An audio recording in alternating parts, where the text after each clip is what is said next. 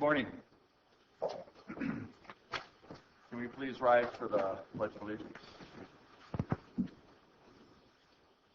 I pledge allegiance to the flag of the United States of America and to the republic for which it stands, one nation, under God, indivisible, with liberty and justice for all.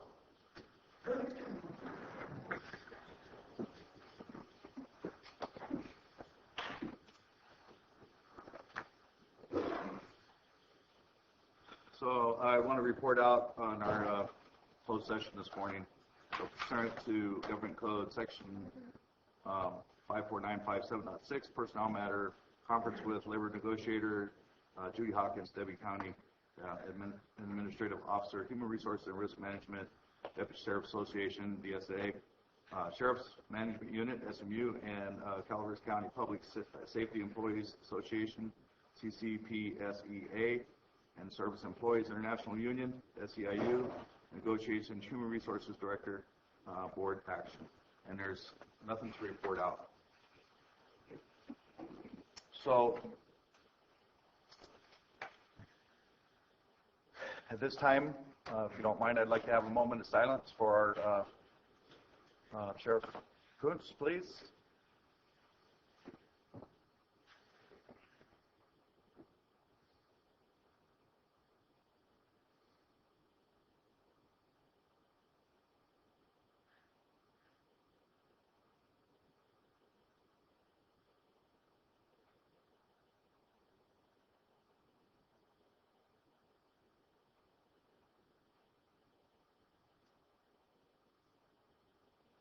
Thank you.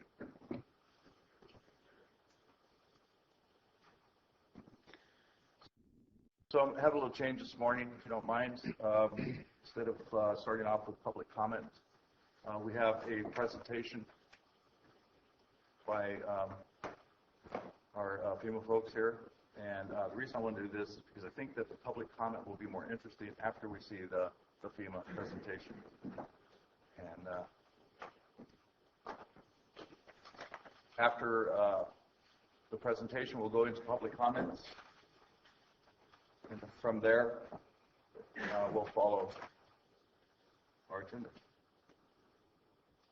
I just wanted to clarify that are you referring to, because the presentation by FEMA is under item 2, so you're opening item number 2 for the brief presentation, closing item 2, having the general public comment, and then reopening item 2 for the presentations and the public comment specific to item 2, including this presentation, will be at that later time. Right.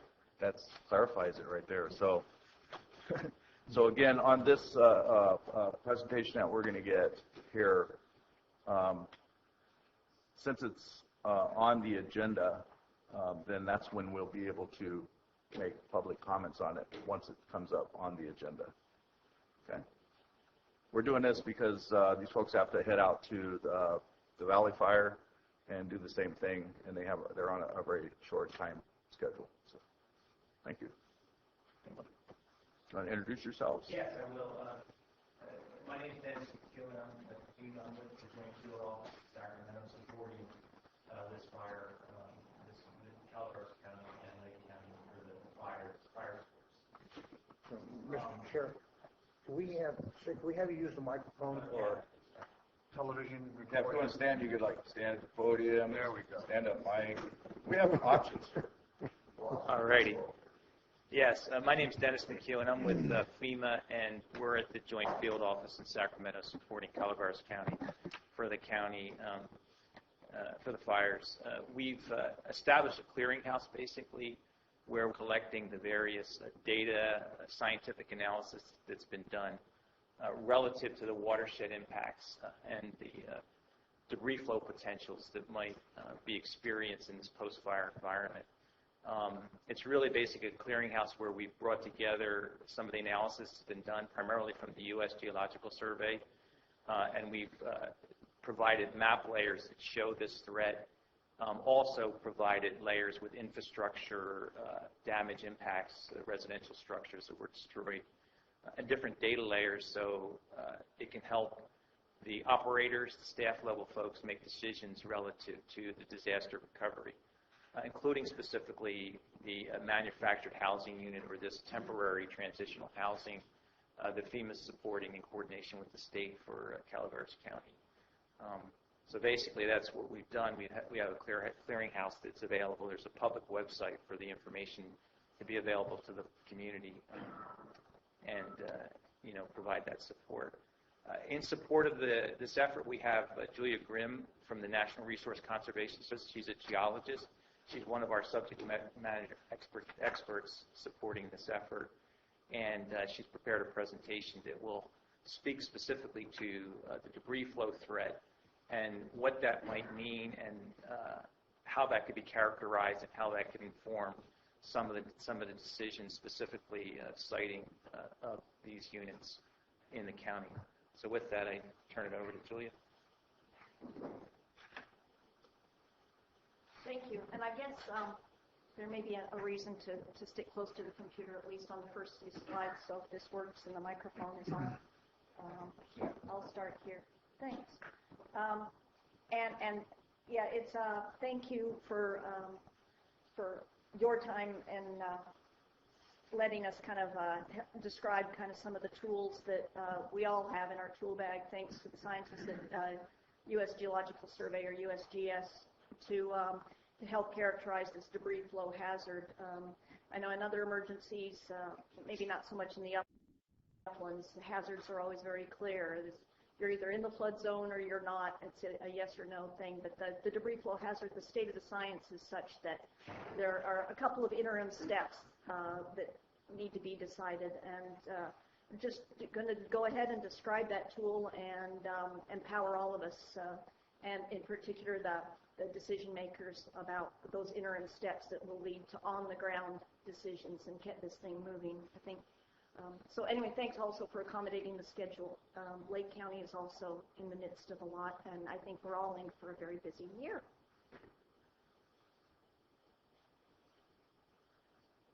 So if you oh, look at that, the YouTube video showed right up. For those who, this is just a 30-second video taken from Colorado in 2003 of what a debris flow looks like. It's not just your standard flood.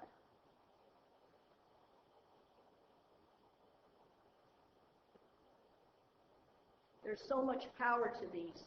It's not, they can move the boulders. These flood flows get so chock full of sediment that in itself becomes energy that is known to kill people. And want to stay out of harm's way. So there's the video.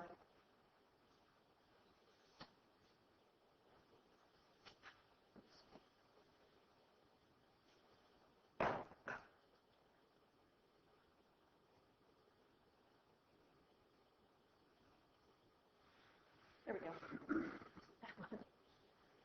So as you all, many of you know and have experienced, these debris flows, the situation with the wildfire, it strips off all that vegetation, right? The canopy is gone, the underlying brush, the roots are damaged. So all that loose soil that is accumulated over probably decades is stored up on those hill slopes. Wipe that away, the sediment is starting to come down, but you've also changed the characteristics of the soil for wildfire. It literally bakes the soil so that those waxy substances in the burned incinerated vegetation is driven down into the soil as vapor and literally coats the grains.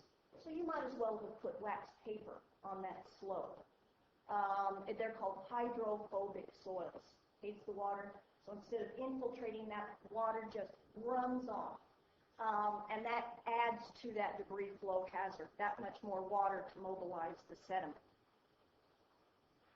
So this is just an example from Southern California, very well versed in debris flows, in the state of the science. Much of the state of this science has developed out of Southern California experiences.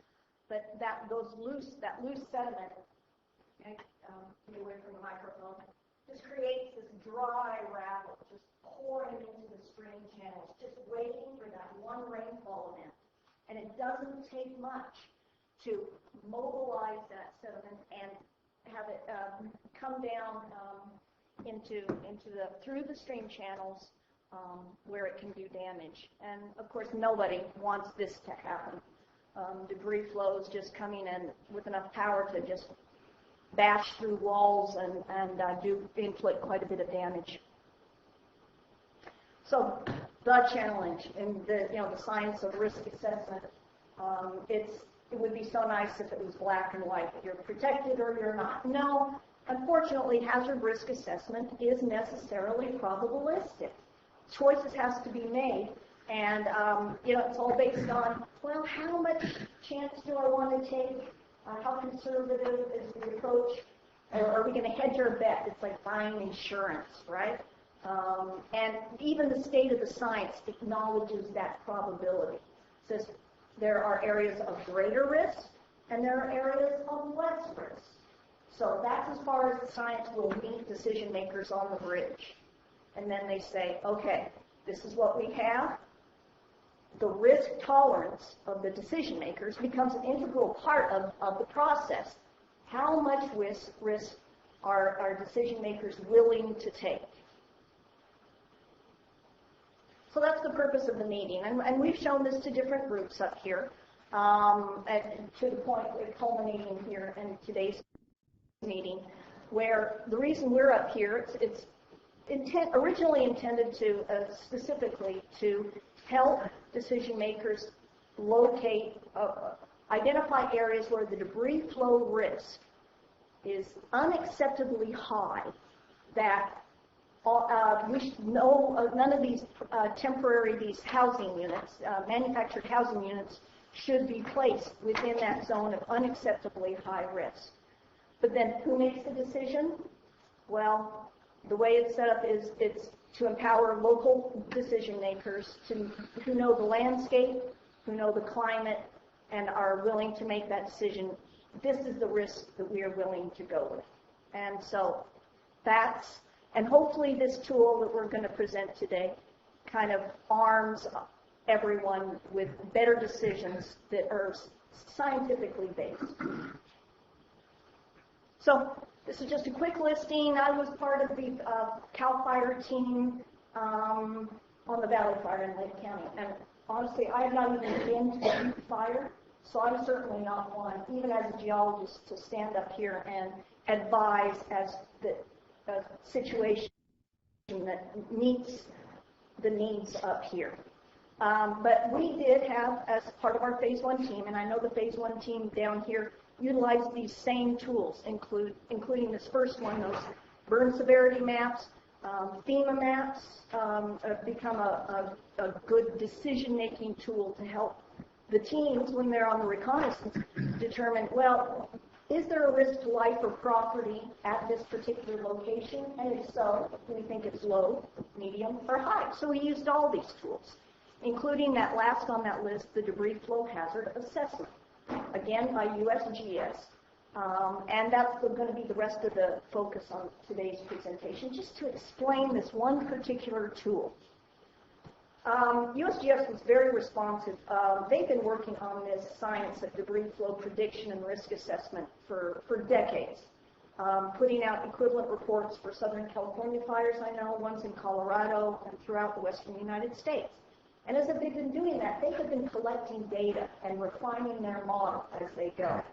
All their model is an empirical model. It's based on what they have observed and documented, and then measure using the magic of GIS, looking at maps. How big are these basins or the watershed areas that are the source of the runoff and the sediment that leads to channels and directs down as a debris flow? So they were very quick. Within a couple of days, when the Phase 1 teams were up there, we got their results of the preliminary debris flow hazard assessment for both these fires. And all of it is public information posted on a web page, and there's the web link down there at the bottom of this slide. The image there, and I know there's a lot of detail, I'm not going to go into the detail, that's just what the web page looks like when you first call it up. And again, I'm going to step away from the mic. Hopefully you hear me. But, basically it just shows the fire perimeter, and it's already showing some of that information about what their results were for that debris flow hazard assessment. You see almost a patchwork of colors here showing these drainage basins, and based on their empirical data, USGS was already starting to characterize the probability, what's the likelihood of the debris flow occurring in any one of these major drainage basins. Generally, the dark blue, the black dots generally identify the stream channel. We'll zoom in, so you don't have to feel uncomfortable about being. Thank you very much. Please look here. Stay close to Mike, right? Okay. So I will zoom in. So I want to get somewhat oriented and no surprises if you called up this web page. All the data that supports the images in this web page are also available for download for those versed in GIS and your staff's GIS specialists to upload and evaluate, toggle on and off to help with the decision making. What they happen to show on their web page is associated with the 25-year event. That's a recurrence interval. Basically, it's with, I think it was a 4% chance in any given year that rainfall amount will occur. But the data also extends much farther. It includes the 2-year rainfall event, which is a smaller event. That's like, 50% chance in any given year of that size storm will occur. All the way down to a 5-year, a 10-year, 25, 50, and up to 100-year. Only a 1% chance that rainfall event will occur in any given year. That would be a very highly conservative option if you're going to assume that size of a rainstorm. So that's what you're looking at on the webpage. But let's zoom in a little bit. Oh, no, we're going to hold off on the zooming in for a moment. But to explain, the legend on that last image showed probabilities, right? There's a high probability that some basins were going to have a debris flow associated with that 25-year event, and others with a lower one, and so on. That's just one piece of the USGS total model.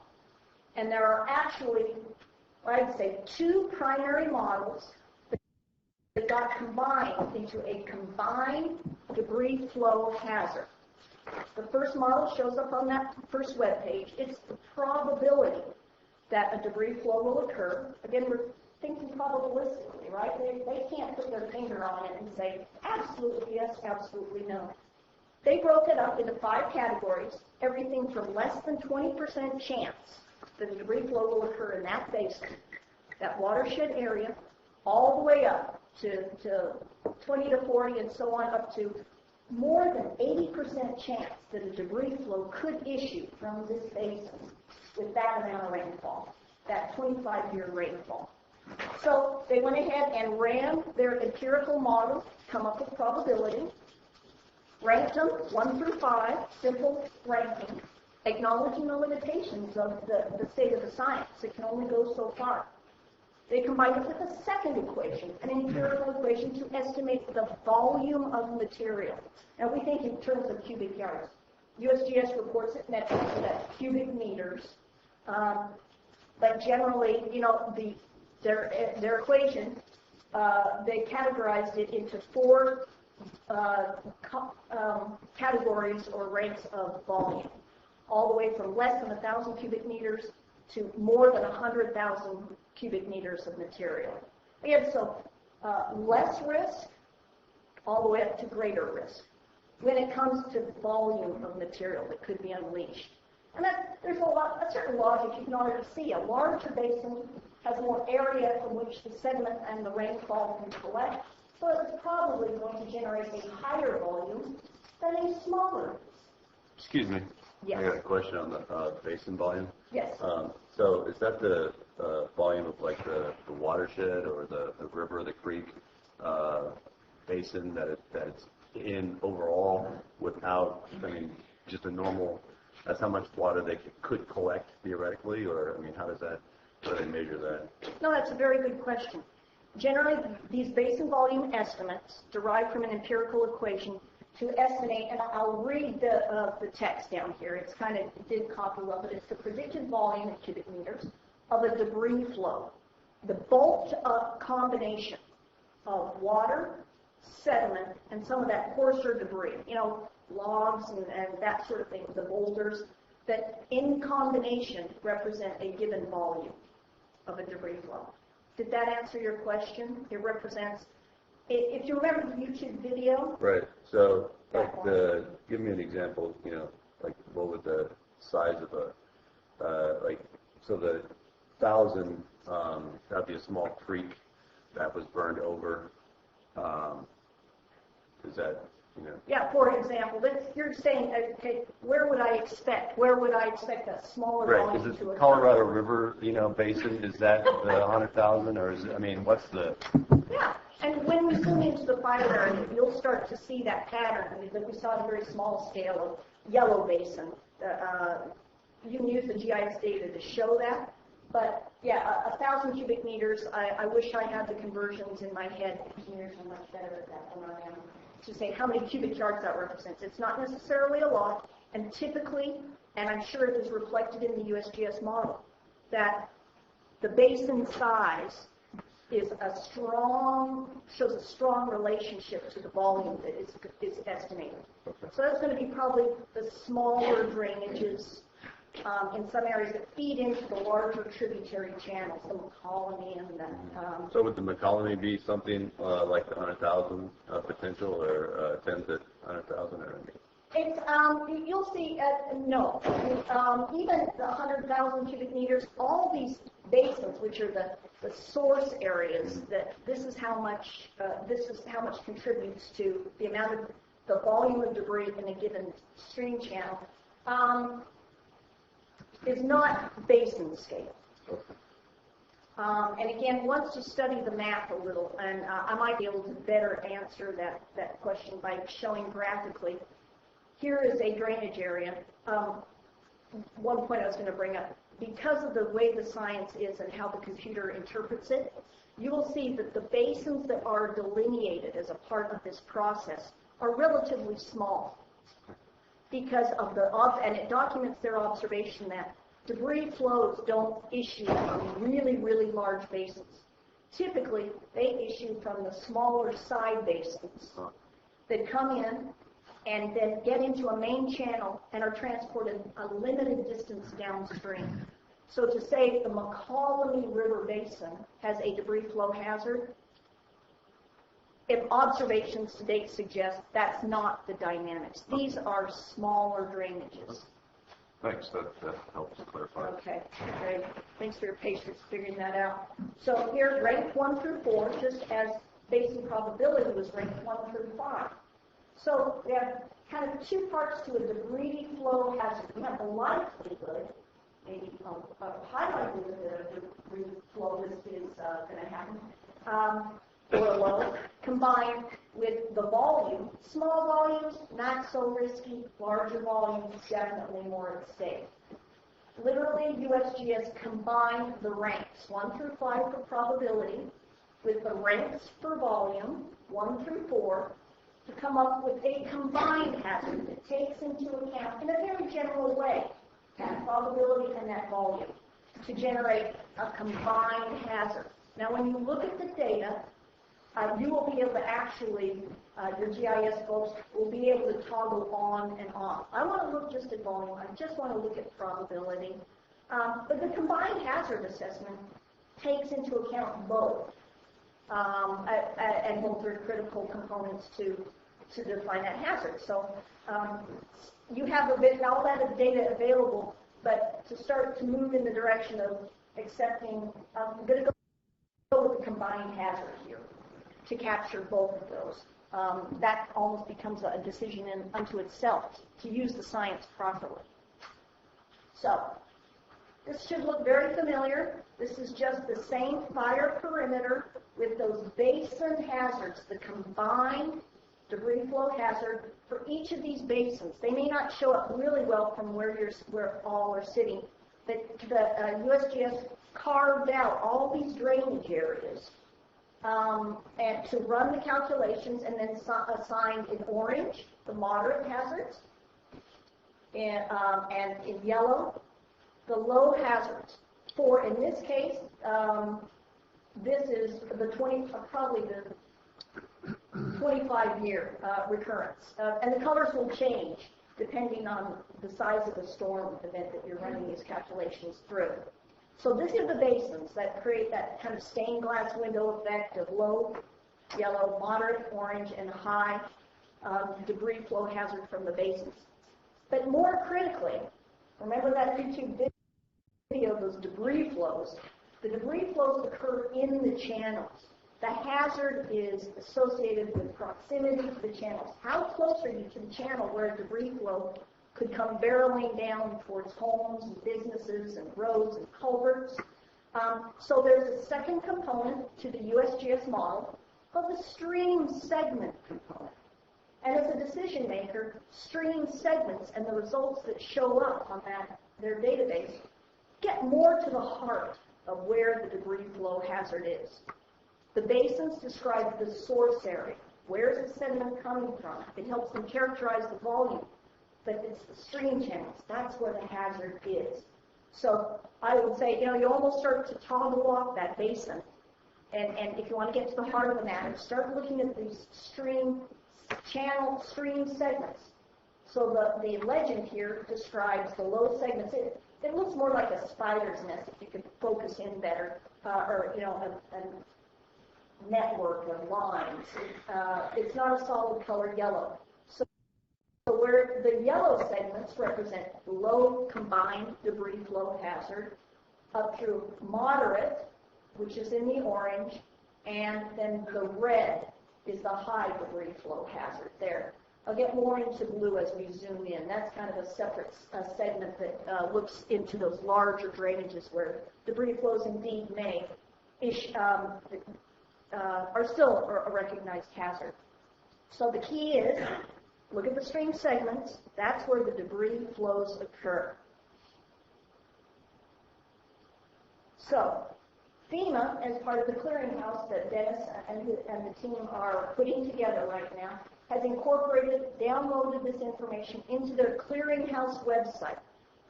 For those who've been to previous presentations, note the web page is a little cleaner on this version. It's easier to read and document. But both links will get you there, what shows up on earlier presentations and on this one. So, again, this is the Interagency Watershed Clearinghouse, and both the Beth Fire, the Butte Fire up here, and this is the web page. When you first get to this web page, this is what shows up. Just that small scale view of the both fire areas. You can go in and set your background. You don't want the aerial photo, which isn't always useful in forest and terrain anyway. Choose that, and of course zoom in and choose your layers up here. So we're going to zoom in using the FEMA Clearinghouse website. So I've already zoomed in. I've set my background here. I always like to see landscape and topography. So here's the fire perimeter area. Then you can go up to the layers and start to toggle on and off those layers. In this case, what I did and captured as a screen print, the combined debris flow hazard for the basins only for the 100-year event. That amount of rainfall. That represents a pretty high amount of rainfall, that 1% chance. And for the entire fire perimeter, this is what it starts to look like. And we're going to zoom in right in here. There is one basin in particular that was assigned a high combined debris flow hazard risk within the fire area, but a lot of moderate. If you notice, that's the lighter colored purple. So we've just zoomed into this area. If you recall, here's that high hazard for the 100-year event, the combined debris flow hazard, probability, and volume. And now that you're zoomed in this far, you can see the channel, those stream segments, the channels where the debris flows occur, a relative risk of probability and volume. And you'll notice the red, which represents high combined risk, is indeed associated with the basin where all that material is derived from, and it comes down to some main channel that flows down through here, the main drainage. And then the rest of the the combined hazards for the stream channel segments also show moderate as orange, and a low combined risk in the green. So you're going at it, and it's really easy to do, especially when things are rushed and there's this urgent situation. And you're like, well, gee, this area along the main channel, no risk, right? It's not in a purple area. It's not next to a drainage channel that shows up on the model. That's a limitation of the model itself. And that's that blue line that showed up on that smaller scale view, where USGS researchers, because of the limitations of their model, could only model the smaller drainages on either side of the bigger drainages of the McCollomies or the larger drainages here. But they go, we recognize there is a debris flow hazard. Some of this sediment from the debris flow could get into the main channel and be transported down. That too is a hazard. But it's a different science. The state of science isn't quite as well developed. So what they did was they added a layer to their geodatabase, to their GIS data set that recognized that these tributary water streams, shown in blue, there is a recognized debris flow and flood hazard associated with these. They can't quantify it quite as much. It's the same blue line for a 2-year event or a 100-year event. It will just show up, and it's a larger stream, so probably a wider area might be involved where the risk is. But they can't tighten it for you in terms of low, moderate, high risks or volumes. It's just that is recognized. So both those show up on the USGS database and have been included in the FEMA clearinghouse site as well. Notice we're still talking 100-year here. The 2-year event has also been added to the FEMA clearinghouse data set, and those intermediate recurrence intervals have not yet been added to that clearinghouse site, but they are certainly publicly available. So that's the model. It's pretty straightforward. But it does represent the state of science. And USGS, certainly in my view, working with them over the decades, I certainly have high regard for the state of science, and they're always on it. The researchers will be out there this coming season, making more measurements, documenting, improving, always looking to refine the model. So the next big question is, throwing it from the ology side of all this to decision-making time. So what? How can decision makers use the results of this assessment to make those decisions as science-based as we can? Take advantage of the state of the science as it exists now to make decisions. And they're tough decisions. Remember, the probabilistic side of all this is, again, we're going to go back to risk tolerance. But this debris, the output from this USGS assessment, the results of it, offer some flexibility in terms of a risk-based decision-making process, recognizing decision makers' own risk tolerance. Where does the model have, where can you toggle on and off inputs to create maybe more conservative scenarios all the way down to less conservative scenarios? The first place is choosing the storm event recurrence. If you want to take the smaller 2-year event, the one that's going to happen 50% chance any given year, all the way up to the 100-year, 1% chance in any given year, you might get that kind of rainfall. Those are the record breakers in the books. Everybody remembers, 97 up here, 97, 98 big years. But I'm not going to use a sign of recurrence to that, so I probably shouldn't have ventured in that direction. But they're the big storms. There's flexibility there, okay, because a storm recurrence event. Now, as a result of that, once you choose the recurrence interval, the size storm we want to design for, that's when we bring in the USGS debris flow assessment. If you use the combined hazard, that particular map is going to show low medium, and high combined debris flow risk assessment for that recurrence. It's also, remember that wash stream, those blue lines that are just acknowledge there is a debris flow hazard along with larger trunk streams. So now, migrating this information over to Google Earth, so you're looking obliquely up this high-risk basin that was identified and the channel segment associated with that USGS says high. We think there's a pretty high combined debris flow risk associated with this drainage. And for those of you who can see it, there's that red line marking that particular stream channel segment associated with that high risk. Now, some of the trunk streams shown in yellow and some of these side tributaries are moderate risk. And you could, if you studied back and forth between this base map or this reference map and the Google Earth view, you could relate this drainage, this moderate hazard drainage, and what it looks like on the landscape.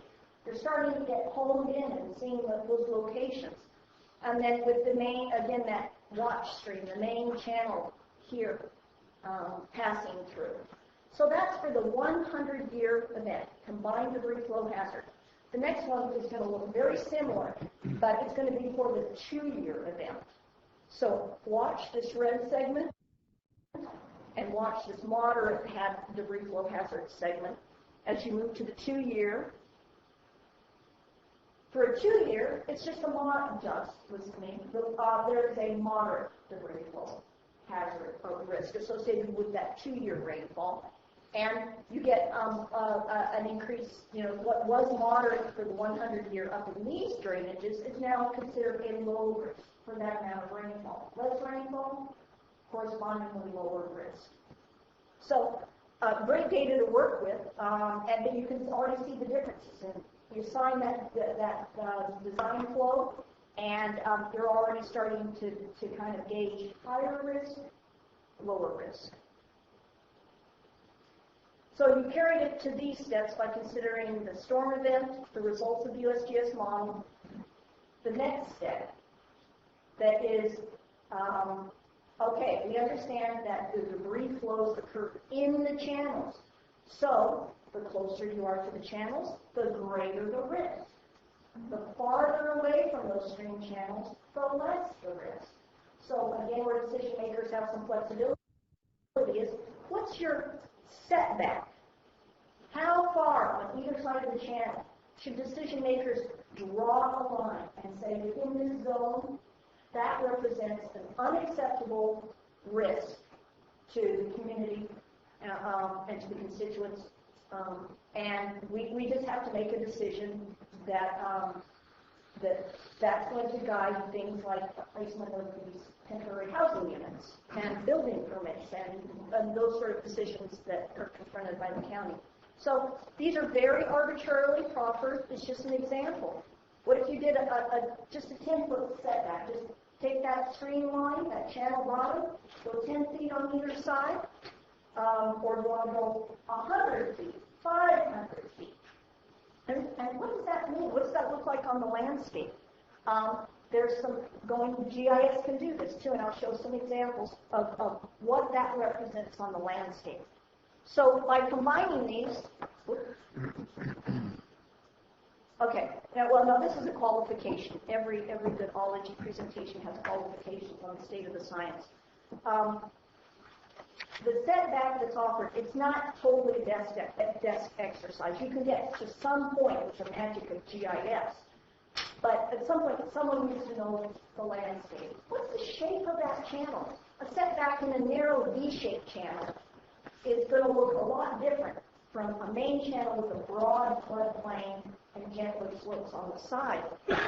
Also, what does it state? What is close to the channel and distances? The decision is a technical one, and it's challenging and it's risk-based. For those where there's any question, field checks are always appropriate to double check, even qualitatively.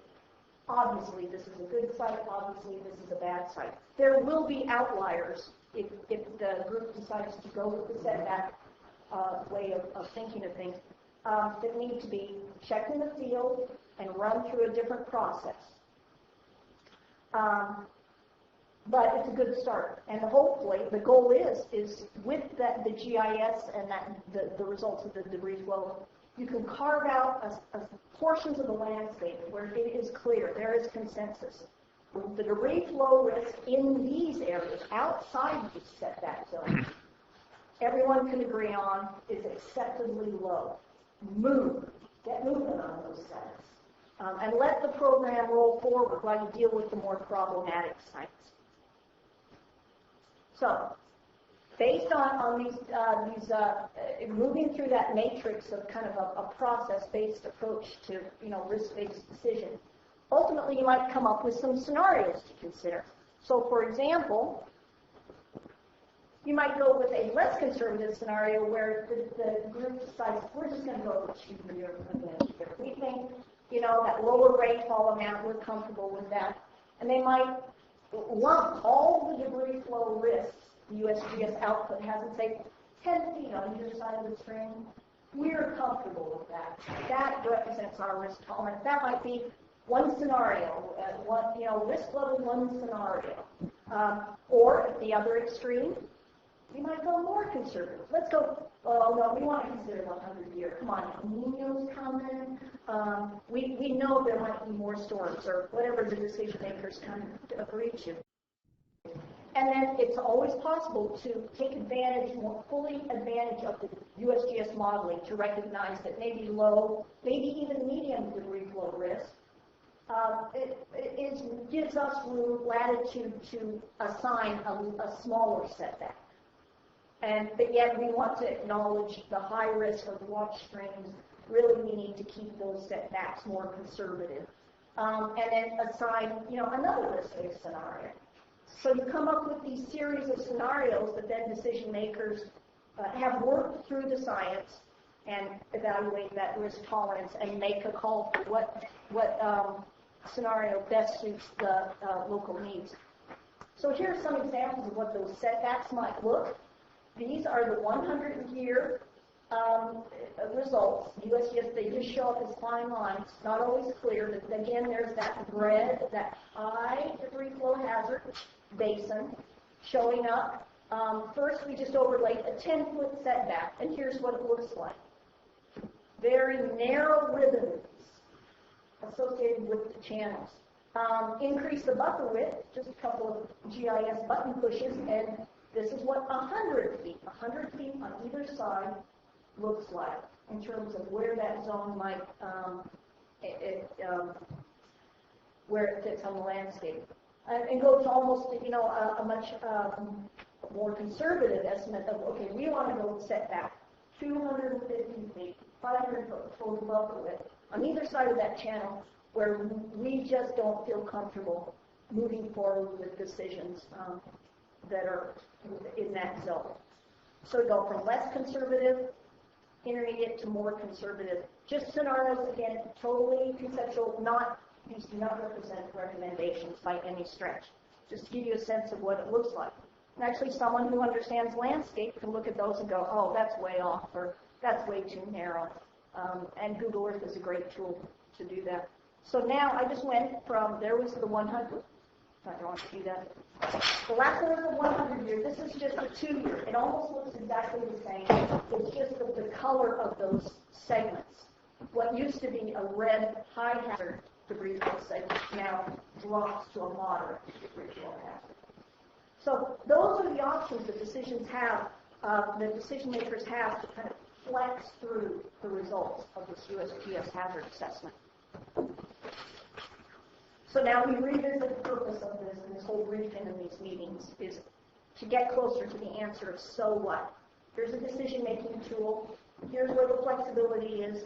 Here are the limitations of the model. It can only carry you so far. At some point, we revisit. What is the county's acceptable risk for the placement of these manufactured housing units and other decisions that are on their way in the wake of this devastating fire? And here are some of the, the options for flexibility, and certainly keep the door open. You'll hear a lot more ologists Maybe there are other considerations that haven't been broached, or other ologists have a different idea, and I wanted to keep that open as well. We haven't fleshed this totally out. The county has this GIS layer. What shows here is it was initiated by CAL FIRE, and I guess the county took on and did some revisions and cleaning up of the data, where each one of these red dots, if you zoomed in, it's a little house structure, showing the locations of the destroyed structures. So that might be yet another tool where you have the USGS results. Now you come at it from the other end. Well, if we choose this buffer, or if we go this approach, all you have to do is add that layer for these destroyed houses to understand here are the implications. And I can see how that could weigh in as far as helping decision makers settle in on the one risk-based scenario that they're comfortable with, so the program can get moving. That's it. All right, thank you. Thank you. Is it possible to get a copy of that for our county webpage, for the prior webpage? Absolutely. Yeah. Forward it on. Thank you. All right. So we're going to move into public comments. Please don't comment on this particular subject until we get to the subject, which is on our agenda. Also, I'd like to mention that Brian Moss is sitting in for Shirley's away this week. And so Brian is our acting CAO for today, so he's assistant CAO normally. Public comments. Any item of interest to the public that is within the subject matter jurisdiction of the board and it's not posted on the consent or regular agendas may be addressed during the public comment period. California law prohibits the board from taking action on any matter which is not posted on the agenda unless it is determined to be an emergency by the Board of Supervisors. If public comment is completed before the 30-minute allotted time period, the board may immediately move to the consent agenda. If public comment is not completed during the allotted time period, it will be continued at the conclusion of the regular agenda in order to provide an opportunity for a remainder of comments to be heard. Now, in this little disclosure that I just read, the board opted to go to the regular agenda first and the consent agenda last, starting our next regular board meeting. So these will have to be turned around. Okay, so public comments. Morning, board members. My name is Jay Rohn. That's spelled R-O-H-N. I'm from Angels Camp. And as many of you probably know, there's a movement in Northern California called the State of Jefferson, which is proposing a state split from many counties in Northern California from California. I'm not here to actually discuss it, but actually only to extend a cordial invitation to all of you and anybody that's interested to a town hall meeting on Tuesday, November 17th at 6 p.m. at the Italian Picnic Grounds in Sutter Creek. That meeting will be attended by a spokesman, Mark Baird, who is one of the most knowledgeable people about this movement from Northern California, and he will be speaking about this movement as well as answering your questions. It's sort of in its infancy in Amador, Calaveras, and Tuolumne counties, but I'm sensing that there's a pretty good deal of interest in finding out about it. So it might be helpful if you are all able to attend that meeting. If not, we're planning and don't yet have a date for another town hall in Murphy sometime in late November or early December, and I will inform you guys of that when the date is set. So I have here just some flyers I'd like to give your secretary and hope you all can attend. Thank you very much.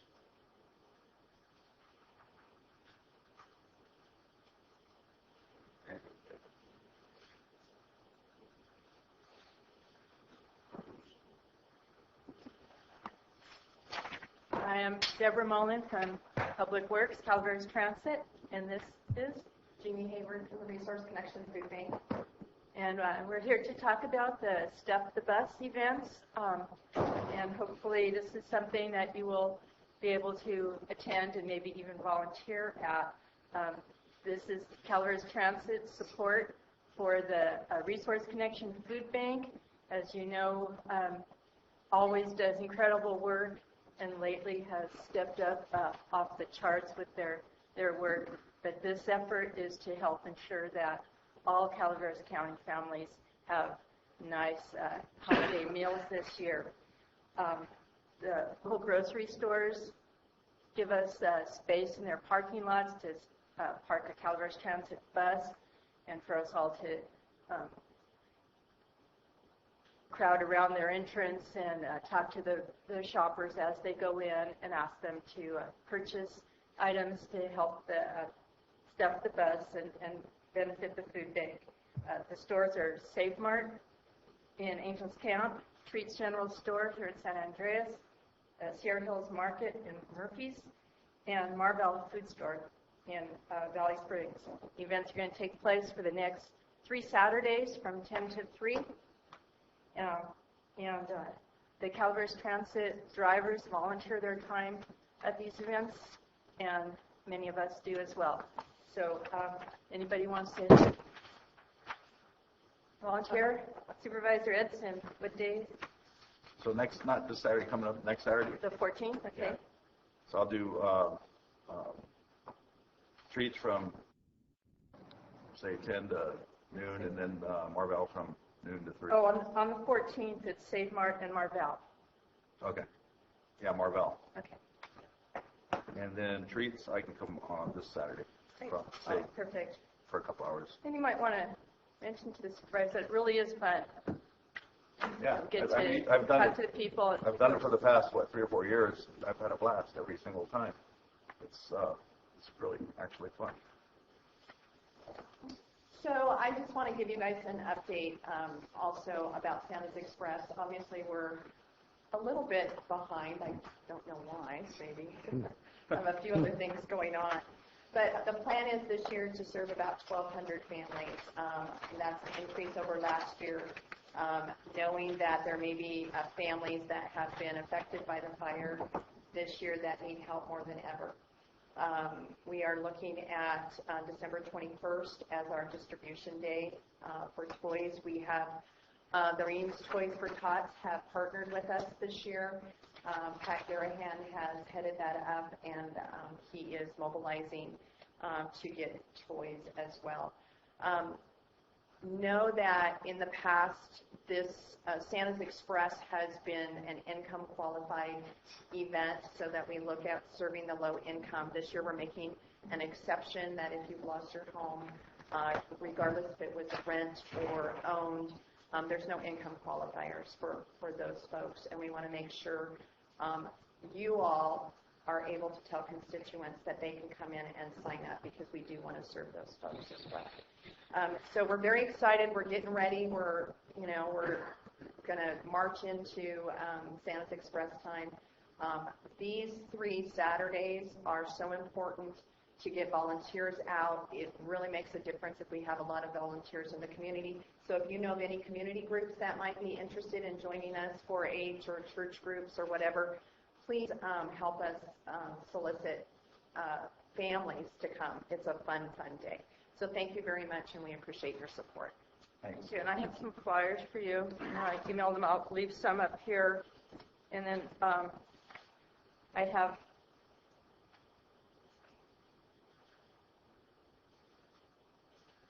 if it's all right, I'm going to make one more transit-related announcement, and that is that the Delta Gold Line, our intercity service to Stockton, is going to begin on December 1st.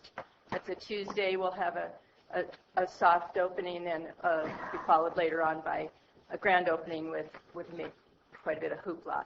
But I have schedules, and I will email those to the board, post them, and a little bit excited about that. Thank you, Deb.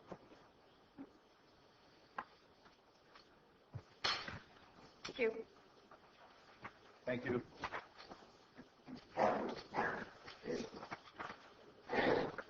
Good morning. Morning. My name is Tom Sullivan. I'm representing Abbott's Fast Fire today, as I am on the board of directors. Item number, I think it was changed, wasn't it, to item number 4 on the agenda, the auditor controller. Yeah, we can't talk about that. Can't talk about any of it. You may not. Can I make a statement about it? No. Mr. Hamilton, that item agenda item comes up. Oh, well, we tell. We'll be able to Okay, speak to that. thank you.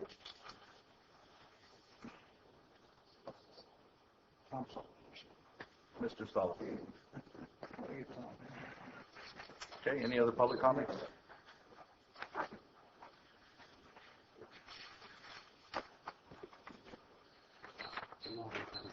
Yeah.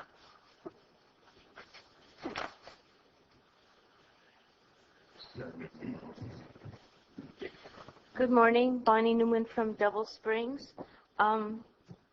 Since no one else is going to be taking your time, I thought I would to continue my impromptu history of the mother lode. I know I talked previously how Calaveras is known as the land of skulls, the land of death. When Calaveras first incorporated back at the 1800s, it was the wild, wild west. And the people that had displaced the Indians on Double Springs Road, Double Springs community, were white men. And they took it upon themselves to take a stand against the revelry and the murders that were occurring all over Calaveras County, and they set themselves up as the first courthouse. They had a courthouse, they had a jail, and they had a hanging tree. They had a lot of hanging trees.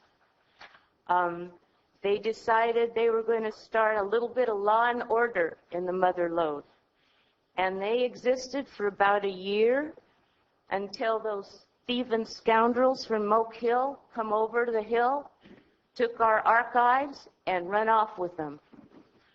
We got over it pretty quick. Today we're pretty grateful because otherwise y'all would be carrying on over at our nice quiet community over there, but we're glad you're over here. When I first moved to Calaveras in 1974, there were still some of the old-timers living there. We had Bessie and Everett Parrish that lived right next door to me. He was a prisoner of war during the World War I. He was held captive by the Germans. On the other side of me was Boyd Davis. He had been in World War II and had been fighting the Japanese and was real strong, one of the most decorated veterans in Calaveras County when he passed away. And of course, up the road we had the Hunts, Sadie Hunt, in the old Double Springs Ranch. She had been born on Double Springs and died on Double Springs. Before the turn of the century, she watched the Indians come back to her property and try to camp out in the areas that they once called their meeting place. Because as you know, Double Springs isn't called Double Springs because there's two springs. It's called Double Springs because that's where the teams had to double up to get their equipment up to the camps in the gold mining. So I know there's a lot of history on Double Springs. My property, my main property, is the old hotel. Next door to me is the old general store. Across the street from that is the old livery stable, and directly across the street from me is the old Wells Fargo stop. So when I moved there, I started digging around on the property, and I've been digging around for 40 years, and I started finding artifacts And so once again, I have props. And when I started digging up these artifacts, I started asking around, where did these things come from? How old are they? Who made them? This last weekend, I was able to meet with a gentleman in South Lake Tahoe that lives right behind the asphalt plant, which is another story I'll talk to you about. And he took out his little spyglass and he looked at these and he says, this is not machine made, this is handmade, and I couldn't tell you how long it's been around. My figure in it is that it's either thousands of years old and is made by Indians, or perhaps behind my hotel where I live, there might have been Chinese servants that left these on my property. Anyway, whenever I find something like this, and I find all kinds of things, including square nails and old hinges and burnt bed springs from the fires, I'm reminded that I'm not the first person on this property. There have been people on this property for centuries, maybe thousands of years. And my response to that is, when we talk about property rights, we really don't have rights to property because we can't take it with us. We need to talk about property responsibility, how we can maintain what we have for people in the future like we have been coming after, that will be coming after us. Thank you for your time.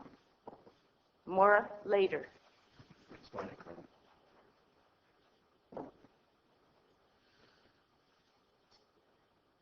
Any other public comments?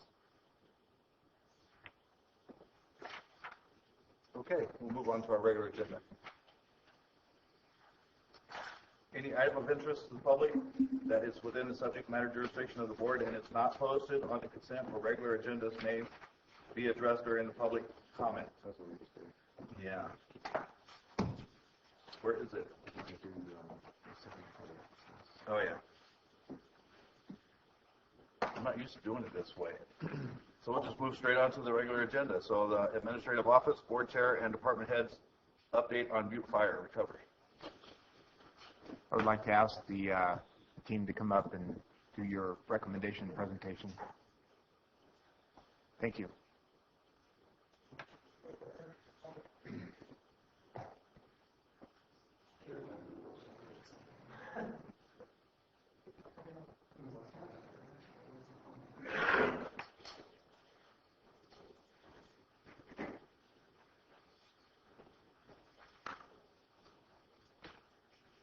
Hold on a second while we set up the next presentation.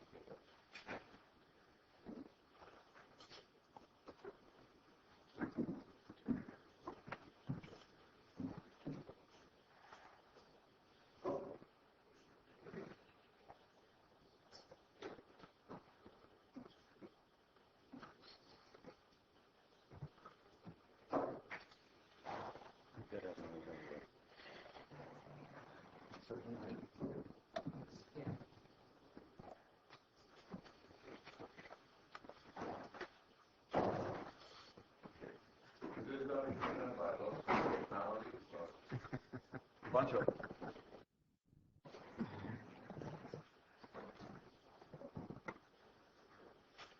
Good morning, Peter Maurer, Planning Director. I got roped into being the spokesperson for this group.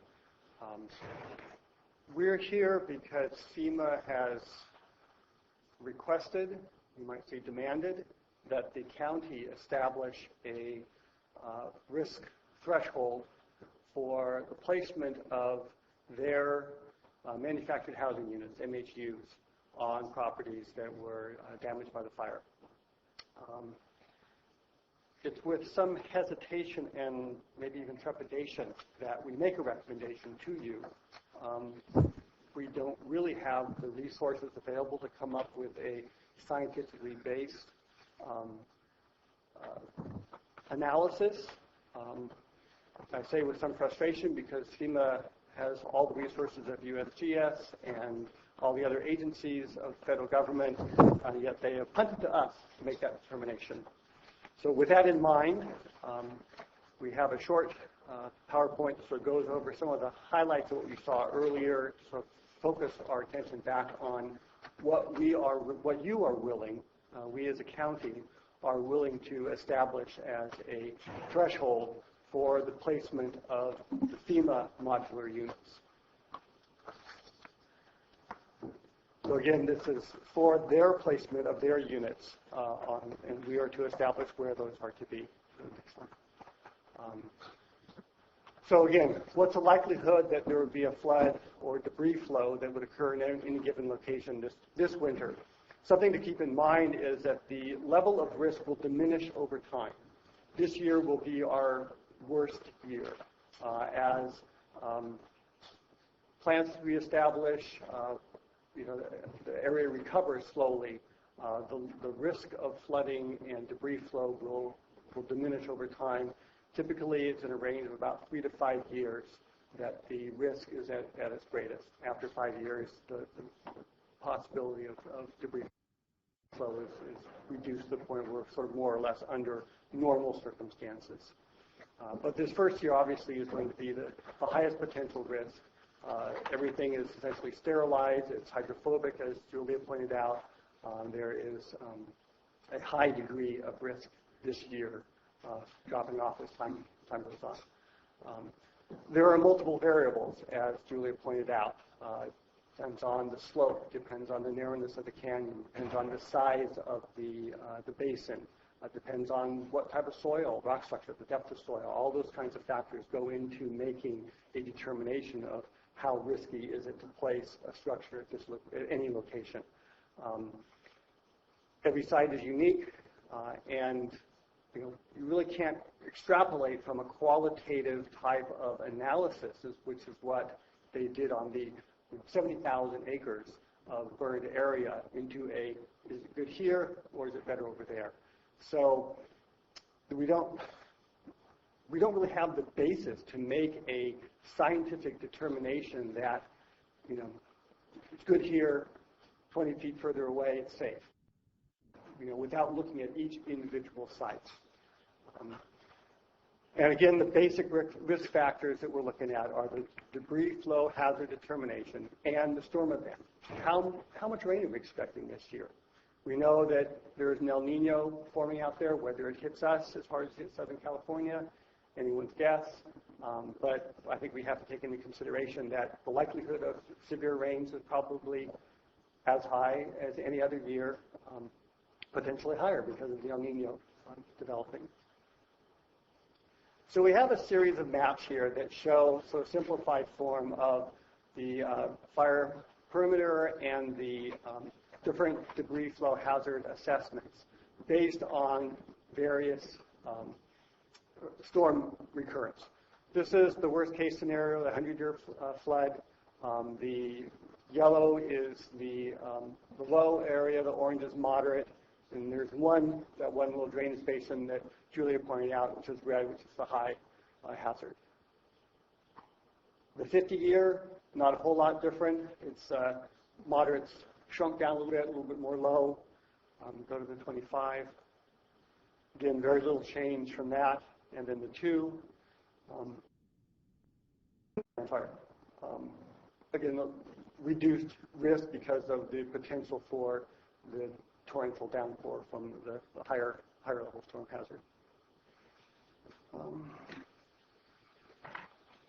So we're now at a point of what is acceptable risk? What is it that we want to accept? And our recommendation is that we don't try to come up with some arbitrary lineal dimension away from the stream. We don't believe that there is a scientific basis to establish that. It's a wild guess. You can come up with some generalized numbers, but they're really arbitrary.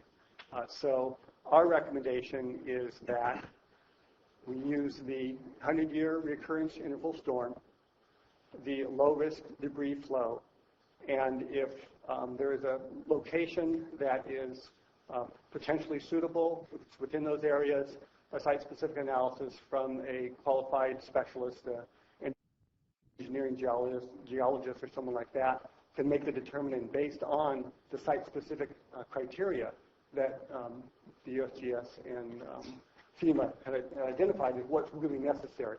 Every site is different. So that's our recommendation. Do you have any questions? No, thank you. Any questions from the board? I have a question. Peter, how many sites are you estimating? Any idea? Well, again, these are for the placement of the FEMA trailers.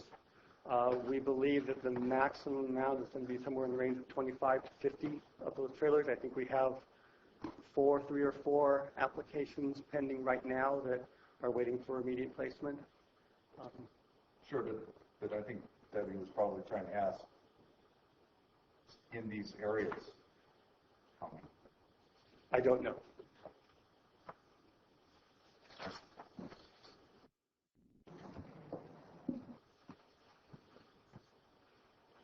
You know, I would just say real quickly, I'm sorry, but that this is not unsimilar to drilling wells in this county or siting on-site wastewater treatment systems. It's because of the geology and the topography of this county that we're very unique, and it's there is no one-size-fits-all. You saw FEMA do a presentation that really brushed the burn with one broad brush.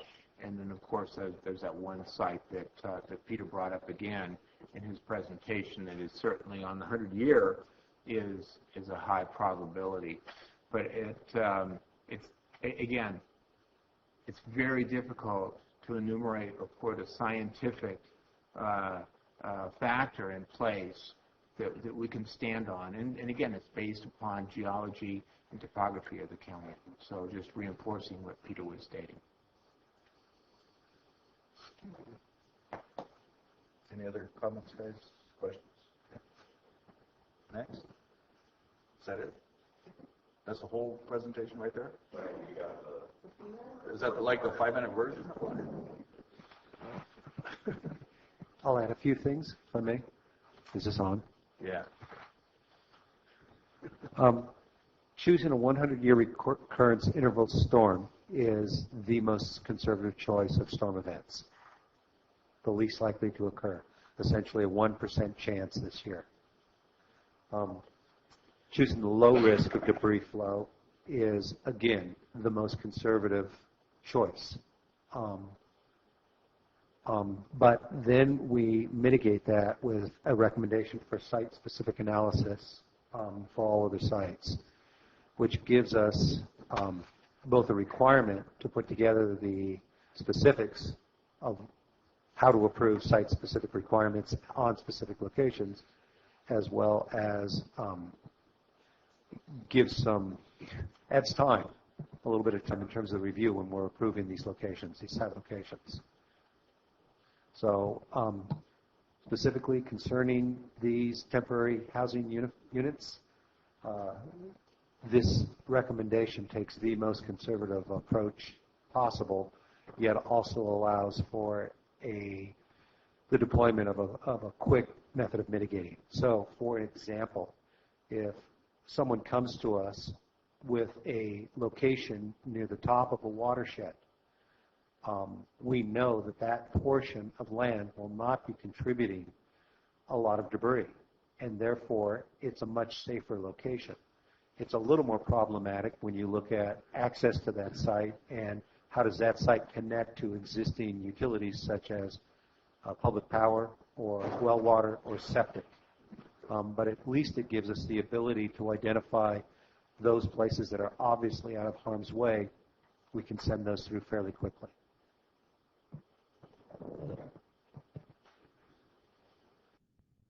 So one of the things that I heard also is the decision we make here is going to affect the permit process in the future. Are we still on that, or is that back on?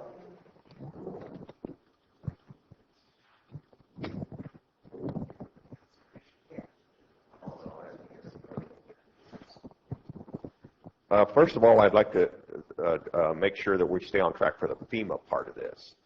What we're going to deal with in the future is unknown because the probability of new construction will most likely develop after the rainy season, which will change some of the issues that we're going to deal with, because we will be able to recognize how big of a problem we're having during the rain events, which is typically during the construction activity slows way down or falls off during the winter months. So using time as our best part of this evaluation is to watch for the construction of new homes, permanent homes, which would be anticipated to be most active after the rainy part of the year, and hopefully the recovery of the land will be more significant to lower the risk hazards as time goes by.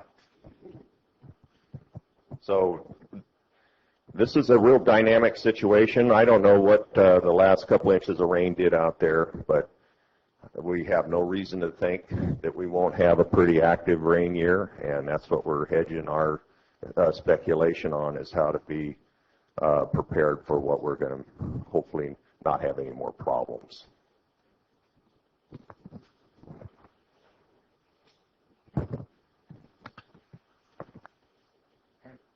Jeff, did we have issues this last rain here? Issues in the events that occurred Sunday and Monday and even last night. I haven't had any reports this morning, which I think is good news. We did take debris flows. We did plug up a number of culverts. These areas were focused on Jesus Maria Road, Harbor, near the intersection coming down from 26, some locations on Whiskey Slide, and of course localized flooding on almost, I wouldn't say localized flooding, I would say localized small debris flows that overtop the surface of the roadway, but doesn't stop the passage of vehicles. That can be quickly cleaned out.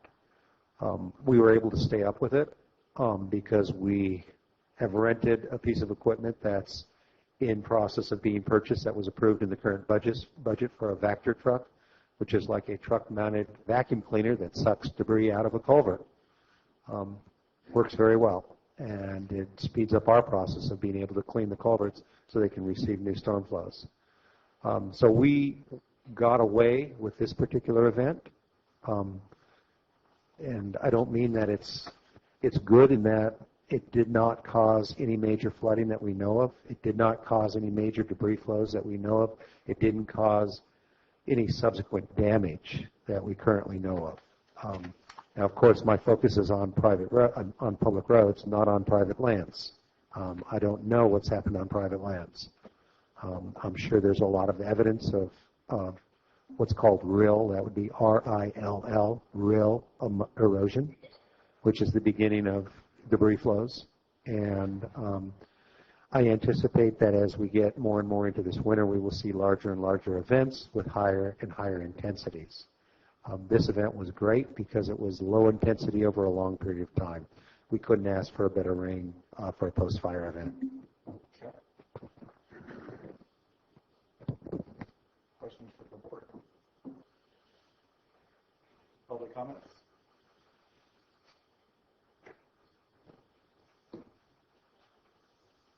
I really appreciate that this is just for the FEMA trailers issue. Wonderful. But also, in the long run, first of all, I think this takes a tremendous amount of time from Peter to do the general plan. Is there anybody thinking about how all this, we can isolate this one little square?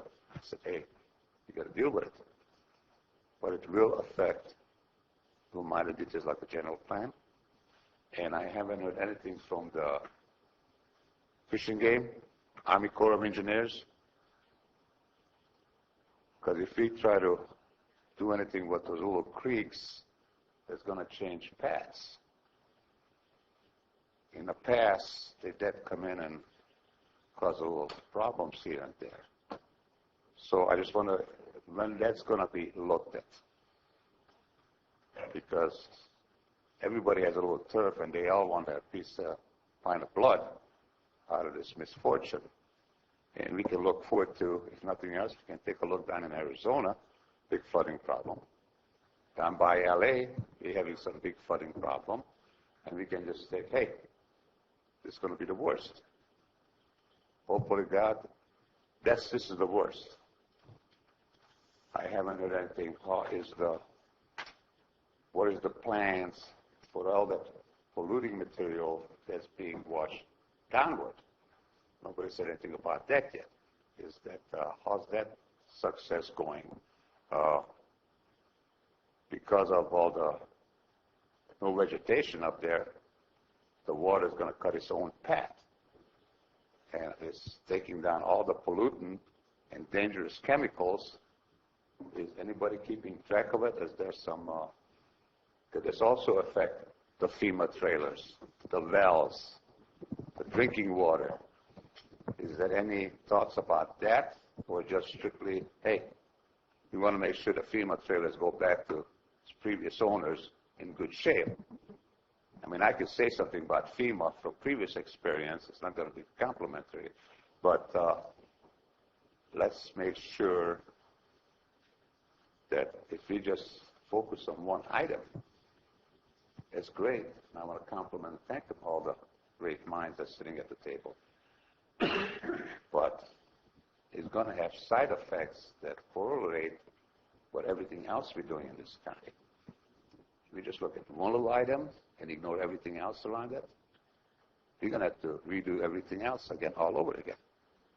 So I want to thank them. I think they do a great job. But not just one little item. I haven't heard anything from Fish and Game. What they're going to do about it if we start messing with the creeks?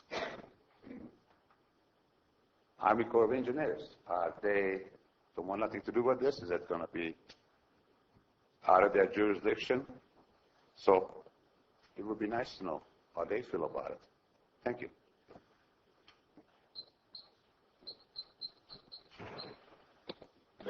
Good morning, Rosemary Wilson from McCullum Hill. I realize that the placement of movable temporary trailer is different from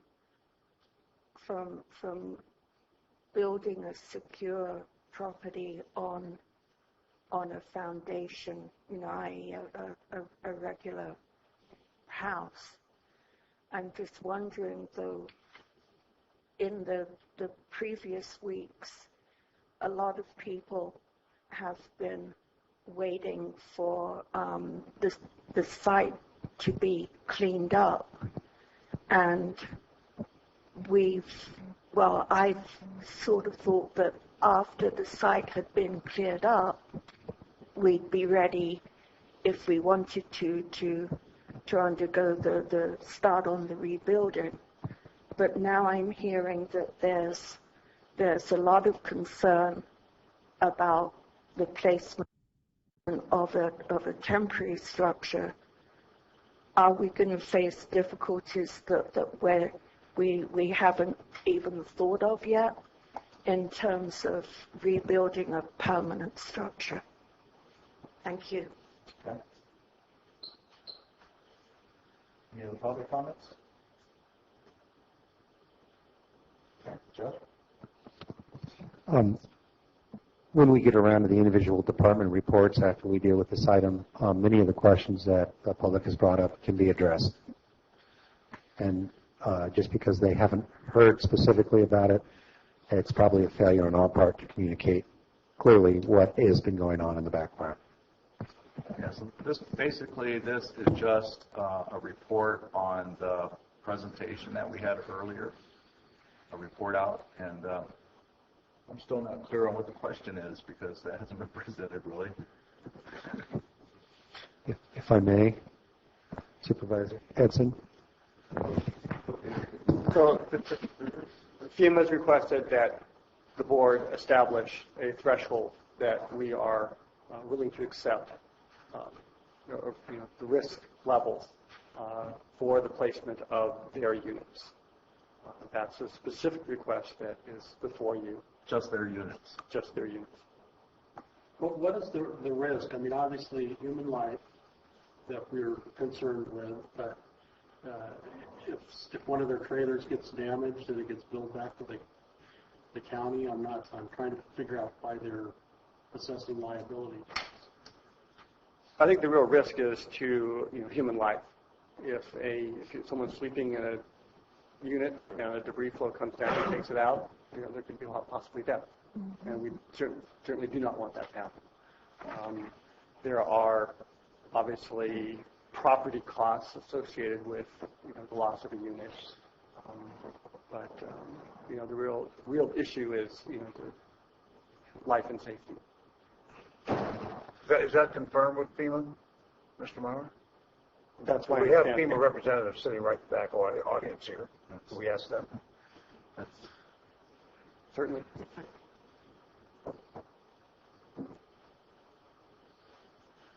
Good morning, Supervisors. Fred Wernberg, Division Supervisor for FEMA in Calaveras County. Mr. Maurer is correct. Our request for this determination is based on the potential for injury or threats to the people who might be occupying the manufactured housing units. And, the federal government is very sensitive to the sovereignty of states and local jurisdictions. And typically we find, rightfully so, I think, that local jurisdictions and the states for that matter would not want the federal government making decisions on their behalf, especially decisions that would affect the life of their citizens. So that is why FEMA has requested that the county identify what that criteria may be for the placement of these homes. Thank you, Supervisor. Okay. Questions? So Director Maurer, we're being asked to give you guidance, the group guidance on the level of risk assessment that we're willing to take. Yes. This is a board poll question, right? Well,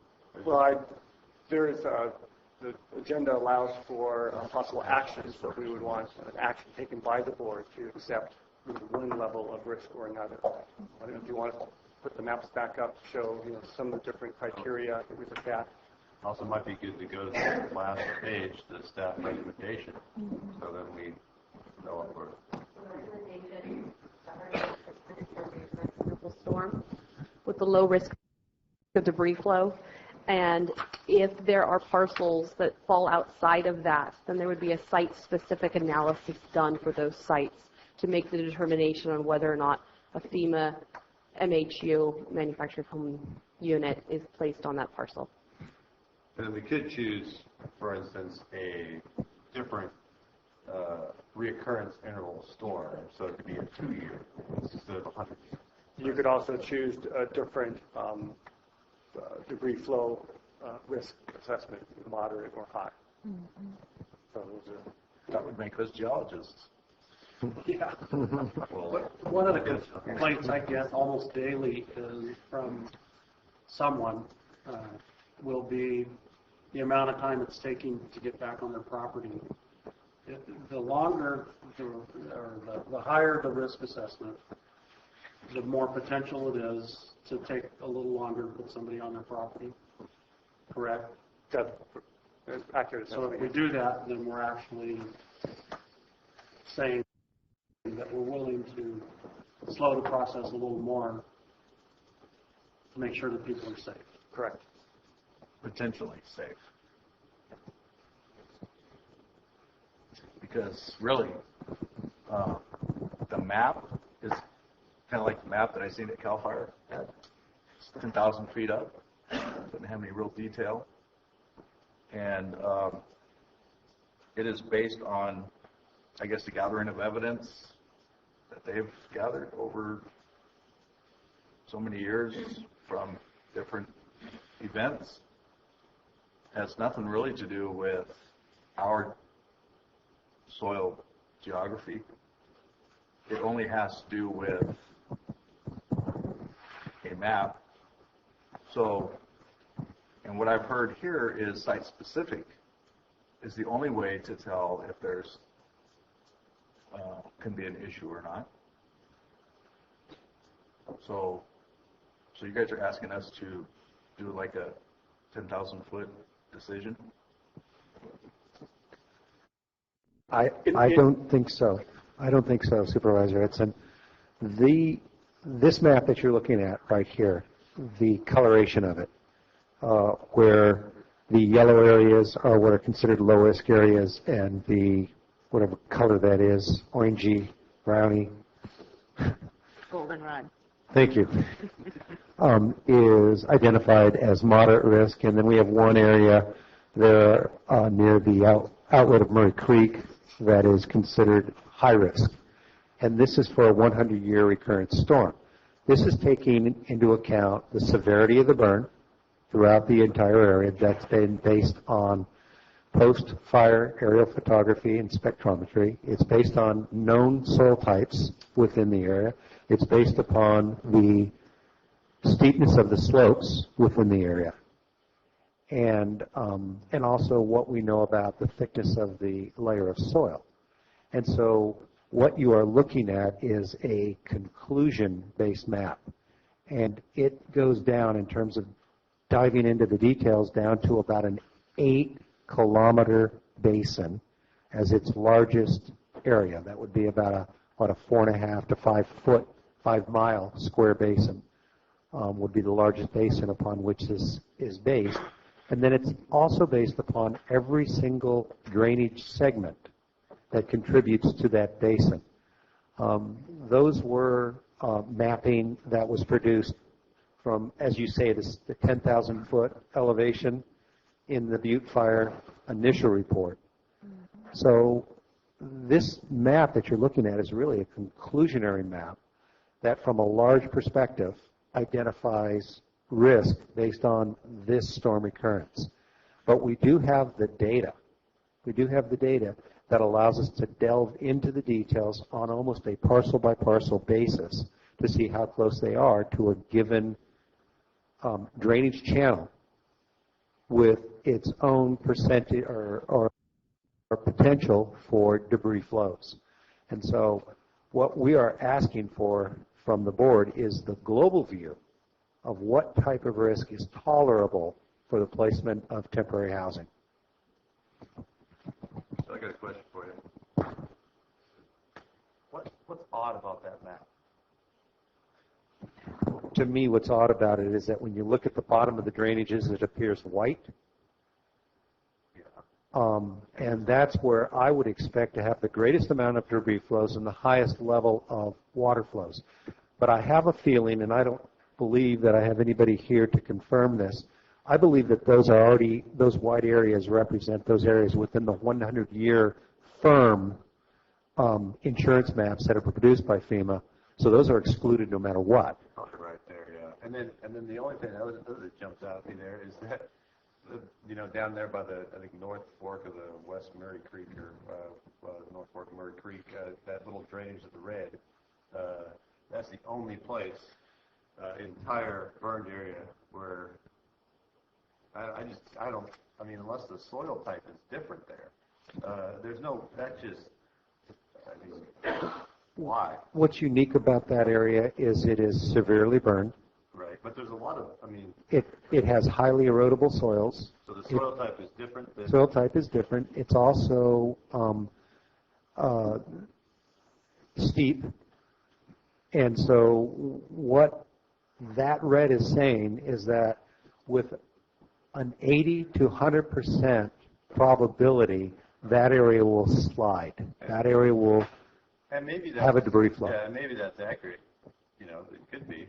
But it's certainly, whenever there's an anomaly on a map like that, it makes me think that there's probably some point of data that has been collected on that specific area that's different than the rest of the map. Because I don't think that we're going to have just that one small, tiny section that is, it just seems very odd.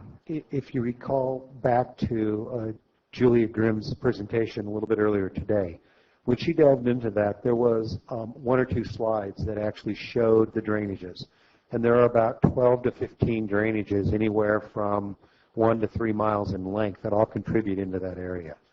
And so what's happening is this is an area of rain capture that's very steep, very burned, and they're all contributing to a single discharge point, which is really the Murray Creek area.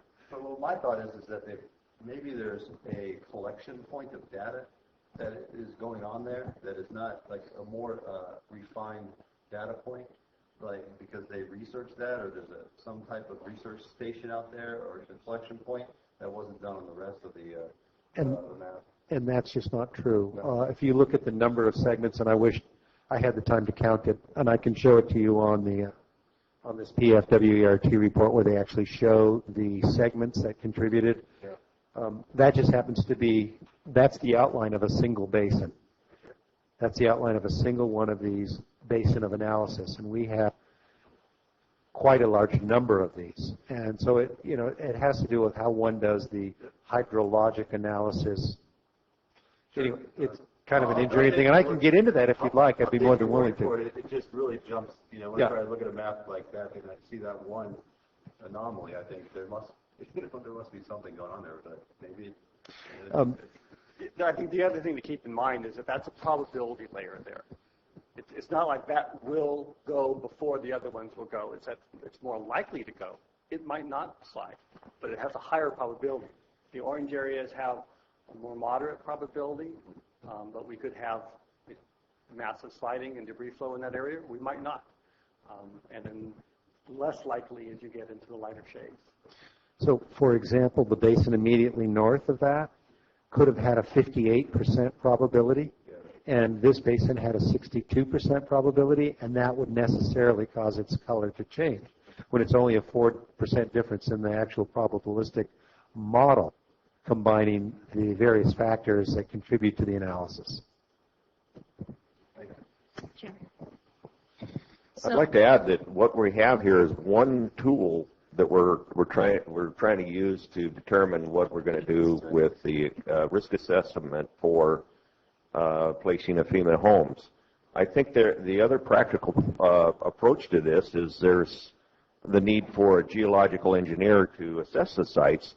Waiting for the debris to be cleared may not necessarily be something that we would have to do. I think simultaneously a geological engineer could look at prospective sites before they're cleared and get an evaluation of where a home would be placed, and the debris pile is yet to go. So if in the interest of expediting the process, if a geological engineer could look at these sites that are earmarked for a FEMA-located house, could say, yes, this can go here once the debris pile is gone, or it's 150 feet away and we do the waiver of liability, et cetera, et cetera.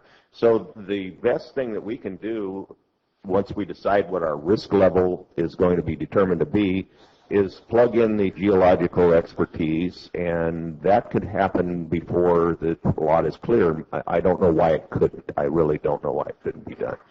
And that would simultaneously provide the information that would help us move along the way we need to move along.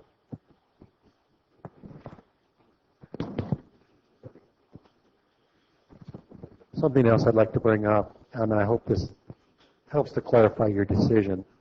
We still have a lot more decisions to make in terms of risk tolerance when it applies to county roads to sites of exigent or highly likely debris flows that affect county roads, as well as potential debris flows that would affect existing homes. This report, which is the Phase 1 report, and the report I received yesterday, which is the Phase 2 report, has already identified for me 4 or 5 homes that survived the fire, yet are in exigent danger, and we are taking those on immediately. So there will be a lot more decisions on similar type of analysis for other areas outside of the placement of temporary housing. This is merely the first of many.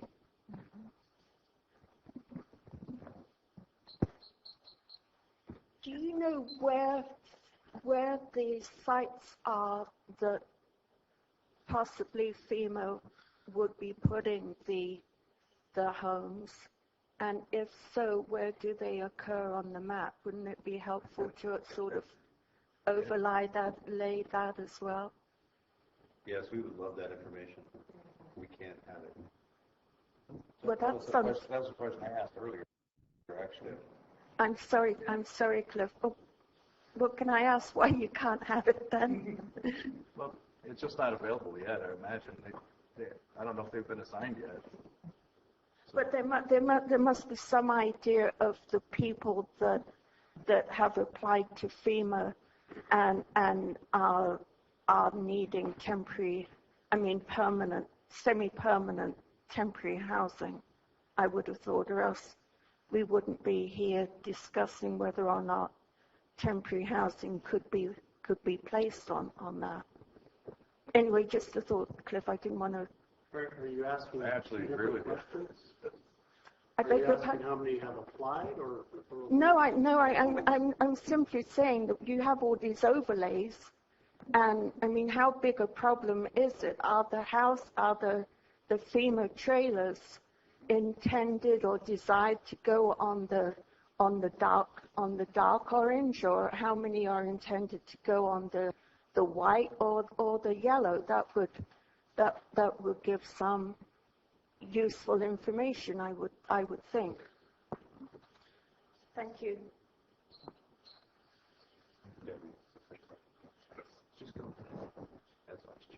Chair, thank you. Thank you, Debbie. So I want to make sure I understand. So we're looking at this 100-year map based on staff recommendation and the low risk of debris, which would be the yellow. Okay, so go back to the map. So if the board said, yes, we're going to support staff's recommendation at this point, so if somebody came in and there was a FEMA housing unit to go on the goldenrod color or that orange, that would be a site-specific analysis conducted by a geoengineer type. Is that correct? The yellow would not require site-specific because it's in that low risk. Right. The orange would require because it's in the moderate. Right. Okay. So that's staff's recommendation at this point. So we could, as a board, then modify, either go to the low or the moderate risk. If we went to the moderate risk, that means a FEMA housing could go into the gold or the goldenrod, and that darker orange would be where that would be a site-specific analysis. Mm-hmm. Yeah, are you talking about the red, the high? Yeah, by Murray Creek? The Murray Creek area. Yeah, if you chose the moderate risk. Okay. Also remember, they're asking for asking the board to look at a reoccurrence interval. So you could go with the 100-year, the 50-year. We did it 25, and we also did it at 10. Okay. So it expands those. Those would be the other options. Exactly, although staff recommends the 100-year. And so the 100-year low risk is the most conservative approach to this situation for the FEMA housing units only. And right now we know that there are 3 or 4 pending within the county system with the potential of 50, is what I heard. Brian, correct me if I'm wrong, but I believe 3 or 4 have already been placed, but they've been out of the burn area. We've had 2 of 3 have been placed out of the burn area, with 1 being placed in the burn area. Okay. The other units, we are not aware of where they are going to be placing them. Okay. So this policy or direction of the board needs to be in place, it sounds like, in order for FEMA to continue placing housing units in the burned area. Yes, correct. Okay. You know, I think it's also very important to understand that these maps will change dramatically within a matter of 6 months to 12 months. Right. And certainly within 3 years, it'll be very dramatic change.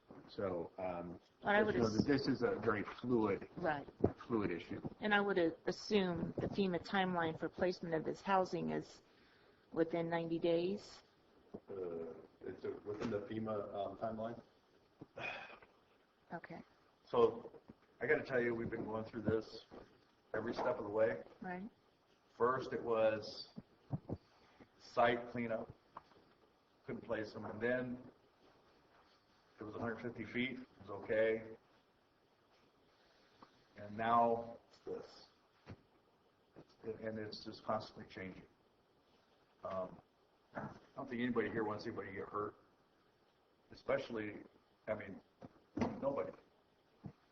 So the FEMA trailers, we don't know how many would be set anywhere. And to make a decision on this whole area, which, by the way, very few FEMA trailers will be set on this whole area. What is it, maybe 50 or 60 total out of the whole area? Out of 500 different lots, maybe? Then, I would rather do a site-specific analysis for each one, to tell you the truth. Because if we're concerned about the FEMA trailers, then, and it not being washed away or hurt or damaged, or the people in it hurt or damaged, then we should be able to, you can't even tell me how many are going to be in any area, even if we did analysis on it or made a decision on what the risk factor is. So it's pretty obvious to me if you're going to place one on the side of a hill and there's no vegetation on that side of the hill, and it looks like, just glancing at it, you're going to be in trouble. If you did an analysis there and it said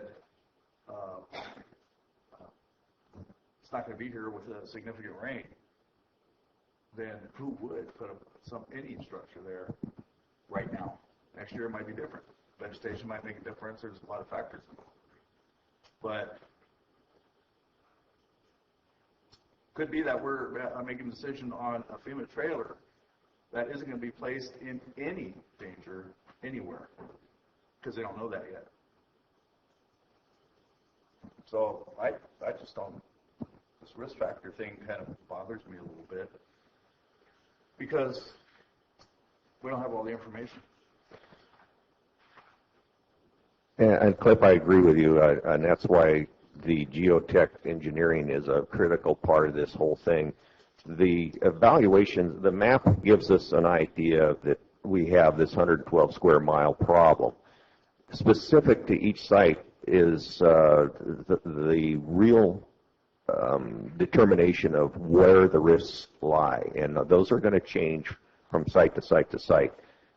We don't want to mix this up with the houses, the FEMA trailers that will not be placed in the burn area. They don't apply. This is not part of that equation. So all of them that are placed out of the burn area, this is not an issue. The issue here is the idea that we have to come up with what FEMA is asking to continue placing houses, and the safeguard is to have a geotech engineer evaluate these sites to make sure that we are doing our due diligence to place people in places that are recommended or not recommended by a professional in that field. Question, Chair? So, Jeff, first of all, we don't have that capability in-house. That's exactly right. So it would be someone from the outside. So is the property owner paying for that? Is FEMA paying for that? Is the county paying for that? How do you facilitate that if we're doing a site-by-site specific? The question we're asking is if we do contract, which it sounds like we'd have to do that, how do we recover those costs? We're doing the FEMA homes without charge. Any temporary housing we're not charging any fees for that. So the cost recovery falls out of that normal expectation of doing business. So where does the money come from when we're giving away the permits? Hopefully it would come through a contract with some cost recoverable mechanism in place to do an essential job here that I feel is imperative, or where the risk that we accept will be accelerated beyond belief if we don't take the precautions to do this in a step-by-step methodology. I guess you could say, how temporary do you want these houses? We want them to stay there. So that's the idea that we have this plan in place that hopefully is acceptable to the board, and how we can finance the need for the professionals required is something we're working on. But it won't be the property owner. That's our intent, is to not have the burden of these things fall on the property owner, because this is a service that we're trying to provide that makes sense, provides for safety, and can assure the process to be expedited in a manner that will benefit everyone. I'm just wondering what's next. I mean, first it was, the hazardous removal, 150 feet, and now it's this, and what's next? The roads. The roads. Yeah, whatever. Okay, so does the board kind of have an idea on what we're supposed to vote on? All right. Sure. I bet you it's going to be like the most conservative one, right? We are once again recommending the 100-year recurrence of the storm with the low risk of debris flow. All other parcels outside of that would be site-specific analysis.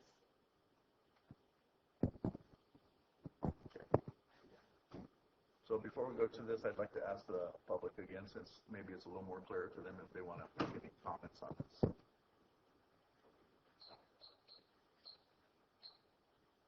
Joe Kelly, something that's come up, you're talking about site-specific analysis. Who's doing the site assessment? And then what's the cost of the site assessment? Who's paying for it?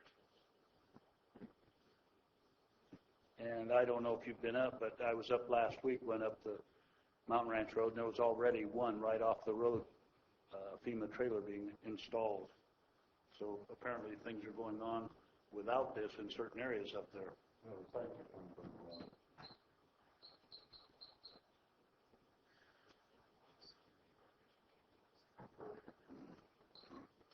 Well, we know people are very often willing to take all kinds of risks. Maybe some of the places shouldn't have been put in the areas they were put in the first place. This sounds like a chance to make things better, but maybe at the expense of people not getting what they want right away. I know there was criticism because there was reluctance to really go back on site with all the toxins and the dangers, and now it looks like another wrench in the works. But you asked what will probably be next. I would think maybe people's going to start worrying about the septic systems and how we get rid of waste on sites. We know we have a history of having ineffectual septic systems, so that will be another glitch in the works to move ahead. The possibility of having some kind of waivers that might alleviate the liability might be considered. And you know, people may not care anyway what people want, what the authorities want to do, and they might just pick up and build a house next to something like they've been doing all along without the authorities knowing that they were there. Who's going to keep an eye on that? You know, all going to be our brother's keepers eventually. But I think there's risk involved in whatever we do in life, and this is another row to hoe, and I'm glad you're up there and it ain't me. Thank you.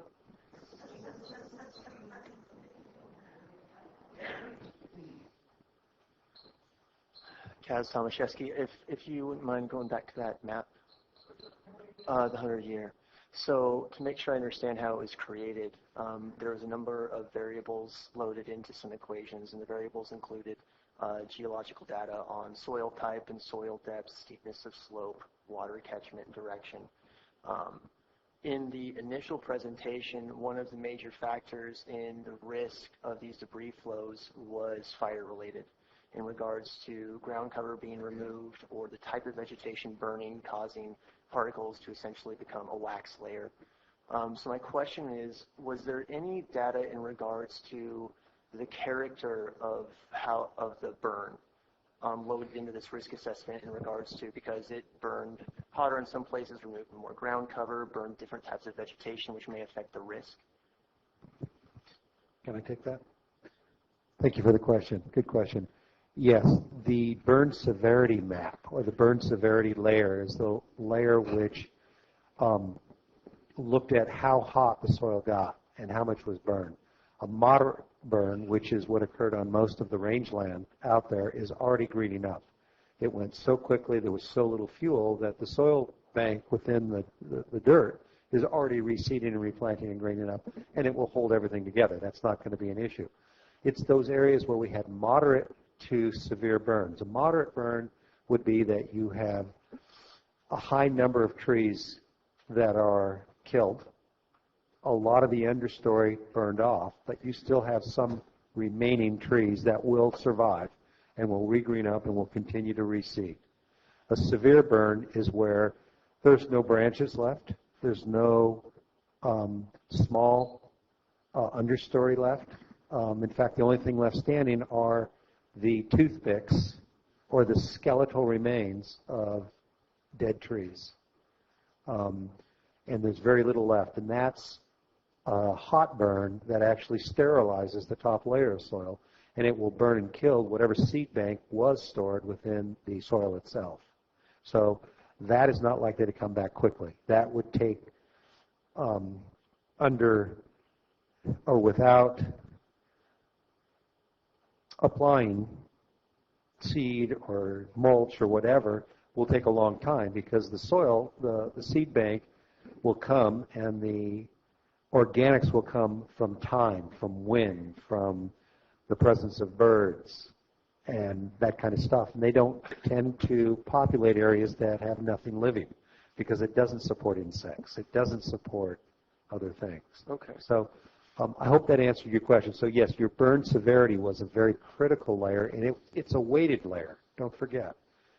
They assign importance to these layers of analysis. So then the answer is that this data was somehow quantified and worked into the equations that became these probability layers. That's correct. Okay, thank you very much. Okay. So, any other public comments real quick here? Board, what say you? I'm leaning towards staff recommendation. It appears to be conservative. It's the 100-year map. It's the low risk. It's site-specific, and it sounds like the majority of things are going to be a very site-specific analysis. And that's what I hear our building department is saying is more needed than anything, because sites are so varying. And I think a follow-up to that is working on getting a geotech engineer firm or person in place now, if we don't already, to be able to tackle this. Okay. Plus, this is not for every site anyway. This is for the FEMA placements. That's correct. So we're not closing off explorations on other sites or determinations. This is specific to the FEMA request. Well, I move that we accept the staff recommendations of the 100-year recurrence interval storm, low risk of debris flow, and site-specific analysis for all other sites. For FEMA housing, correct? Correct. I'll second. All of the sites? The sites that are in the yellow, oh, you're going to make me talk into this again. The sites that are in the yellow are the low risk. The ones that are not in the yellow are the ones that would be evaluated.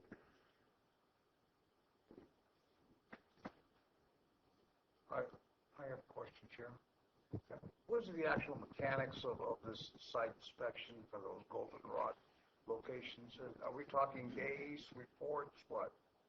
Well, the job of a geotech engineer is it's a branch of civil engineering. So they're specialized in geological evaluations. They look at the soil type, the vegetation, the slope, the topography, the aspect, the weather impacts, a variety of different things based on what a weighted load of a potential slide could be and what could stop it and what may not stop it. So each site may have a different, right across the road would have an entirely different thing than the one that they're looking at. So they would be tasked with the professional responsibility of determining where the risk would be minimized in the placement of a home based on this map that we're looking at. Okay. Question is, I'm familiar with geotechnical inspections on construction sites and such. What is the application on our situation? In days or months or hours? Are we talking an extended period of time to complete these inspections and complete reports? Well, I would hope not. I would hope it would be fairly quick. I think Jeff Korovitz could probably answer that better than I can, having an engineering background. But I would imagine that the identifying the scope of work and what the expectations of those surveys would be would clearly identify what and the purpose of what they're out there to do would determine the length of time and the turnaround time. I think that I'll give this to Jeff and see what he can add to that. Thank you. Thank you, Mr. White.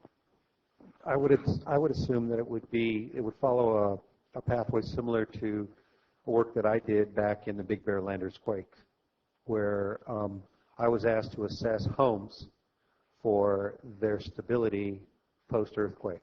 And so what I would do is I would go to the site, I would look at the home, look at the date of construction, the type of construction, and then I would provide a letter of recommendation. And oftentimes when I came to a home that was on an unreinforced masonry foundation with a large unreinforced masonry chimney going up 2 stories, I would recommend that you take the chimney down and then you put in a perimeter foundation to hold it back down again and move on, or else raise the whole thing.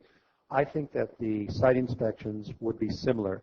Once a specific site on a parcel is identified to receive a trailer, then we would have a number of individuals who are recognized by State of California as qualified to make this determination, do site investigation, and provide a report of recommendation.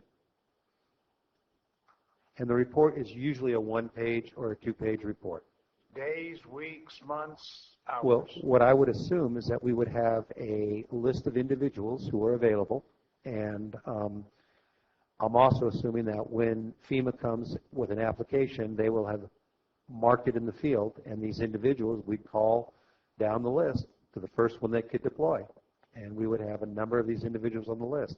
And if we didn't have enough, and they all got deployed out in the field and we had more requests, we would get more individuals on the list. So I would assume that this would be an RFP or an SOQ that would pre-qualify professionals who are interested in doing this work with a cost, probably an hourly or report-based cost associated with it. So can you give me a range? I wouldn't have any idea. If I was not working here, yeah, I would charge 3 times my rate per hour and do it. I think he meant, or at least time period. how long is it going to take each one to be reviewed? My concern is here we go, and I know it's a requirement for safety, but this might be another delay of getting people back onto their own properties. Well, I'd like to know the best information we have available. The trailers that are ready to go right now, I believe I have qualification. I just don't believe I have the time. Okay? It's going to take the county some time to put this SOQ and get on-call qualified individuals to do this work. So the first few trailers will take longer than necessary, and after that I don't think we're going to notice much difference. I think the whole thing can be done from time of request to time of report in 4 to 5 days. Oh, thank you. Thank you. But at this time, FEMA is not placing any of these trailers, correct? Yeah, not until we get past this part of it. Unless FEMA decides they don't care, and they just place them anyway. Well, we haven't heard that yet, but I will say that this is again, I would like to bring up the possibility that these could be done simultaneously before or during the cleanup process. There's no point, in my mind, typically or practically, why wait till the site's clear before we go and do the evaluation? We could do it at any time that once we identify these sites.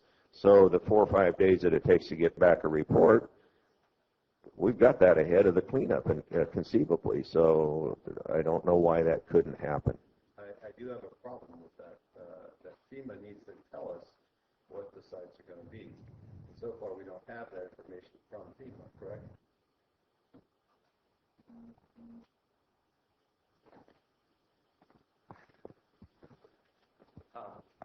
Fred Wernberg again, FEMA Division Supervisor. FEMA is tracking that information. It's somewhat dynamic in that it's continuously changing. There are a lot of different variables that influence these decisions, not the least of which are some of the ones we're discussing here today. One of the problems that I'm personally running into in trying to acquire this information is that it is perceived to be personally identifiable information. And the federal government has recently experienced intrusions that have resulted in dissemination of personally identifiable information, so they're now very sensitive to releasing that information. We are specifically working with our counterparts at the Joint Field Office to get that information released to the county Director of Environmental Health to support the prioritization of the debris clearance, and could then also be used in this application as well. We've gone through this once before in trying to collect or trying to disseminate this information on the registrants to HHS here in the county, but we were successfully able to get that information shared with Mary Sawicki. So I'm cautiously optimistic that we will overcome this hurdle, and we're working on it, and we recognize and understand the need for it, and have been pushing and pounding and trying to get it. Okay. So yeah, I mean, I think that's the one hang up, because we don't want to do these site evaluations for each site that's out there. So we have to wait until we have that information before we could then go and clear the sites with our or approve the sites. Right. Understood. We are reiterating that daily. I didn't get that. I didn't understand what you said. In order for us to do the pre-approval like Jeff was talking about, Mr. White was talking about, we have to have the sites that we're going to need to look at from FEMA. Otherwise, we would be going and clearing all, which would be cost prohibitive. Correct. I think the trigger will be FEMA will get the request. They will make the determination of availability. They will, and I'm assuming it's the owner who's going to say, this is where I want it. And there will be stakes placed at the ground. That will then trigger us to put a professional on site to say, yes or no, different location. But yes, and that process, that part of the process is in place with the planning department to be able to work through the permitting requirements and things, and that part of it is already established. I believe they've talked to Mr. White about that. So it will be the contractor that we hire for the haul and install. Thank you.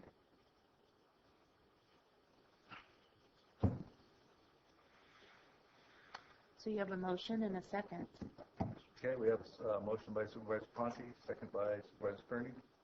Just the other way around. Okay, motion by Supervisor Kearney, second by Supervisor Ponte. All in favor? Aye. Opposed? No. I'm a no. I'm going to abstain. Yeah. Okay. Thank you. I think they just brought that back.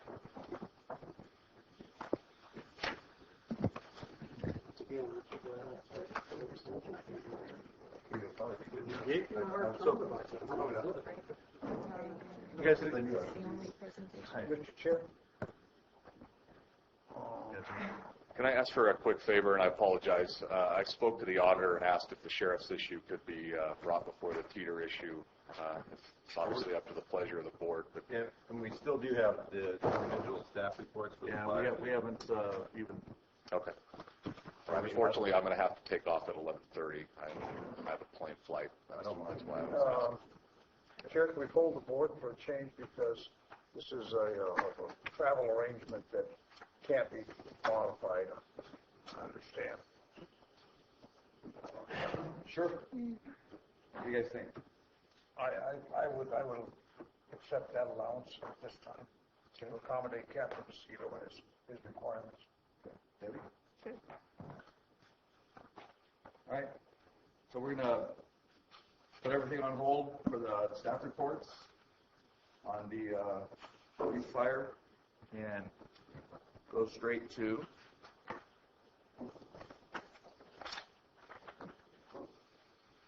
County Council. Hey, I am saddened that we are here today for, under these circumstances. But as the board is aware, with the passing of Sheriff Kuntz last Thursday, there is a vacancy in the elected position of sheriff. The law allows for an automatic temporary performance of duties. So from the time of his passing until the board appoints a new sheriff, there are provisions that essentially by operation of law, automatically the chief deputy next in line of authority temporarily performs all of the duties of the sheriff until the vacancy is filled. The government code does require that the board make an appointment to this position for the extended or for the remaining unexpired term of the sheriff. Because Sheriff Kuntz was recently elected last year, the remaining portion of his term is until the end of 2018. So when the board does make an appointment, the person that the board appoints would essentially would serve in that capacity until the end of that. There are options for the board in appointing someone to this position. The board can look at appointing within. The board can do a recruitment. You can call for applications, have some form of a screening process if the board would like to do that. Ultimately, if the board wants to or desires to do a recruitment and wants to hold interviews of applicants, because it is an elected office, any interviews would be held in an open public session. One alternative that some jurisdictions do use is creating an ad hoc committee that would, which is essentially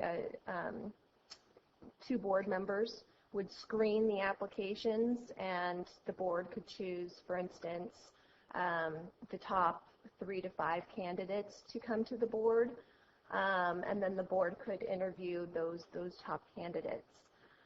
There's a variety of options to the board for choosing who they would like to appoint to the position of sheriff.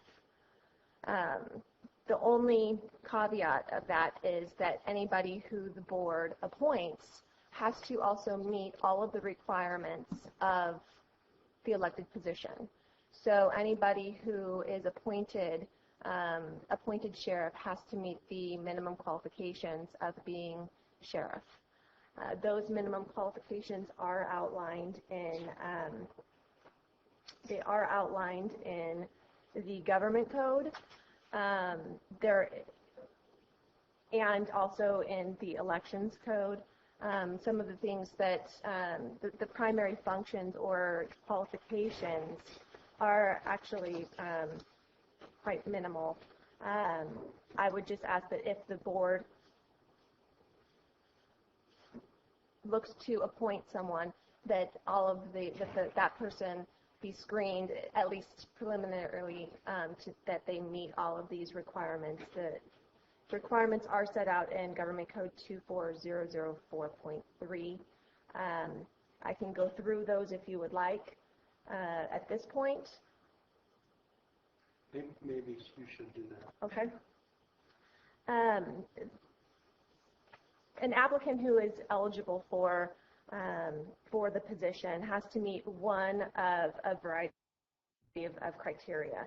They just have to meet one of them, and that one of they have to be an active or inactive advanced certificate. They have to have an advanced certificate issued by the Commission on Peace Officer Standards and Training, or an active or inactive advanced certificate issued by the Commission on Police Officers Standards and Training, or 1 year of full-time salaried law enforcement experience within the last 5 years and possess a master's degree from an accredited university, or 2 years of full-time salaried law enforcement experience within the last 5 years and a bachelor's degree, 3 years of full-time salaried law enforcement within the last 5 years and an associate's degree, or 4 years of full-time salaried law enforcement experience within the last 5 years and possess a high school diploma or equivalent. One of the other requirements that is imposed on all, on generally all elected officials, unless they're exempted by a separate statute, is that they have to be a registered voter within the county or otherwise qualified to vote for that office. That is set out in the elections code as well as in the government code. So those are the primary qualifications for the position of sheriff. So it's the qualified to vote for that office, and then they have to meet one of the other areas that I just went through. So there could be a variety of people within the sheriff's office that would qualify within these parameters, and then the board also has the ability to, like I said, to do a recruitment and look outside of the department if that is the board's choosing. Do they have to reside in the county? Did I hear that? The requirement for being a registered voter is residency. So they either have to be a registered voter residing in the county, or they have to essentially be qualified to vote for that office, which essentially voting for the office is a resident of the county.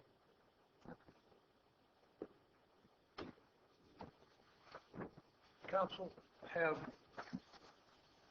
you done the personal research on the government codes regarding our situation, correct? Yes.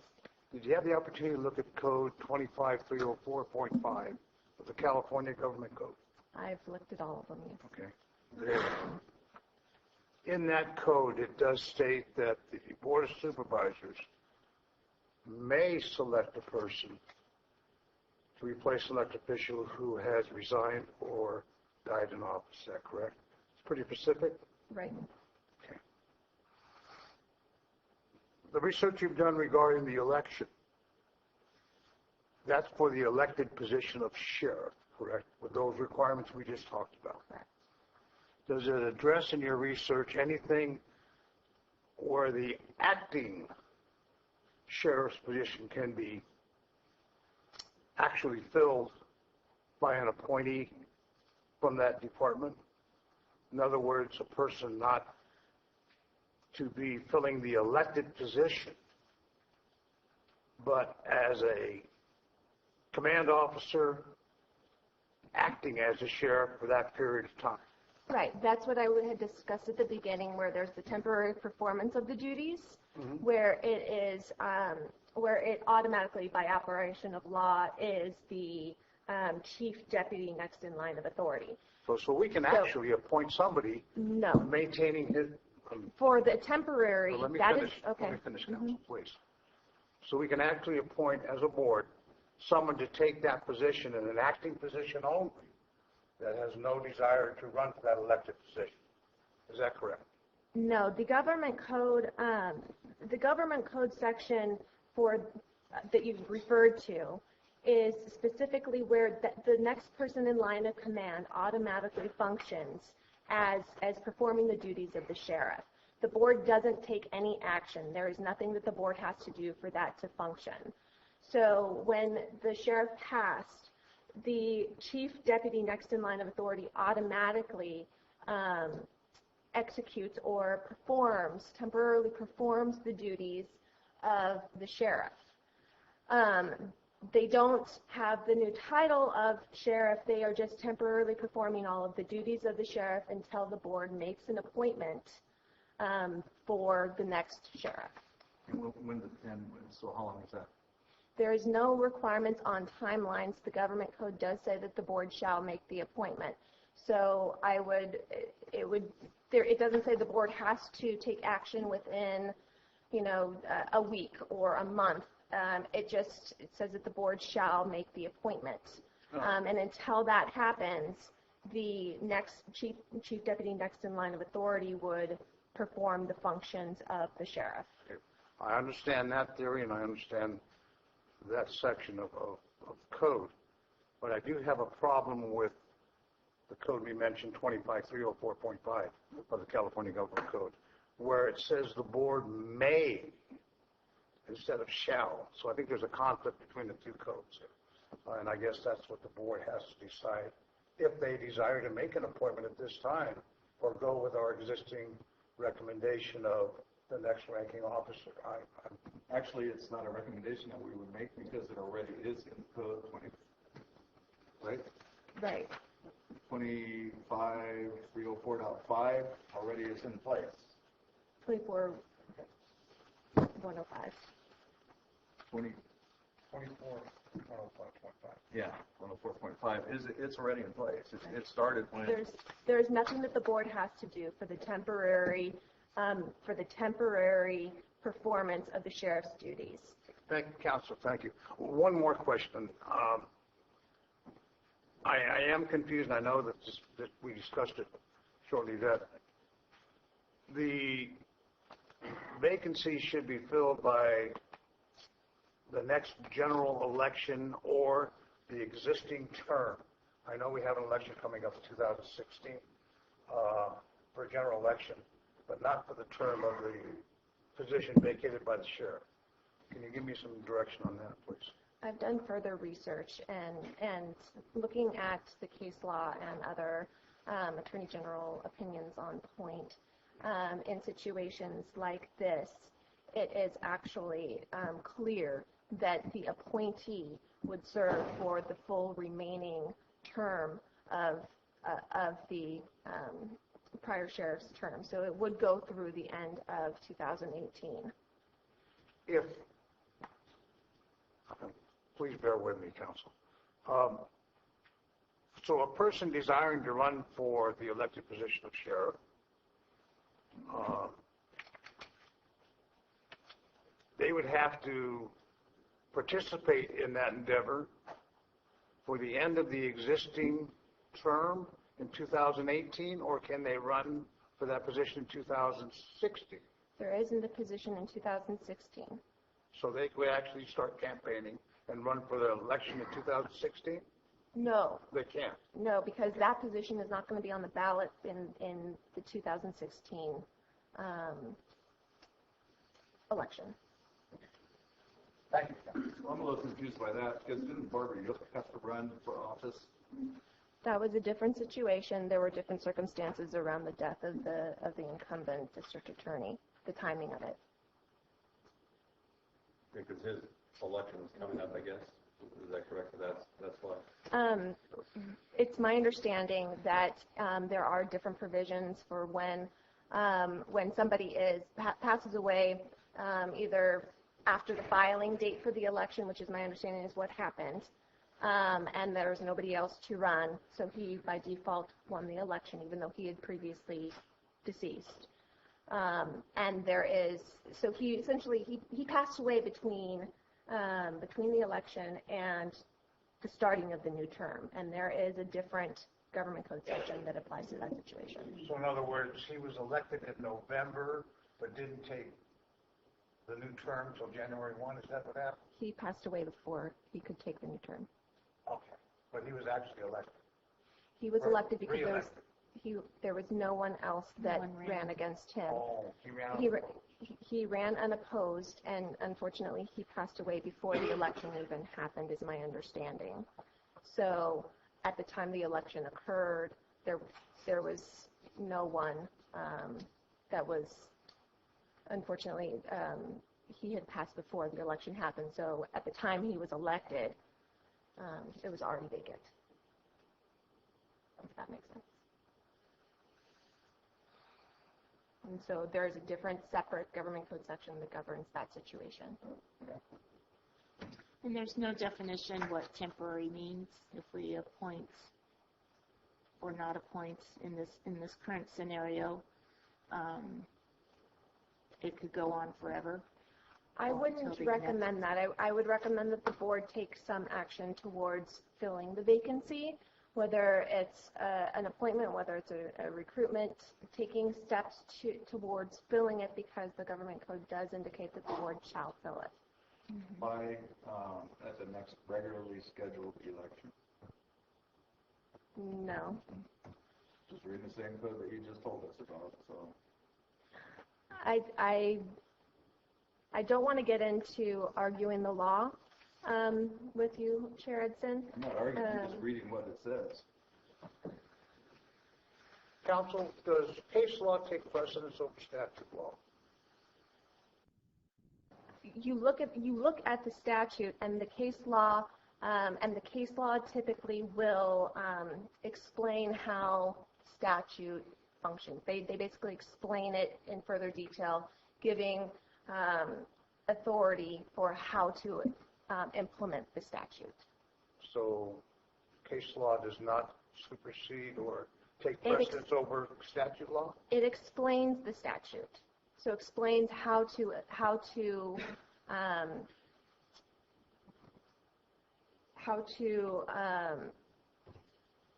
interpret the statute and how to implement the statute. Do we have any policy regarding in our sheriff's department that establishes chain of command in situations like this?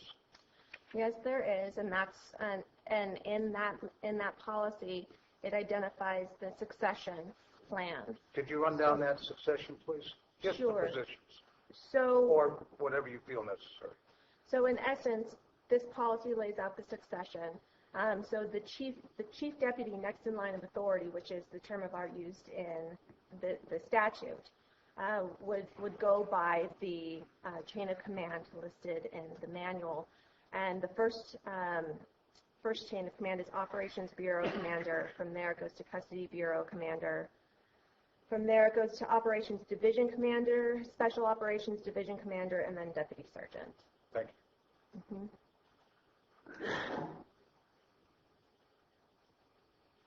Okay. Any other questions? Public comments? My name is George Fry. I think it's important for the board to, and I hope that they do this, that the transition is seamless. We have a process that has been going on while Sheriff Kuntz was the sheriff, and I think it ought to continue to go on with the next person down. In this case, it would be Captain Macedo, who is so familiar with everything, as you well know. And I think for the sake of seamlessness, I would hope that the board would appoint Captain Macedo as an appointment of sheriff until the next election in 2018. Thank you.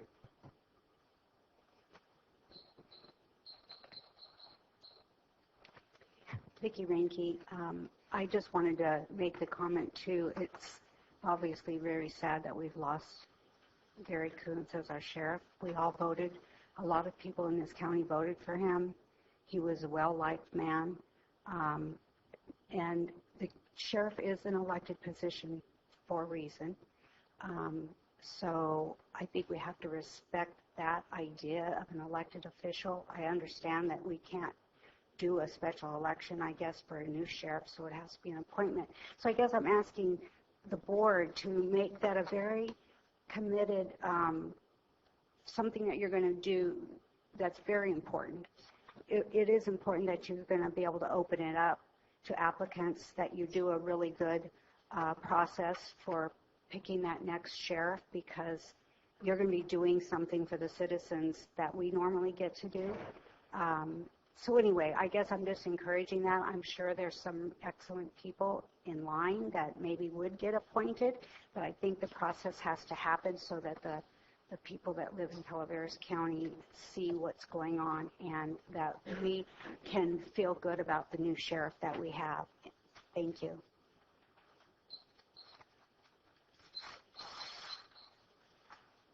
Good morning. I hope you're all well. My name is Candace Kesey. I co-founded the nonprofit, the Friends of the Calaveras Sheriff's Office, with Sheriff Coons in 2012, and I am a close family friend. I've worked closely with Gary for the last few years, and if you don't mind, I had to prepare my notes, so if you don't mind that I read to you a little bit. I'm here for you to ask of you to please consider the consequences of making the wrong choice to fill the position of sheriff. The department, the county, has just came off of the Butte fire and still dealing with the aftermath. The sheriff's office has recently dealt with several shootings and homicides. The department is down deputies and short staff, and not to mention a huge funeral and procession to manage. I'm sure there's been several prospects that threw their head in the ring for this position, but let's remember what the taxpayers voted for the last two elections, what they voted for, what they wanted. They voted for Gary. And under Gary was Jim Macedo, Captain Jim Macedo. Gary would not have had the administration he had without Jim. And so please consider that. Please consider that you don't have to make a decision today. You don't have to do an appointment right now, even though you have a recommendation from county council to do so. You don't have to make a decision today. So please don't do something in haste. And thank you very much for listening to me. Thanks, Candace. And I would just like to clarify, I'm not recommending that you necessarily make an appointment. I'm just indicating that you have that option. The other option is to put it out for recruitment, and I'm really looking for direction so HR and the necessary steps can be initiated. Kaz Tomaszewski, Calaveras Cannabis Alliance. If I understand it correctly, basically the board would be appointing a sheriff to serve until the next scheduled election in 2018. It is concerning to me that the board would be appointing a public office for that length of time without a vote from the people being involved. And my question is there any way, is there anything in the code by which the board could choose to make a temporary appointment and hold an emergency election or a special election?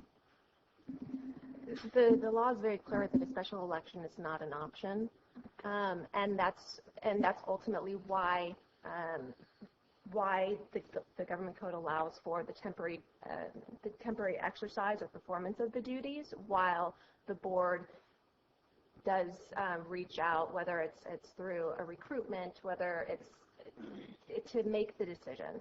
So, I understand the desire to have it decided through an election, but with the Attorney General opinions that are very much on point and the supporting case law, it's clear that a special election cannot be held. Okay, thank you very much. Mm-hmm.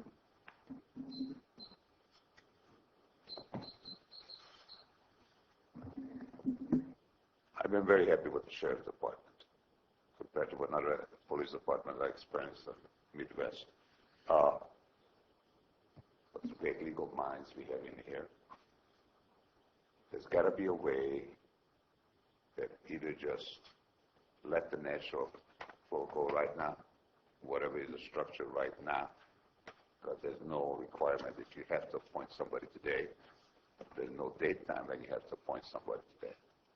But you have a structure in process right now that was established, and I don't think anybody, most people agreed. But what Sheriff Coons, what he did, but also to be fair. There's got to be a process, some way, verbiage, that the next general election, 2016, somehow it can be put on a ballot. It's not a special election, it's a general election, and call it whatever you want, to be fair to everybody. And there's no way I want to say anything negative about the president's status. But there's got to be a way, even if you have to think outside of the box, that yes, you're going to be looking for somebody who wants to take that place. Postpone it to 16th. Word it whatever you want. Massage it whatever way you want. In this state, it's not that hard to massage laws, okay? What it is right now, it's functioning. It's still got people's trust and respect, but the people should be able to, at the next general election, which is 2016, to put on a ballot. Call it whatever you want it. I'll be dazzled, especially if it's in English. But use some common sense. Respect the public, and I want these guys respected. Figure out a way, and you got plenty of months to think about it, how you're going to do it. Put it on a ballot on 2016 as the next general election, and everybody's going to have their say-so. It's fair to the public, and it's fair to these guys. Thank you. And, may I chime in real quick, Chair? Sure. Believe it or not, I actually agree with Mr. Race. Oh my God, what a And I had, let me clarify, I had agreed with Mr. Race. The government code does indicate the next general election, so I thought that there was an option for doing that. But the more and more that you research and the more that you look at Attorney General opinions explaining what the next general election means in statute, it's very clear that it can't be the next general election of the county.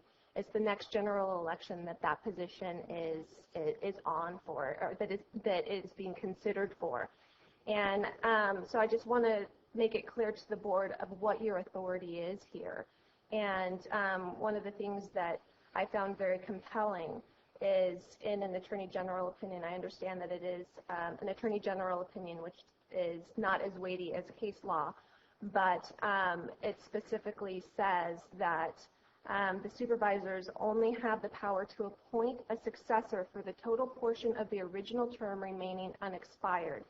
The successor appointed to fill the vacancy does not have to run for office until the next general election at which the office would normally be filled. And the board may not appoint an individual for a shorter term to be filled at the next general election occurring in the county. So in reading that and knowing that that's how the Attorney General has interpreted it, I don't believe that the board can direct staff to put this position on the next general election for the county, but rather the next general election that would normally be filled or would normally be considered for the sheriff's position.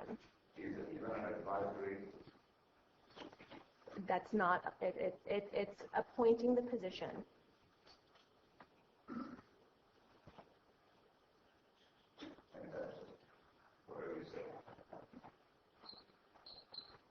Counsel, I have a question. Mm-hmm. Does the board have the authority to change the sequence of the election forthwith? So now can we change the election of the sheriff on the 16th for a 4-year term?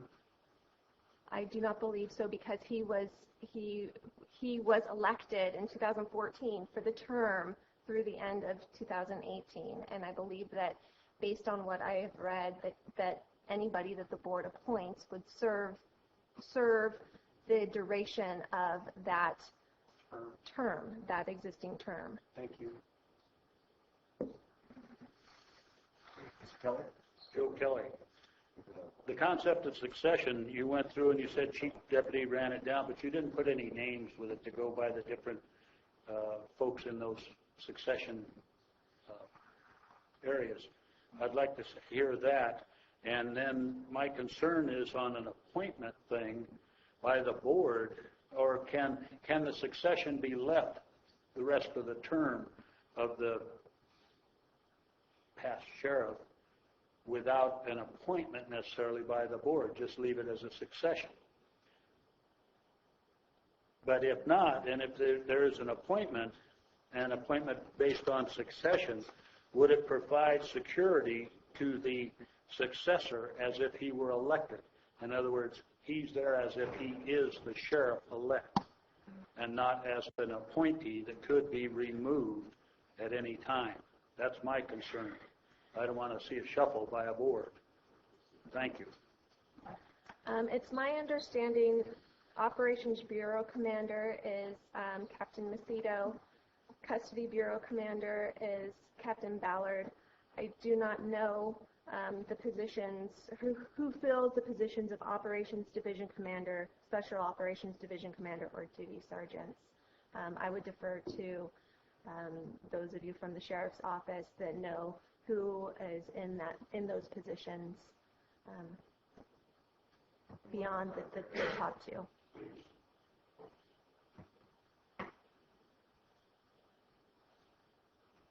Good morning, Jim Macedo, Captain with the Sheriff's Office. I am currently the Operations Bureau Commander. Captain Ed Ballard is the Custody Bureau Commander. Lieutenant Chris Hewitt is the Operations Division Commander. And Lieutenant Dennis Hubbardy is the Special Operations Division Commander. And Lieutenant Tim Sturm is the Custody Division Commander. Bureau is a larger, all-encompassing group that is comprised of several divisions. Thank you.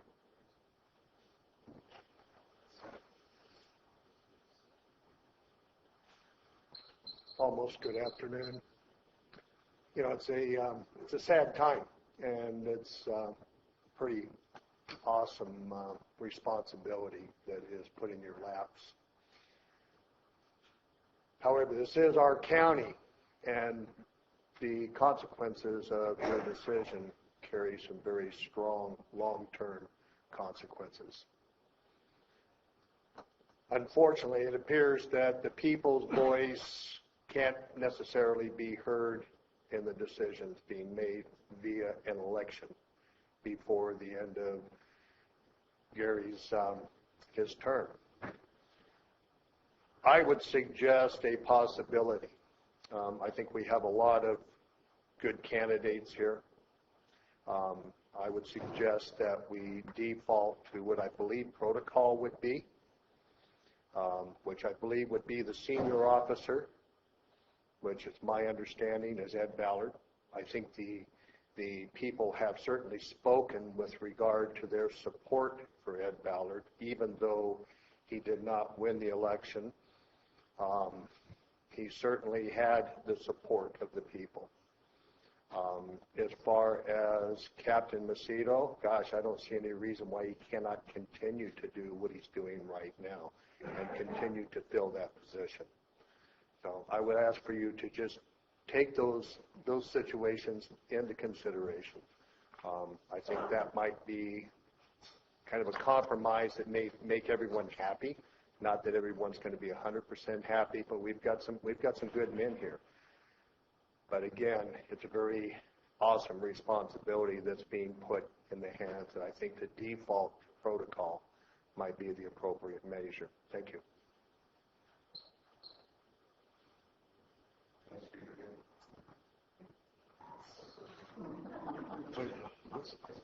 I don't understand the default protocol. What I believe that this gentleman was referring by default protocol is the procedures manual that outlines the succession plan, which is the Operations Bureau Commander, Custody Bureau Commander, Operations Division Commander, and down the list. The Operations Bureau Commander, which is the next succession, is currently filled by Captain Macedo. and then from there it would be the custody bureau commander that is filled with Captain Ballard. If that is in fact what, that is already in place. Just so everyone is aware and the board is aware, there is nothing that the board has to do for this to, that's what's currently in place, because that is what the law allows to automatically happen when a vacancy occurs. So when the vacancy happens, this is the default that automatically happens. Nothing further needs to happen for the sheriff's office to continue to operate and have the necessary authorities for the operations bureau commander to do all of the duties of the sheriff. And if the operations bureau commander is not available for whatever reason, then the custody bureau commander would step in and do all of the functions of the sheriff. So all of that is already in place. What's before you is direction on how you would like to move forward with the appointment of the title of sheriff. And in doing that, the board can put it out to, can solicit resumes and applications. You don't have to do that. If you want to, if the board is in consensus and you say you would like to appoint somebody from within, the board has that flexibility. The only caveat is whoever the board appoints has to meet the same requirements of the elected position. So that's the issue that I was going to ask you to clarify. So if we wanted to select Captain Macedo to be sheriff, we could not do that because he doesn't meet the residency requirement, correct? It's my understanding that he does not and doesn't intend to move to the area to meet the residency requirement to be sheriff, to hold the title. Just wanted to put that out so everybody understood that that wasn't a possibility for us to do. That we can't override that? No, that is one of the election code requirements. And the only flexibility there is that if the person doesn't meet the requirements of sheriff when you would like to appoint them, you can make the appointment pending residency. So, for instance, if there was an applicant that you would like who doesn't live here, you can go forward and make the appointment and on the understanding that they wouldn't be sworn in and they wouldn't take office until they met the requirements of sheriff, including the residency requirement. Okay. Fine. Thanks. I'm responding to the last gentleman that spoke, I believe, in subverting the process that's already in place. The gentleman said it would make the people happy, but he wasn't speaking for all the people, because I didn't particularly agree with him, and I don't want you all to go away with the feeling that his recommendation is what all the people are in agreement for. So, thank you. All right. Any other public comments? Okay, go ahead. Thank you, sir. Is there any way you can reach the court? I know those judges have nothing to do all day. Has a friend of the court or something make a judgment or a decision that's still legal, but covers your butt, but the state? Under the circumstances, can we approach one of the judges, local judges, that can help make this particular decision? To me, to have an unelected for 4 years, it's not very reasonable. If you tell me that somehow we can squeeze it in by seeking a relief, or whatever you want to call the big legal terms, the local court, judges. We can approach the judge. All you can say is go take a hike, right? It won't cost you anything. Thank you, Peter. John? Joe Kelly, like to get my second question answered. Would succession provide security to the successor as if elected? And the same thing would apply too, as if you're going out and you're going to, I believe you're saying you can appoint somebody to come in and act as sheriff. It's not acting. You're appointing the sheriff. Well, I'm sorry. I'm using that as to fill that position. As somebody who lives in the county could come in and be appointed to that position. Would that also provide that person the security as if elected? I want to look at both sides, whether it goes through the succession process or an appointment with somebody from here coming in and being put in, that they are as if elected, and you can't touch them to say you're fired. Right. That is correct. The appointment is for the full term. Yeah, the board wouldn't be able to just... So the board has no hands-on after that? Correct. Thank you. I will take my second shot. The sheriff selected Captain Jim Macedo to be the number 2 person in his organization. And Captain Macedo, in terms of my observations here in front of this board of supervisors, has done an outstanding job. And the fact that he has done an outstanding job, I think the decision should be made as soon as possible, and I think the decision should be Captain Jim Macedo, because it would be a seamless, once again, a seamless transition. And the reason being that I think it's important to do it as soon as possible is that it would be healthy for the morale of our sheriff's department as well. Thank you. Good morning. My name is Jay Smith. I'm asking for some clarification, because what I'm hearing out here is that Jim Macedo is the incumbent new sheriff, but that Jim Macedo is not qualified to become the sheriff because of residency. Therefore, it falls into Ed Ballard. Is this correct, or am I misunderstanding? No, you're misunderstanding.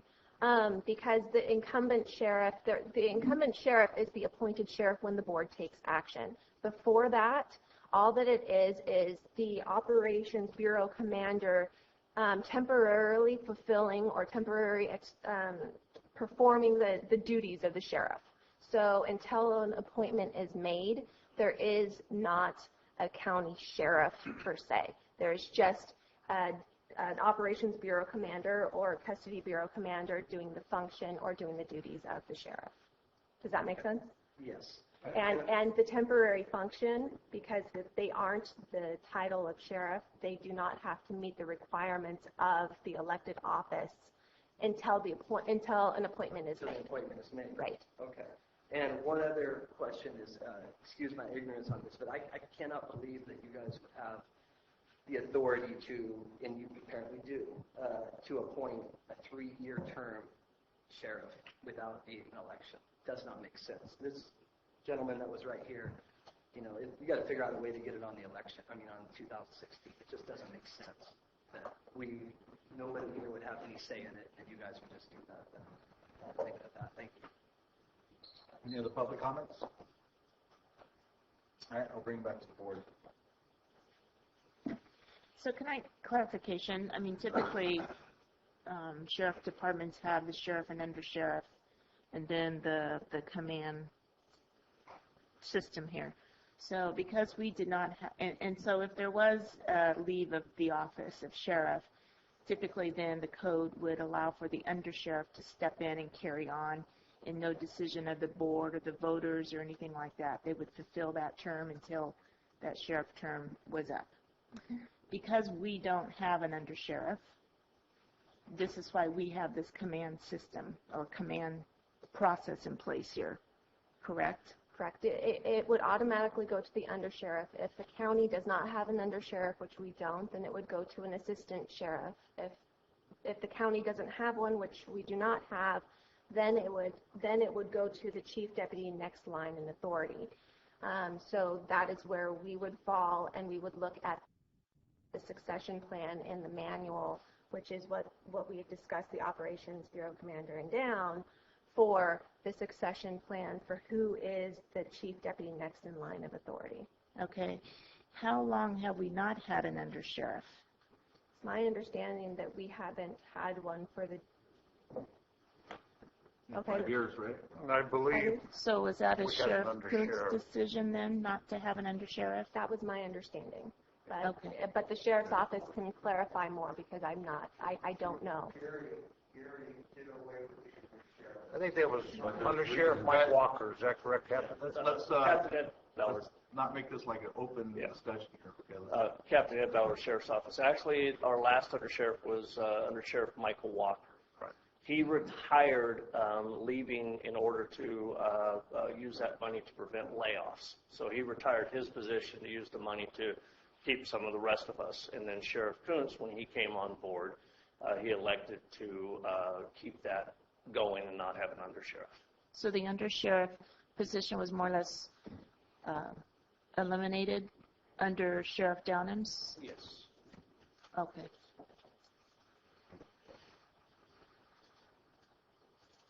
See? All right, any other public comments? Bring back to the board again. Debbie, do you have anything else that you would like to say? No, it's just, it's just a very difficult situation under difficult circumstances. I was saddened to hear that, whatever we do on a short-term basis, that there could not be some form of election earlier rather than later, because I really feel this particular position, is elected, and the voters should have that ability to vote their sheriff. But, I'm not an attorney, I'm not a judge, and so as I read this information, it looks like, we have a lot of general codes and election codes that kind of ties our hands to this, that whoever we select does fulfill the term of office, and there'll be an election in 2018. That's, I had wished it would be different, but it sounds like it's not. And as for appointing, I'd like to see the continuity as well. I don't know if, sounds like Captain Macedo would be next in line, if they would be willing to have some discussion. I mean, I haven't heard one way or the other if he is willing to relocate to the area, become a registered voter. To meet that particular classification, I feel that's very important. The office is an elected position. We debated almost 4 or 5 hours last meeting just about residency in different districts for COG. So this is something that, is a pretty important part of the election process in the county code. So I don't know if Captain Macedo will be willing to do that. We haven't had that, at least I haven't had that discussion with him. And I don't know if we go next in line then to where we have Captain Ballard, and if he is all interested. So I don't know if we go out and do a recruitment process, an interview process. I hear he said, she said, they want, they don't want. I would definitely want to hear from the potential people that may be next in line, if they are at all interested in fulfilling the duties of this office for the remainder of the term. Or if not, then it looks like we're faced with or somebody from within if we look at a recruitment process. Okay. But I do feel strongly, I mean, it's very well cited here, and, you have to be a resident and a registered voter. That's pretty important to the process.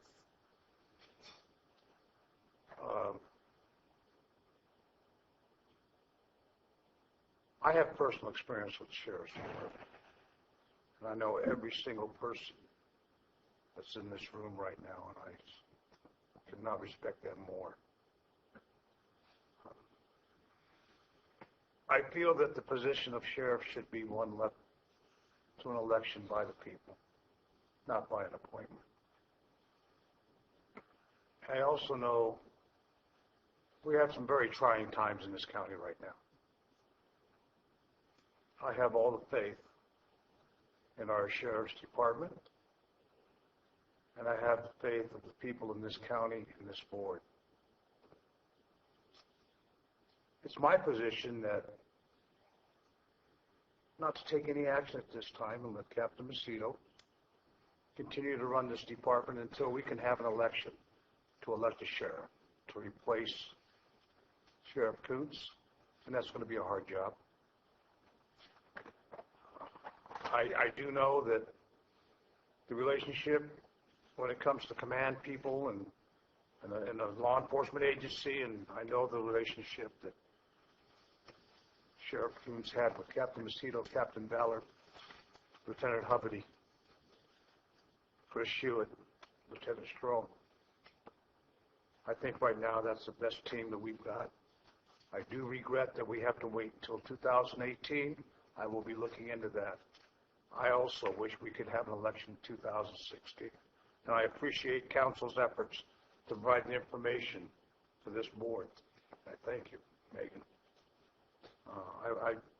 At this point, I would say let our procedure established by the Sheriff's Department take place, and let Captain Macedo continue to run this department until replaced by a sheriff selected by election. Okay, Steve? I don't have a lot of different things to add. They both have almost said it all. Sheriff Coontz was elected by a majority, 2 elections in a row, and we have to respect that. Has set up an administration that was of his choosing, and so I have to think that the voters supported him in that and believe that. If we believe in the electoral process, I would like to see no changes at this time. It would be great if we could figure out a way to bring the voters back into it in 2016. But I believe that it is the department is being run competently. It is understaffed, but it was before last week, and that's something that they need to work on, but they know that.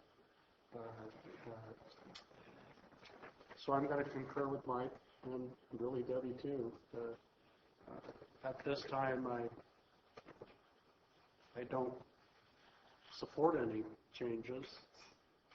I am hoping we can figure out some way to put them on the ballot in 2016. I think it's important that the voters vet that position. It was a very important position, and it remains that way, and it should be filled by them. So at this time, I would like it to continue the way it is running. And hopefully we'll be able to figure something out as far as a replacement goes sooner than later. I do want to clarify. I'm for appointing somebody. I'm not for this kind of management style through 3-year term. I'm not saying we have to do something at this meeting, but I think we need to do something sooner rather than later. I think it's important to have solid leadership and a leader at the top, and I think at some point we need to select somebody for the elected position of sheriff. And I don't completely disagree with that, Supervisor Pawnee. What I'm saying is, number one, we don't even know if these candidates want to take that position, but it is a high-pressure, high-profile position. And I think if we can buy some time by not doing anything immediately, maybe we can find that out. But maybe we can also, as I said, could you change the voting sequence? I've been trying to fly through the muni codes here, and I certainly don't have council skills at doing that, but I don't want to close the door on anything other than at this time I'd like no action.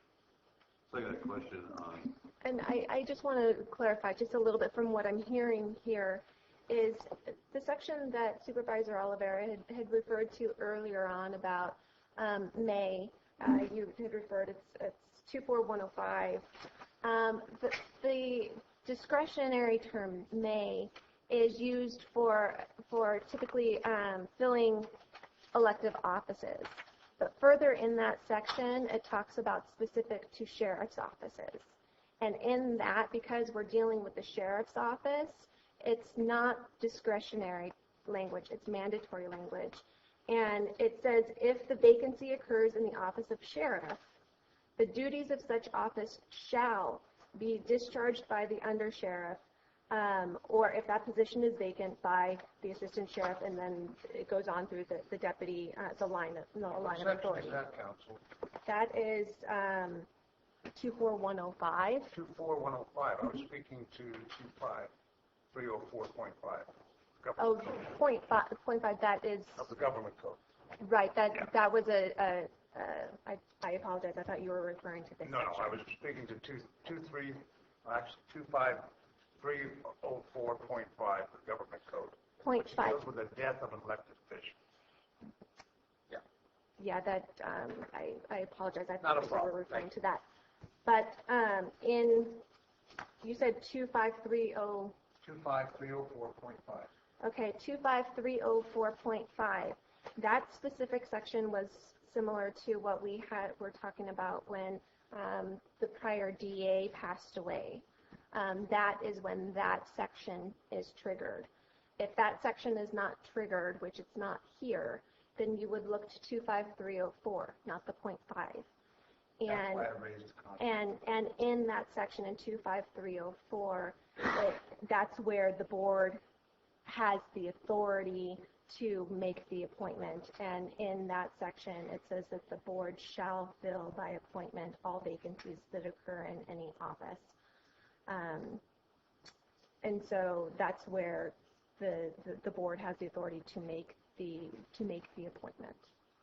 Okay, so since you went further with that, at some time or another in this county, we have to establish the sequence of the elections.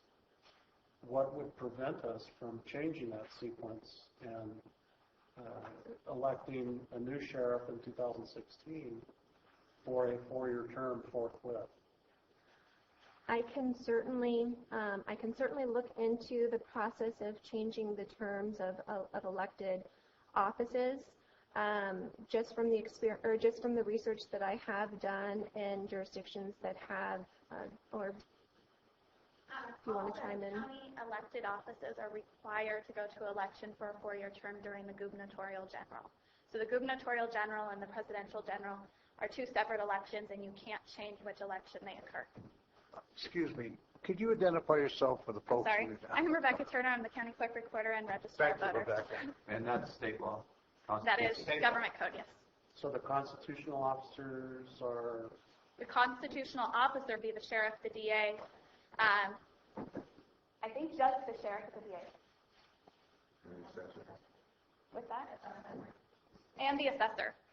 So any of the other offices could be appointed and not elected. Those 3 offices are required constitutionally to be elected. And they have to go in the presidential year? They cannot go during the presidential year. They're required to go during the gubernatorial election. Okay. Thank you very much. So I do have a question. So if we say we continue with the process as is without appointing a sheriff, the board would have a lot more say over that position than a sheriff, right? I mean, the sheriff as an elected office holder is not, I mean, we're hands off when the sheriff does what the sheriff wants to do because they're elected official. What would the authority be? Your authority of the sheriff would be greatly reduced if it wasn't an actual sheriff, right?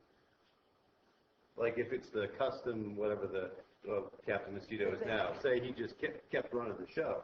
He's not a full sheriff at that point. He is not a full sheriff, but he does all of the duties and functions of the sheriff. But what would the authority of the board have over that position? The board has the authority to appoint a sheriff. Right. That's it. But so there's not a huge, except for that if we decided that the board decided they at any point we could just appoint a sheriff at any given time. I mean, I don't understand what this. I mean, but for me, just running it how it's running now is fine. But it sounds like the law doesn't like that. Well, or it's quiet on it. filling vacancies says that the board shall appoint a sheriff. When there is a vacancy, the board shall fill it through an appointment. But it doesn't tell us. It doesn't give when. a timeline. So we could wait till 2018, right before the election, if we wanted to. Hypothetically speaking, there's nothing on point that says that you can't. I would recommend that you do a lengthy, if that's the direction of the board, a lengthy recruitment. Well, yeah, I'm There is nothing that says how long the recruitment has to be. I'm not in favor of that, actually. I'm in favor of appointing a sheriff today. If Eddie Bellick wants to be the sheriff, I say that we appoint him the sheriff and we move on. Because Captain Macedo can't be sheriff because of the residency. That's how I would like to run things. There's two people that agree. So, but regardless of that, I just think that's the best. We just need to have a sheriff. We need to have it. Things. It's just a difficult time, like you're saying right now in the county, and we shouldn't get messed up with this appointment process and just do the thing that we know will work. And I would say appoint Macedo because he was the next guy in line, but we can't. And so the next guy behind him is Bella. So we can't appoint Macedo because he doesn't live. You want to talk up here at the podium? Good. Actually, I think you can. If I remember what you said, counsel, if they agree before they're sworn in, they agree to fulfill the requirements of the residency. They would just have to meet the requirements of the position by the time they're sworn in. But doesn't Captain Macedo say he doesn't want to do that? Well, we don't know Not that. here. Okay. Maybe what should be done is we could ask our personnel professional to go at least through the top 3 in the line of succession in the department and ask them. I mean, they may not even want to be in the position, and to make sure they do, and then regard it that way. Okay, you guys finished?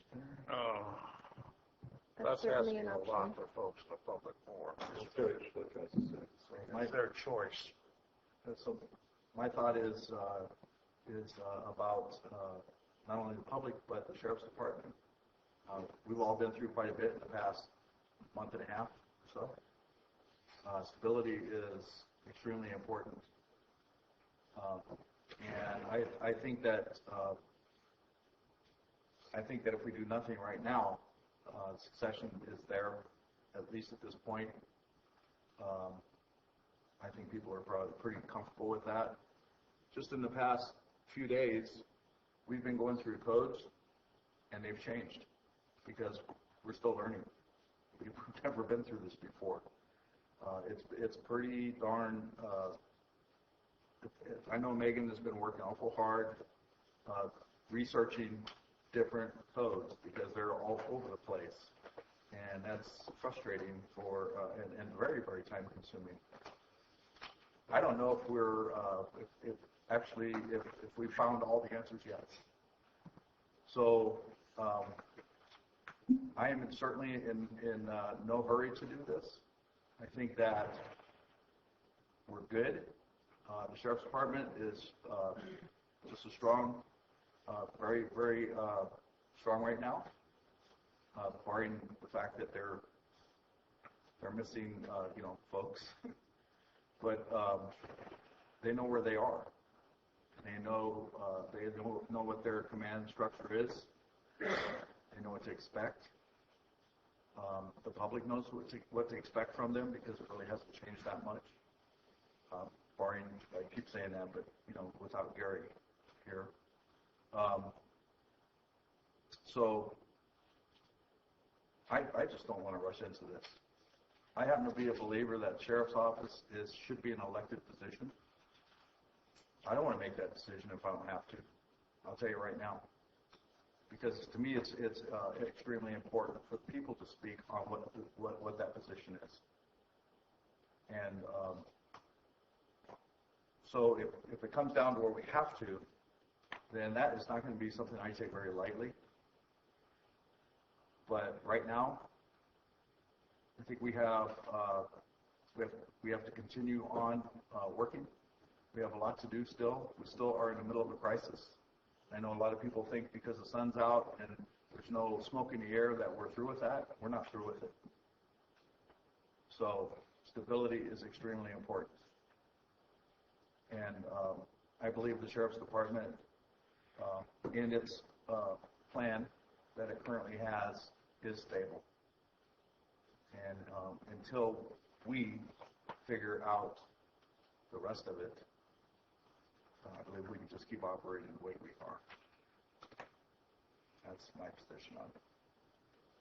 So should we bring it back at the next meeting and have are you looking for more study to make sure we have the information correct? Yeah, my wish is that we put on 2016 election. That would be my wish. Yeah, I think everybody agrees. And so if we can do that somehow, Counsel, can I have that would be my quick question? Is there any way we can determine without going to a judicial decision whether or not that is possible? Election 2016? I personally, I do not believe that the court would take a position on something like this because the government code allows the board to make the appointment to fill the vacancy. And it says that the board shall appoint to fill the vacancy. So, to dealing with this issue today, do we need an action? No, this is really just direction on how the board wants to proceed.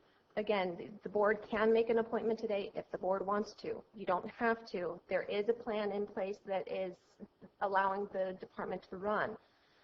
What I'm looking for is direction on how the board wants to proceed with an appointment. If you want to put it out for recruitment, if you want staff to reach out to the top officials of the sheriff's office to see if they would even want to be considered for an internal appointment. If you want us to do a full recruitment and ask for resumes, we're just wanting to find out what the board would like to do with this position. Yeah, to me, I mean, it sounds like confirming with the top captains to start with would be a good place to start. I mean, I think we can ask Eddie right now what he wanted to do, but I put him on the spot, so. I personally would like to give us and the Sheriff's Department a little bit of time here. I mean, it's not even a week that Sheriff Coons passed away. And that's a lot. That's a very, very short amount of time to be making a decision like this, especially when we don't have to. Because we already have a functioning Sheriff's Department. It has planning in place to be able to operate just as it was before. I don't see us having to rush on this deal. Bring it back a couple of weeks? Or? Yeah, I mean, Sheriff Coons hasn't even been gone yet a week. And so I think that we could probably discuss it maybe in a couple of weeks. I agree. That's fine. I would like to extend that period for probably looking to at least 120 days. Let things calm down a little bit. That way we'll have some time to research it. A chance to some folks take a look at it. Well, but can we do that, Counsel? We can do that. We can. Right now, there is already the position, the duties are being fulfilled. So again, the direction, if the board wants to direct staff to come back with more information in 2 weeks, if you want to direct staff to come back with more information in a month, 190 days. We just need direction. I would recommend that this come back before the board on the 17th of November, and I would ask that staff be given some time to talk to the top candidates to see who might be interested in this, to be a step one if we have an internal opportunity to appoint somebody. If not, then that's going to look at an appointment from the outside, and that, again, will have its own set of comments and rules, etc. But I would rather move sooner than later, and I think given a couple weeks will give everybody time to breathe a little bit. It sounds like some people do their own research. County council can do their research. Our election, Rebecca can confirm, but certainly gives some staff time to kind of figure out who might even be qualified for this position and wants it. I know the sheriff position comes with a lot more pay and benefits and PERS and all of that, so I think whoever might be interested or qualifies would have to consider all of those things. And I know the current command is in place, and they'll do a very fine job, but again, their plate is overflow with as well, and I think they need to know they have some leadership and direction too going forward. The question I have is that normally an elected official has requirements on how much time they have to be here in state or in the office. So if an elected official is going to be out of state, for instance, for more than 30 days, I believe it has to be approved by the Board of Supervisors, and past that, I think it goes to the governor. And we had an issue like this many years ago with Sheriff Downham. So I know that Captain Macedo is not officially sheriff, but he is there in fulfilling the duties of the sheriff. However, he is going out of state for training, and he will be out of state during this period. So that's my concern, is that my office, as well as many of the other offices, are looking to authority while whoever it is, elected or appointed, need to be there to fulfill those duties. So my concern is if he's not here, I mean, certainly we'll just go to the next person, which would be Captain Ballard, but the board needs to be understanding of that, while I am, very cognizant of the fact that this is very new and this just happened and this is horrible circumstances, it doesn't, I don't think it does the constituencies any favors by not taking an action of any kind. You can't represent a constituency if you're not here, and you can't represent a constituency if you don't live here. And I, as an elected office, take that very, very seriously. And so I would just urge the board that you bear that in mind. I mean, this is a horrible set of circumstances, and it couldn't have happened at a worse time. We seem to be getting hit one way or another. And for my office, I need to know, what do we do to move forward if the person in charge is not going to be in state? If the person who is functioning or exercising the duties of sheriff is not available or is out of state, then it would go to the next person who is the next in line of authority. So for purposes for your department, if the Operations Bureau Commander, Captain Macedo, is not available to perform the duties of the sheriff, then the Custody Bureau Commander, Captain Ballard, would step into that role and he would perform the duties of the sheriff. But it's not like how it would be for any other elected, where the board would have to basically take an action to bless that not being here. So if I leave, if I, as the auditor controller, leave the state for 30 days, I'm supposed to let the Board of Supervisors know, and they basically have to bless that absence. Because he's not the sheriff, he wouldn't be the appointed sheriff. Right. It would automatically go to the Custody Bureau Commander, and no, the board would not have to approve that, because the approval is for the elected office. Okay. Or right. The elected office. Right. Yeah. Okay.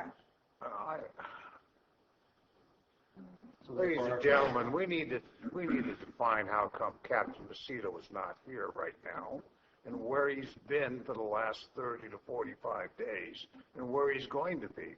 Lieutenant Hewitt, can we hear from you on the status of Captain Macedo and what training he's taken and where that's at? Yes, Captain, you can address that. Yes. Either one.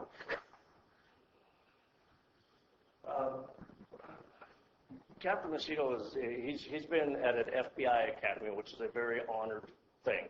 He spent a long time trying to get in there to attend that academy, and it only benefits our department in the future.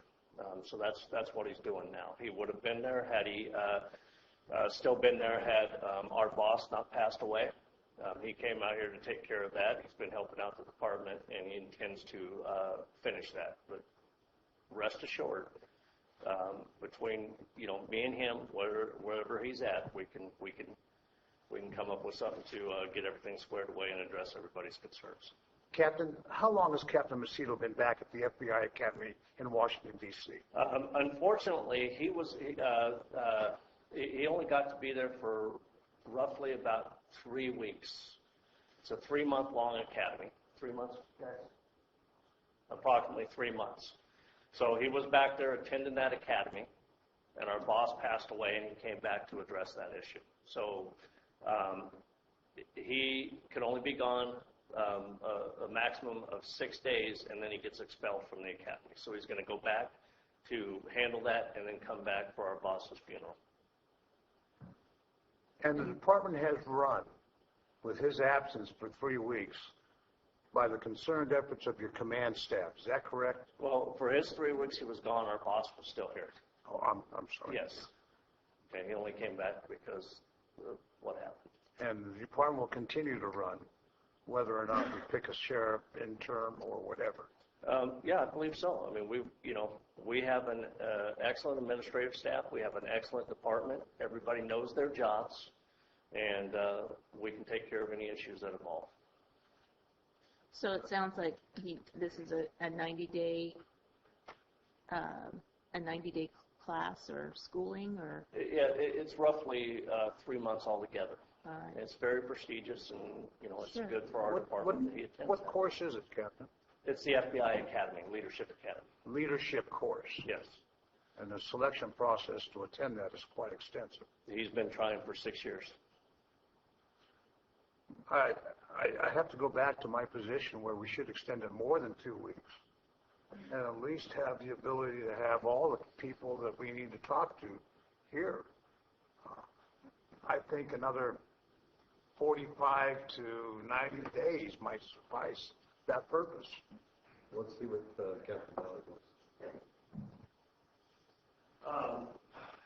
I'm going to speak for myself, but I think I'm speaking for the majority of our department. We just lost our boss last Thursday, and I don't think any of us have any problem with you guys taking time to consider the issue and give us, number one, time to grieve and get used to the way things are without our boss being here. So I wouldn't have any objections. I don't think my fellow captain would have any objections, and I don't think my fellow administrators would have any objection if you put this off for a little bit.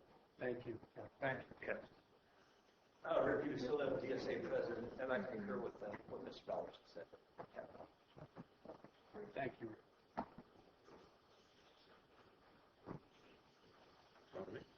Judy Hawkins, I'm the HR director. I think if you would like HR to assist in talking with potential candidates for the position, it would be a better process if we had a little bit more time. Then definitely to be able to talk to Captain Macedo, we would have to wait for his return to be able to fully sit down and discuss the matter with him. Right. I love it when decisions are made for us. That's great. All right. So I concur with what Mike said. Sounds good to me. So how many days was the extension? Well, it sounds like 90 days, so we're looking at first of the year. Thank you.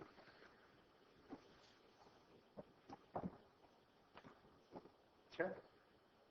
Is that concurrence? Yeah, I concur. Yes. Based on what Captain Ballard said, yeah. And I just want to clarify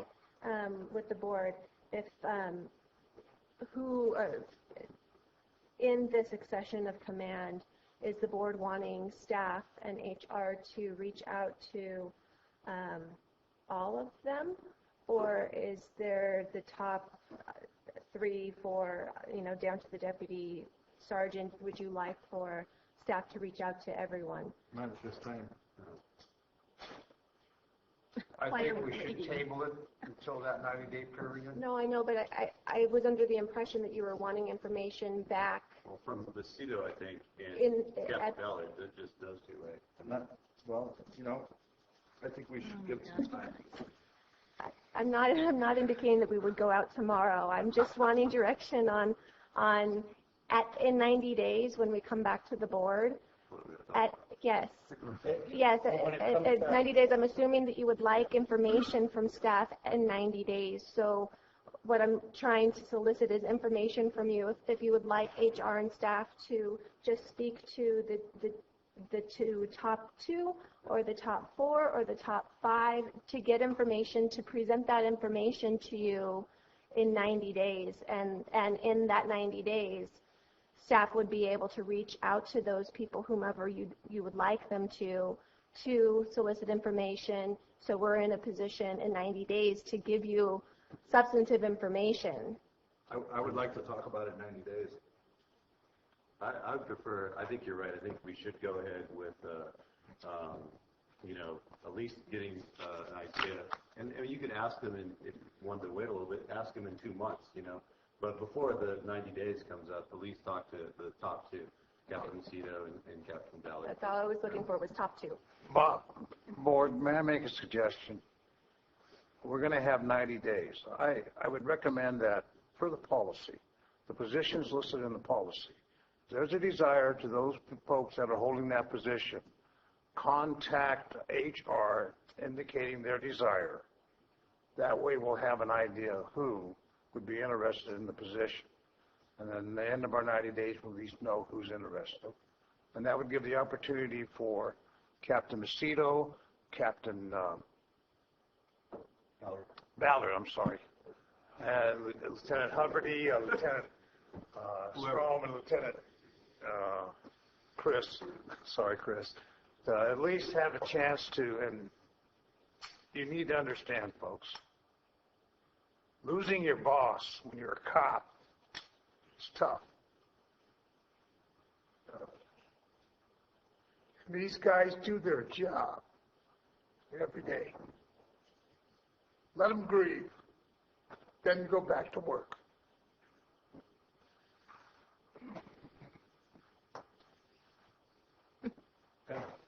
90 days, so we're looking at February. Well, I can tell you firsthand, 90 days is not enough time to grieve, but I'll be okay with it. All right. So, you want to clarify it for everybody? What I heard was that in 90 days we would bring it back to the board, and that in that 90 days, staff would reach out to the top 2, and any of the other listed titles in the policy would have the opportunity to reach out to HR themselves. And then any information that we get in that 90 days would be presented to the board. Not quite what I heard. Okay, then. So,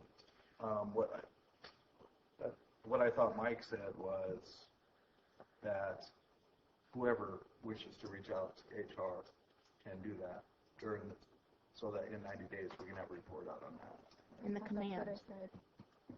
Anybody in the SO's office, or the titles in the The people holding positions listed on that policy. right? That's what I was meaning.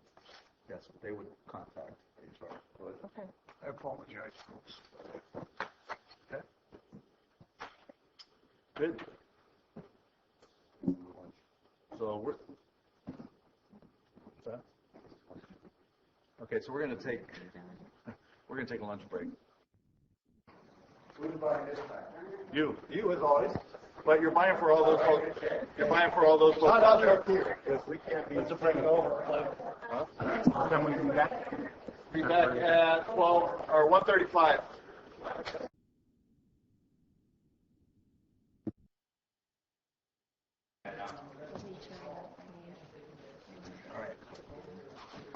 Okay, so let's come back to our meeting, please.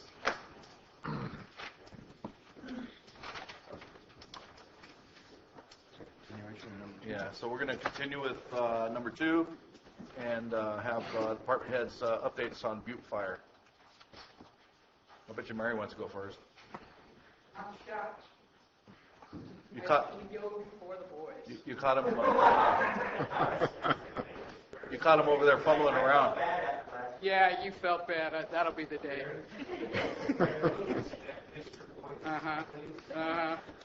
Hey, I'm older. I know. I can call you boys. I can. Good afternoon, Mary Sawicki, Director of Health and Human Services.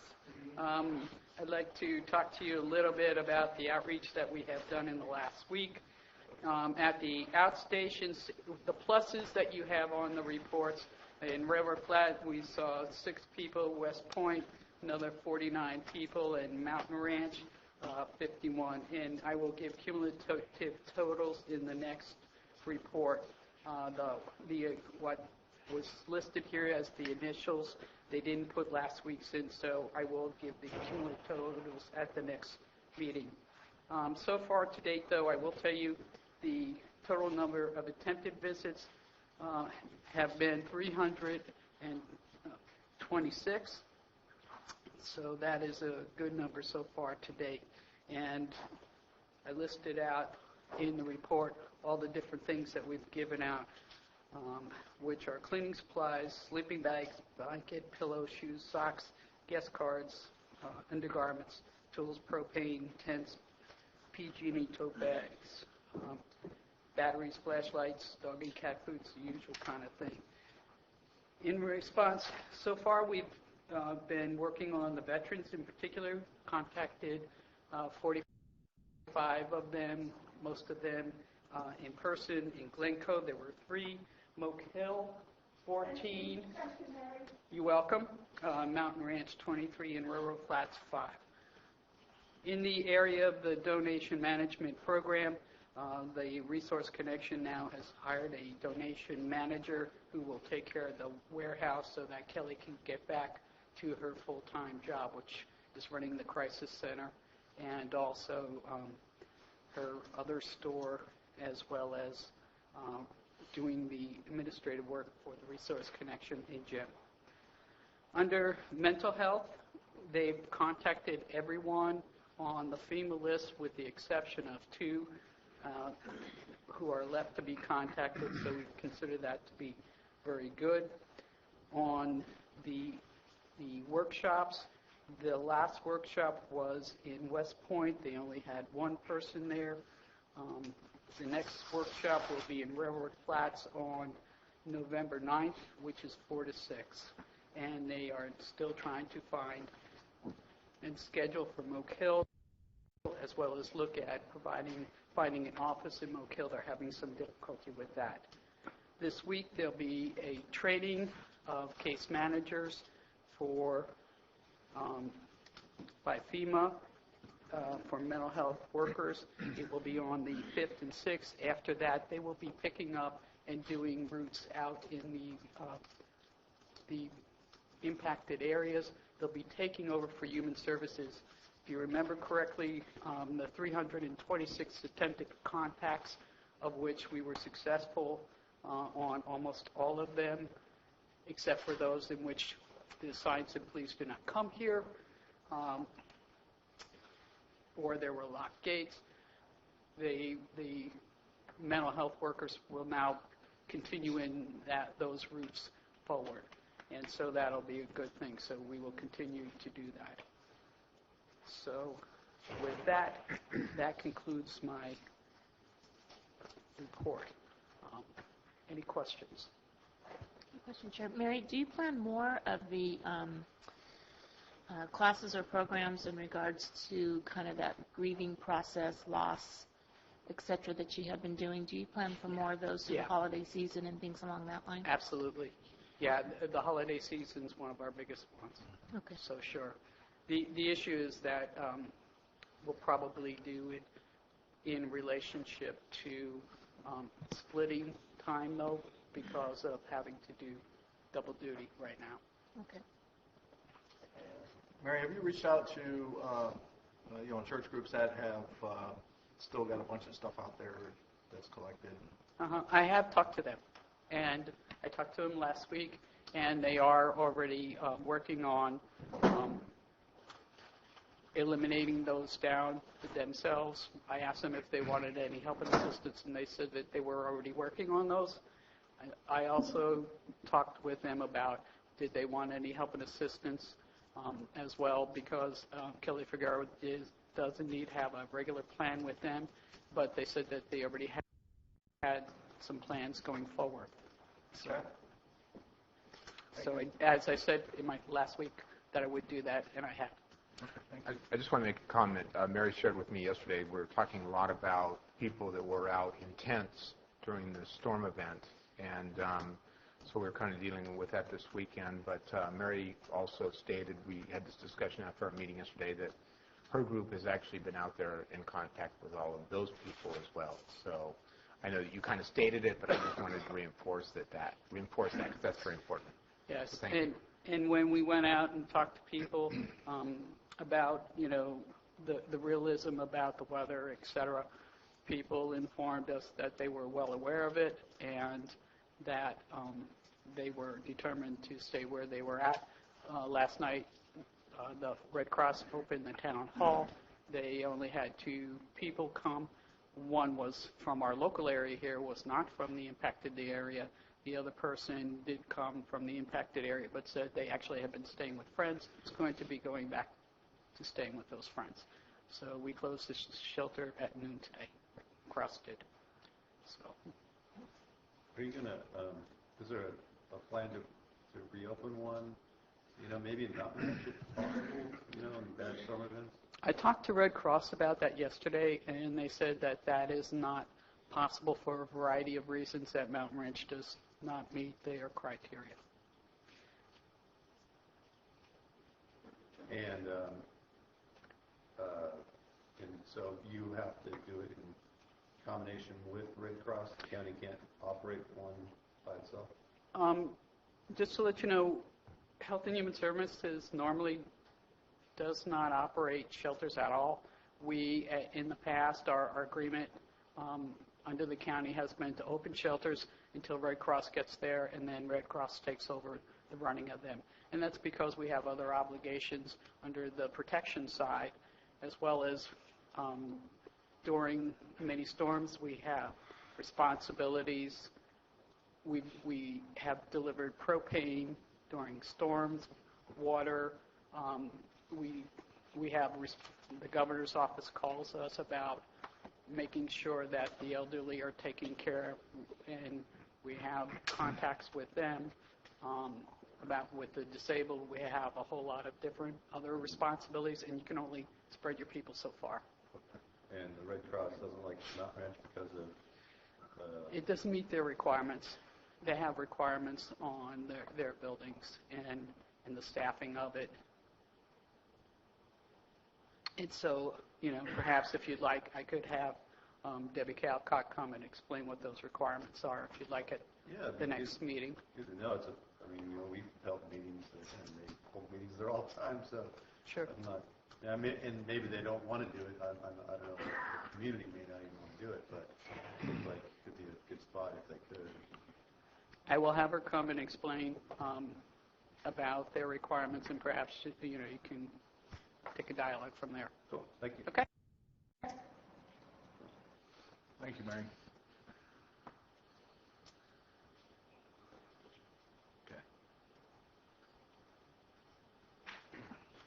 Jason Bates, Calaveras County Environmental Management Agency. Want to give an update on the debris removal process. The weather ceased our operations yesterday and today, but we are rolling out 20 teams tomorrow. So last week we ended up with 14 teams. Tomorrow we'll be starting out with 20 teams and ramping up our operations. Today, just the site, with the amount of moisture and stuff, they felt for safety reasons to cease operations today. We continue, we're working in the central and west end of Jesus Maria Old Gulch. the Wendell Road area in McCulmy Hill. We're also going to be expanding out. I find out this afternoon the additional areas that we're going to be expanding out in. I know we're also in the Creation Way area as of last week to assist somebody who had a FEMA trailer placed prior to the debris being cleaned up. Tomorrow, speaking of the temporary housing, we're having a meeting just with building and my staff to make sure we're all on the same page with the temporary housing and that process. So when people come into our office or the building department office, we're speaking the same language and ensure the expedition of that approval process. So far, we've received 688 right of entry forms. We've had our first person who completed the self-certification process, and we're still completing the expedited cleanup process for the non-HAS sites, what I spoke about last week, the fire, the woodshed, the chicken coop sites where a structure was not lost, and basically what they have is green waste and metal recyclables, trying to expedite that cleanup process for them, working with Jeff in the landfill and coordinating that effort so we know what the people are bringing down there, and it's not they're not bringing down potential hazardous ash or other materials. So that seems to be working good. We've been denied entry to one site that was in our ROE program, and they backed out, and they're going to go through the self-certification process. They may change their mind, but again, to reiterate, November 6th is our deadline for the ROE program. If people do come in within the following week, we'll accommodate them, but as we ramp up our teams and we sweep neighborhoods, it's hard logistically to go back to areas, in December, January, after we've swept that neighborhood. And that's why as we increase our debris removal teams, that we are systematic and efficient in our processes, going from one property to the next and looking at logistics with that. As soon as we have to start jumping from one property to the next, it's not cost effective and it takes more time. I want to warn people too, as we increase teams, we figure about 6 dump trucks per site per day. So as we have 20 teams, that's 120 dump trucks on the road. That's a lot of dump trucks going through our main arteries, and we're coordinating with Jeff, with Public Works and his crews, and the Sheriff's Department, so they understand where we're operating, and just advise the public to use caution when they see the debris removal teams and the heavy equipment. Of course, public safety is our main concern as we go through this process and expediting the property cleanups. People may see teams performing site assessments. There's teams that are performing asbestos site assessments. We're seeing a lot of asbestos in the ash. Also, there's teams that are performing assessments looking at the total amount of debris on site at the property. So when the debris removal teams come in, they have an idea of what to expect ahead of time as far as total debris at the site. So we have some good flyers up in our office, also on the Butte Fire website and Facebook, who's who on my property, and also infographics explaining the process. So we're continuing to get sites cleared and also have analytical results, samples for those properties. Once the samples are taken, it usually is 5 to 7 day turnaround to get those analytical results back. We're trying to expedite it, but it does take time to perform the analytical on the metals. So, but as soon as we get that, we're forwarding that information to the building planning department, Public Works, and the assessor's office, so those people know we have the sites cleared and they're ready for whether it's a temporary trailer with that can be placed there, and or submit plans to Jeff White, building department. So that's where we're at. We also ramping up. I have a mutual aid worker here this week that's been assisting with the household hazardous waste. Department of Toxics is here. If people are going to go through the self-certification process, they will come out to your site and remove the household hazardous waste for free. That's the first step in the process, and the property owner can sign a one-page access agreement for that. So we'll be continuing to take those, and they can come to our office or go to the Butte Fire website to obtain that form. In addition, we're really trying to perform a lot of outreach as we get the rains, have concerns with private wells not being secure and surface water intrusion. We've developed right away an expedited certificate form for the well contractors to complete. And this was so they wouldn't have to come into our office and obtain a permit every time. But we know that there's 300 plus wells that have been impacted, and we want to make sure that if those people that maybe are moved away or haven't done anything, that we can start doing outreach and follow-up to them, so at least if they're not going to use the well, that they get it secure so we don't have surface water intrusion and contamination into that aquifer, and also public safety concern having that open hole. So that's another project that we're ramping up. Any questions?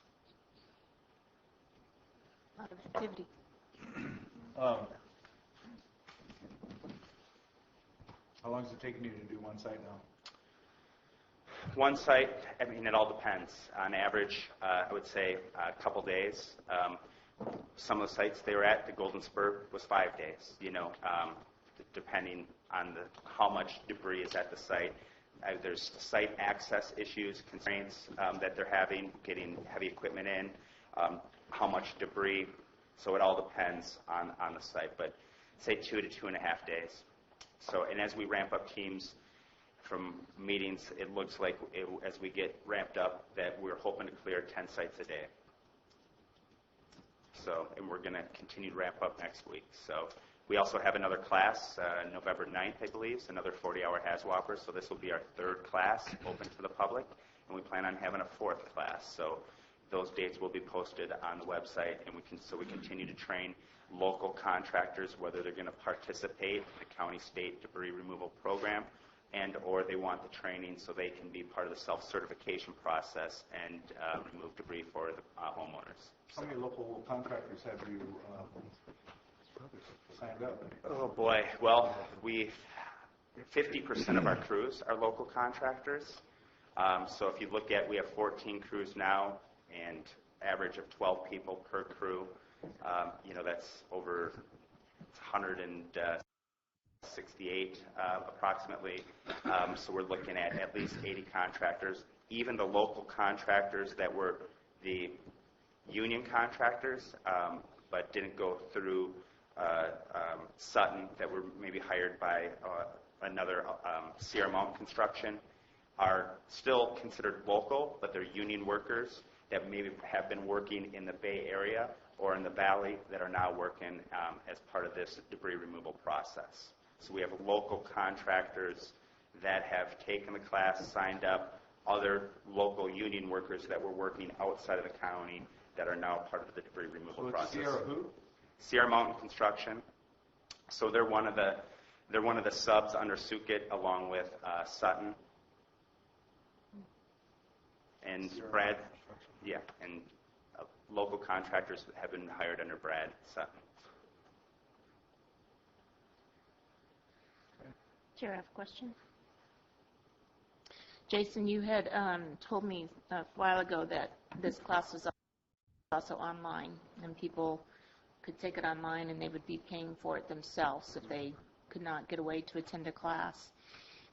If they go to the class, and I understand, and then that fee is incorporated into your program and kind of no cost to the individual. Mm-hmm. Is there any way a class like this, if they did go online, that it could be waived under any of your programs? Or so the class that's here is a CalRecycle contractor that's also help performing the asbestos assessment. So they are on contract with CalRecycle. Mm-hmm. They do not have an online class. So if that was to happen, that CalRecycle would have to go out to bid to an online provider in order to contract with whoever provides the online class. Okay. NES, who's providing this class, does not have an online version of it. I've checked because I need my 8-hour refresher. Okay. All right. So I've been trying to squeeze in the last couple of weeks. I haven't found 8 hours to do that. So. You can't pay. Yeah, no, that's what the online's good. Chair, question for Mr. Belzer. How are we being influenced anymore by the OES state going out to bid for contractors? We're still ramping up our operations. We should find out this Friday on the award of that bid, but I've been assured we have funding to continue our operations, and that's why we increased teams last week. We increased teams this week, and we'll continue to increase once the current contractor, Sukit, did bid on the job, and so once we find out, we'll have to, ensure, and I've been ensured that's going to be a seamless transition, and I've been speaking loudly that it has to be a seamless transition, believe me. Thank you. Yeah. Thanks. Thank you.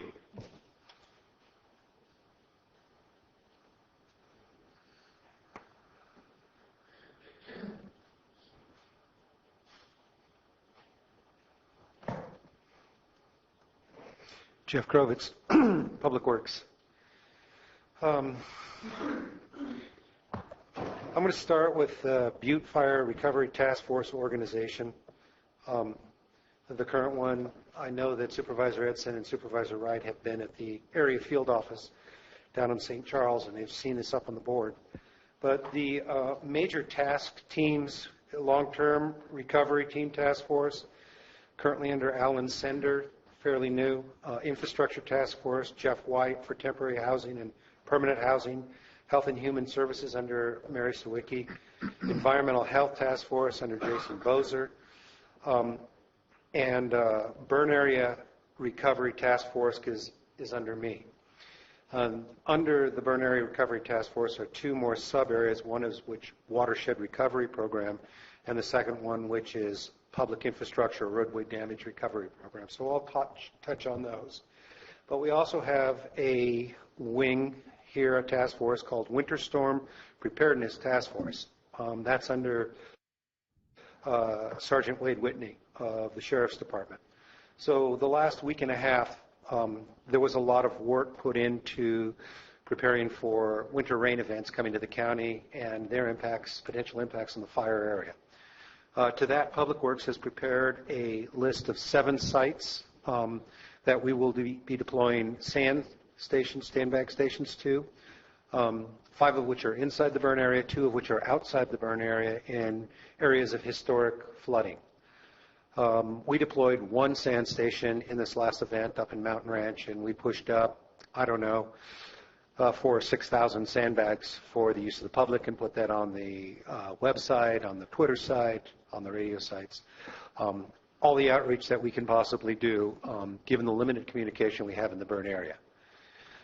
In addition, I also put together an exhibit of probable road closures and high stormwater events where I plan on closing roads that would be hard closures in the event that we see high-intensity rainfall coming into the burn area where we know we will likely get flash flooding, and I don't want to risk any public safety. That's why I'm planning on doing deployment 2 days, if I can, 24 hours in advance of the event, with changeable message signs on 26 on Mountain Ranch Road to indicate flooding is coming, and then we will deploy the hard closures at specific locations. So that's available out of the PIO office, also on the internet site for the Butte Fire Recovery.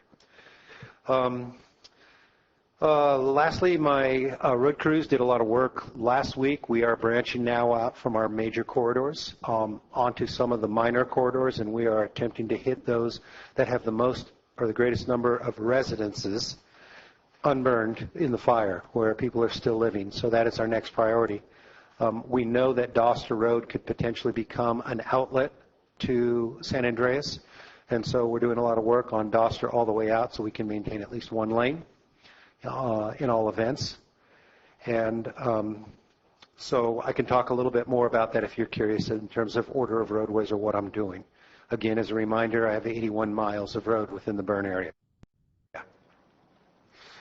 Okay, so moving on to the Burn Area Recovery Task Force, I'd like to start with the Road Damage Recovery Program. The Road Damage Recovery Program is going to come in 2 major flavors. One is supported and funded, partially funded by FEMA, and it's called the Emergency Recovery Program, and that is for, I hate to use the word, but federal aid roads. Even though the county has not received federal aid roads, 5 of our roads within the burn area are considered federal aid roads because of not necessarily their width or their average daily traffic, but because they link residential areas to state highways, and they serve as major corridors or arteries in and out of our higher density population areas. Those roads would be Jesus Maria, Railroad Flat, Mountain Ranch, Sheep Ranch, Frisco City. All other roads within the burn area are considered local roads, and they will be under a secondary program called the Public Assistance Program, which is jointly funded on a 75-25, 6.5% basis, 6.25% basis to the county for the remainder of those roads. The Public Assistance Program had the applicant briefing a week ago Wednesday, right here in the board chambers, to let us know what the structure and nature of that program is. And then the second major event that occurs on that program is the workshop where we actually begin sitting down with our counterparts on the Public Assistance Program with FEMA and Cal OES. For Public Works, that occurs tomorrow at 8:30, and included in that will be Rebecca Callan to help support that we are doing our paperwork correctly, that we can be audited in a defensible way, and that we have chargeable programs and accounting within the Public Works Department in which to charge our time that can then be directed towards matching funds. So that kickoff meeting occurs tomorrow. The next phase of that is me deploying our counterparts from Cal OES and FEMA into the field, looking at my list of projects. I have a long list of projects that include both roadways, some recovery in parks, for example, recovery to the community park in Mountain Ranch, recovery to facilities at the fairgrounds, including Gun Club Road, because it took a lot of beating during the suppression operations. Jeff, I just wanted to make sure that when you're talking about specific work to be done on the ball field and the community park in Mountain Ranch, that you work with Bill Schmidt closely, because he's been basically in charge of that, and so he actually has a whole bunch of seed to replant the ball field out there, the outfield grass. So if you can just contact him, and you know who he is, Mountain Ranch Realtor. Wasn't he the former owner of Mountain Ranch Realty? No, he's the younger guy. Oh, Ethan Stark? Yeah. Okay. No. He's running around with shorts and a Hawaiian shirt on. Yeah. Aren't they all? That's Aren't they all, Supervisor Edson? It's the Mountain Ranch Realty. Oh, Mountain Ranch Realty? Yeah. They just call their office there. He lost his house, so he's there most of the time. Yeah, I think I actually met with him and his wife. His wife is a nurse? Okay. I've met with them.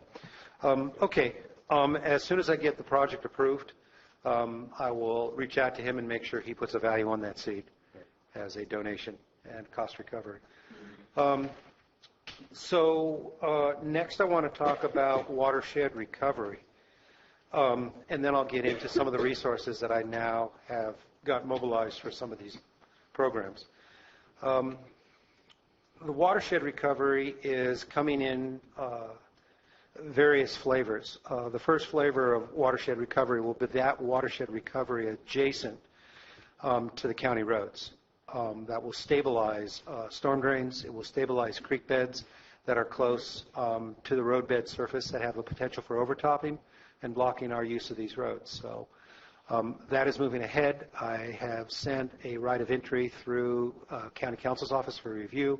It has been approved and is now being deployed. We sent out, I believe, 190 requests yesterday with additional ones today. And that right of entry is generic enough that I can use it for not only public right-of-way or adjacent private property to public right-of-way, but when we start deploying these other programs for watershed recovery on private land.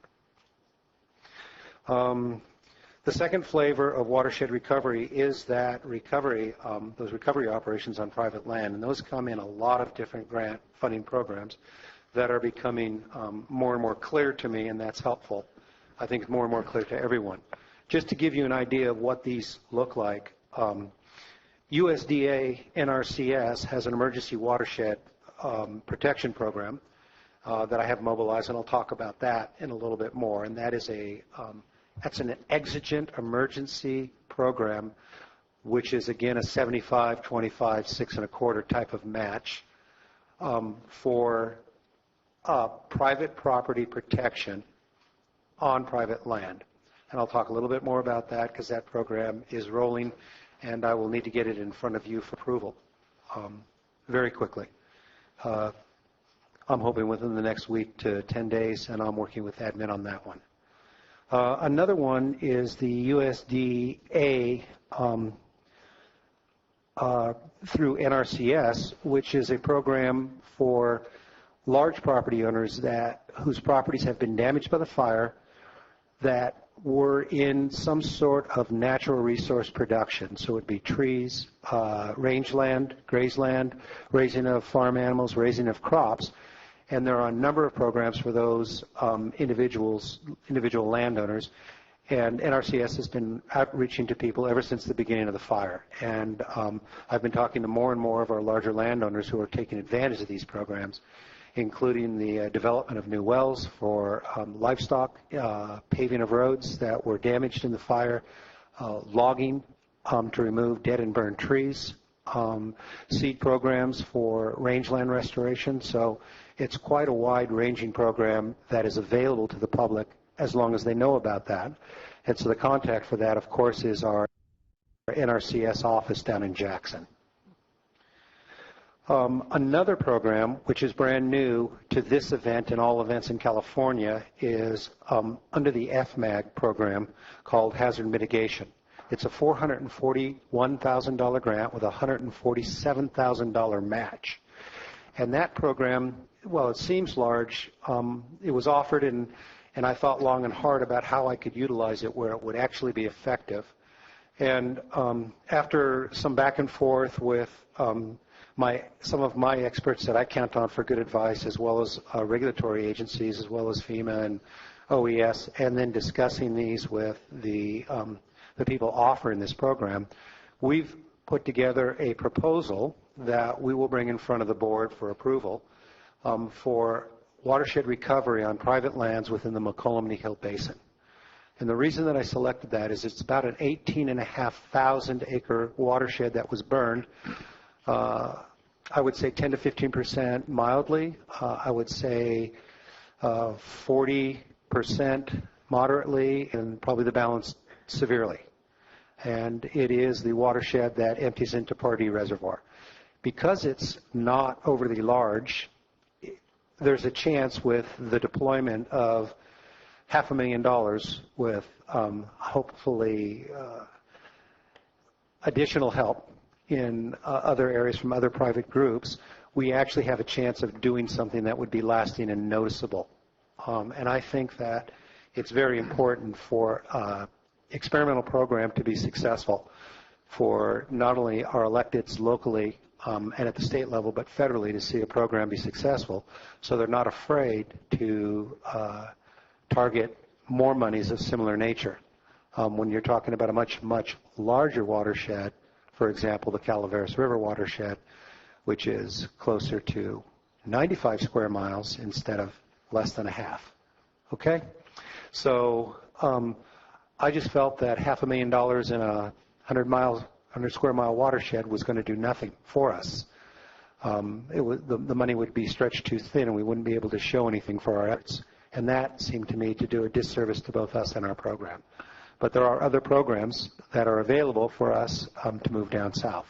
I've made the formal request of FEMA and Cal OES if they would consider giving us a second FMAG hazmat grant for the Calaveras watershed as starter, as it were, seed money.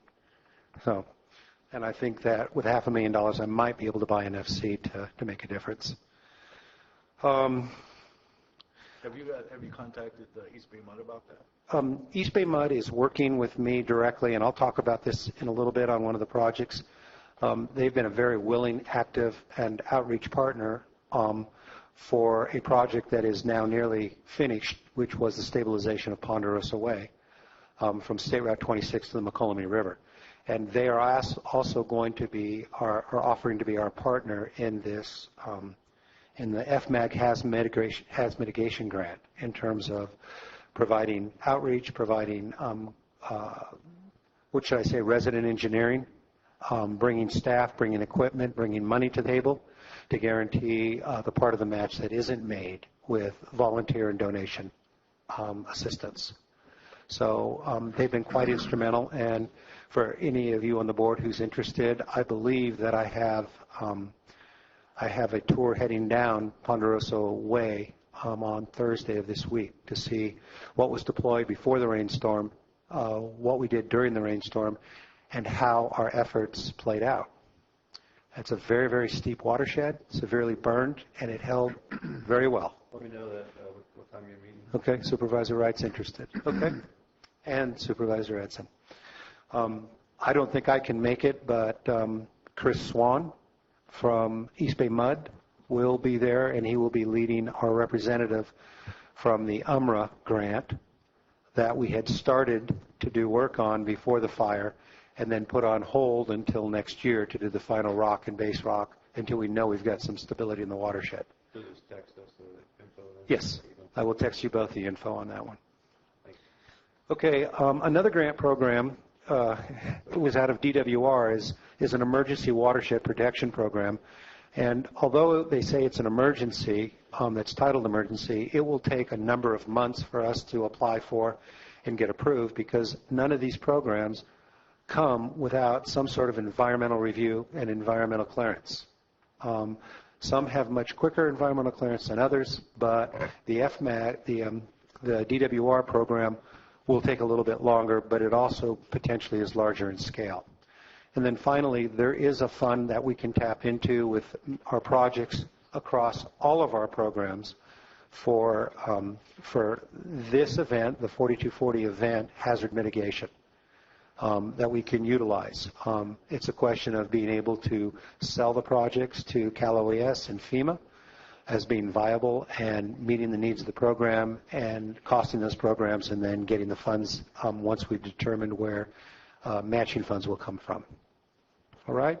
So that's basically the outline, big picture of the watershed recovery, including the public infrastructure within that watershed. Any questions on those particular items?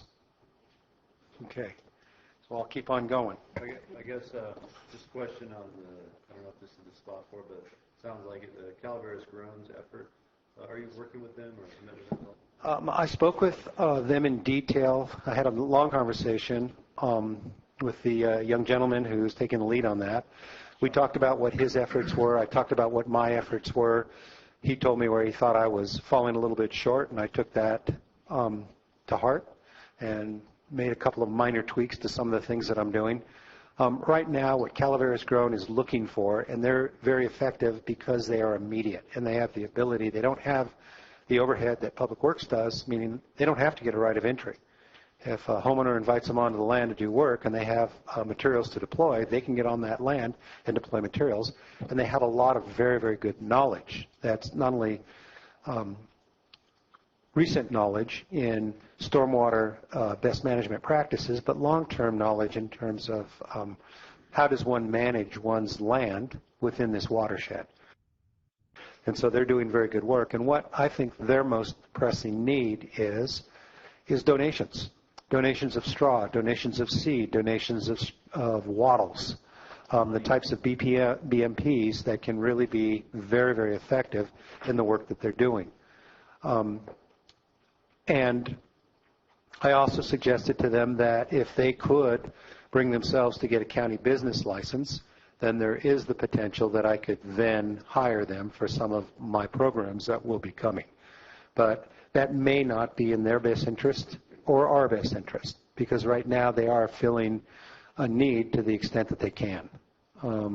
They're not getting paid for their efforts right now. Is there any cross-pollinization or cross-resources that we can use? Like, can we provide some of the materials that they're using for the rest, stabilization?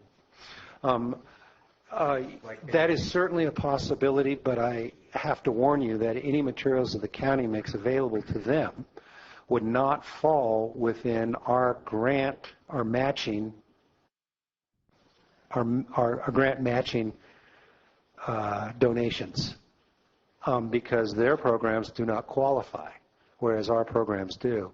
And so, for example, if The new tub grinder, which is arriving next week at the landfill, creates essentially, assuming I have enough green waste, up to 200 cubic yards per day of chipped green waste, and I moved that up and donated it to Calaveras Grown, then I could not use that donation value or that trucking value as matching funds for one of my other grants. That means that my matching funds are going to be having to come from someplace else. And what I am trying to do is I'm trying to preserve what resources that I have for these grants to reduce the dollar amount that we have to contribute out of our existing programs, even though it only could be 6.25% or less. Okay? So as we get further into the programs and the programs are deployed, and if it looks like I'm really reaching my grant levels with donated programs and volunteer labor, then I have the freedom to then begin donating some of the county resources to that type of a group. Okay? Hope that might not be the answer you wanted to hear, but I hope it's a start. It usually is not the answer I want to hear, but that's okay. Okay. I appreciate the effort.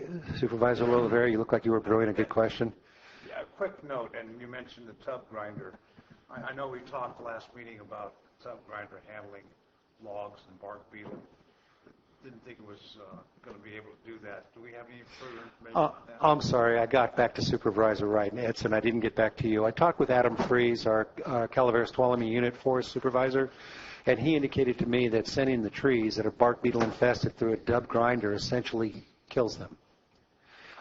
And once we spread that bark out on the land and it dries, they are dead immediately. So he said that's an extremely effective treatment of bark beetle infested trees. Excellent. Thank you very much. Sorry, I forgot to include you in that communication. It's all right. Any other questions, or can I move on? Okay. So moving on to the roadway program, that would be either the emergency recovery or the public assistance program. I have a list of projects that we put together. They've been reviewed by both road crews and by engineers in my engineering office. And what we did is we took and did detailed analysis of the 5 collector segments, or the 5 federal aid segments, which is about a little more than half of the miles of road within the burn area. And we came up with a cost of about $4.3 million of damages for recovery.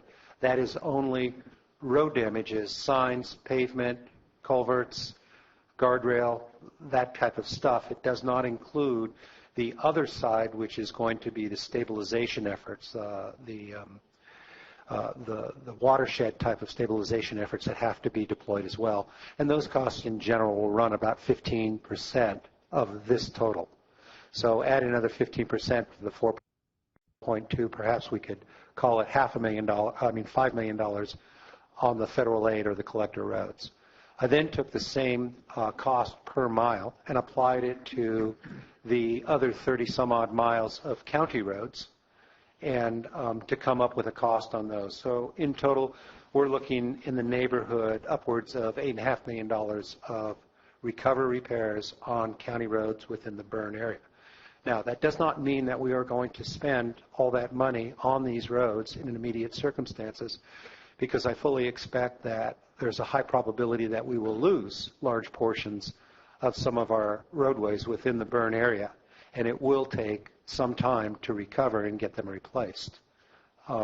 Specifically, the one of my greatest fear is, of course, Jesus Maria Road in the neighborhood of Hoover, at the bottom of the canyon, at the bottom of both Calaveras River and Jesus Maria Creek. I really, any kind of event at all that exceeds a 2 or 3 year storm is likely going to do significant and semi-permanent damage to that roadway, and it would then have to be recovered with an engineered fix.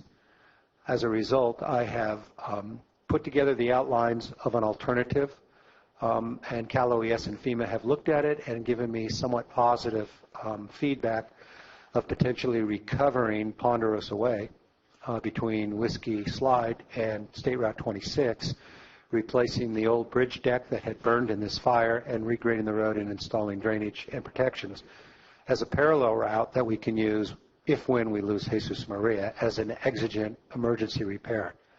That's a good idea. Okay, thanks. So that is one of the projects that we will be discussing tomorrow. That one wouldn't actually be kicked off until we did take on the type of damage that would prevent us from being able to reopen Jesus Maria Road as a through roadway north to south within the burn area. Okay? I mentioned to you some of the other projects. A couple of, I have mentioned to you the Mountain Ranch Community Center project, getting the ball field ready for playing in the spring. I also mentioned with you some of the potential damages that we took on out at the fairgrounds. And a couple other projects, I have some suspicions of potentially losing some other areas, potentially the culvert at Wet Gulch and Whiskey Slide, apparently a box culvert near Cave City, near the caverns, Lower Michael Road Bridge over the creek running parallel with Mountain Ranch Road. So I've identified those projects and put some cost to them, and I'm going to put those in so that I don't have to do it should we lose them. If we don't lose them, great. Those projects will fall out, easier to take out than to put in. But it's not horrible to put a project into these as damage occurs as a subsequent result. Questions on that? Okay, so I've talked a little bit about the Ponderosa Road project.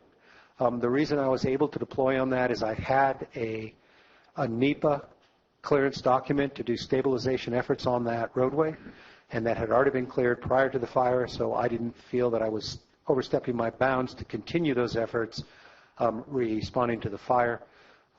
East Bay Mud was significantly helpful in making that work, including one of my crews deployed under contract from CCC. So now I'm beginning to go into some of the resources that I have and I'm mobilizing to help me get these programs on the ground and moving forward. One of them is the 3 crews of CCC, 2 crews which were working with the road crews and 1 crew which was working up on the Moke with the East Bay Mud crews. They have been under contract and deployed for a second term. They have 14-day straight terms, and then they get a day off, and then they come back. So one of my crews has already gone on vacation and come back, and the other 2 will be doing the next thing today and I believe yesterday. So we really never lose our full complement of CCC crews. The one thing that I will tell you is that those crews were deployed in tents in Mountain Ranch Community Park. We've since relocated them up to Lodestar, where they can sleep under shelter and they can cook under shelter. So that appears to be a longer-term deployment, and that's a better use. A little further for them to drive down to Mountain Ranch, probably not quite as far for them to drive up on the Moke, but it gives them shelter and it gets them out of potential harm's way in Mountain Ranch on a wet, soggy field. I wouldn't want to sleep in a tent out there. So thank you for logistics for helping me to put that together. How many per crew? There's anywhere from 10 to 17 per crew. So when the 3 crews are fully deployed, it's just over 50 people, including a cooking crew that actually does the shopping and the cooking to do the support. And so in the morning they're making breakfast and packing lunches, and in the evenings they are making dinner and getting the kids deployed to make their, I think the kids actually make their own lunches. They just get set up to do that. Okay. Thanks. Any other questions on those crews? I have availability to ask for more crews, which I fully intend to do when I get approval of some of these grants, and I could use CCC fellers or potentially CAL FIRE fellers. My CAL FIRE inmate crews, I've made requests for them that are in. I've got a meeting with Captain White, I believe, on Thursday for us to talk about where they're going to be deployed. Outside of the burn area, I've got deployment requests to clean out Cosgrove Creek and San Andreas Creek. Inside the burn area, they are helping cleaning out alongside of the roadways. And they've been doing that, and they will continue to do that. Today they are just above Senders, cleaning out the dam up there. Okay? Are you going to, on that dam, if somebody reviewed spit out the words, how is that dam doing? The dam apparently is doing fine. I have to tread a little bit carefully here. Suffice it to say that Scott Anderson and myself met with Alan Sender very recently and went over his concerns, provided some suggestions, and then put together how we plan together to flood fight and keep his facility, which I consider an essential facility within the fire burn area, open and running for business with a very limited amount of closure. Okay? Questions on that? So far, so good. I'm remembering this stuff. Some of the other resources that I have deployed, I made not a mutual aid request. It is a task request from a state agency out of Caltrans. They provided me with a project engineer, project manager, traffic op engineer, design engineer, landscape architect, and a construction engineer.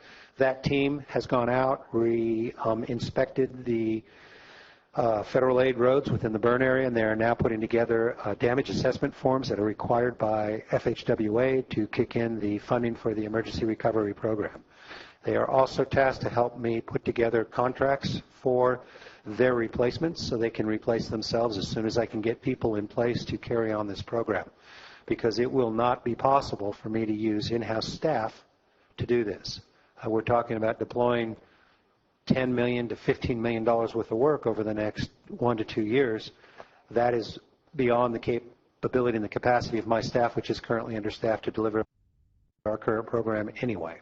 So that's been my best way to... What? Until they replace themselves. I also have, through the same kind of request with Department of Water Resources, I have a geologist, I have a project engineer that are arriving Wednesday. We will be meeting to discuss immediate repairs that they can help direct on the roads, as well as the larger grant project and some of the larger watershed management projects to see if it's deployable under the hazard mitigation programs, such as large sediment dams upstream of New Hogan and upstream of Pardee. So they will be arriving on Wednesday to begin that process, and Monday of next week I will have 2 teams of flood fighters. They come with their own equipment, their own expertise, and they will essentially be in lockstep with our road crews and potentially CAL FIRE crews for the deployment of exigent emergency preparation measures on the county roads.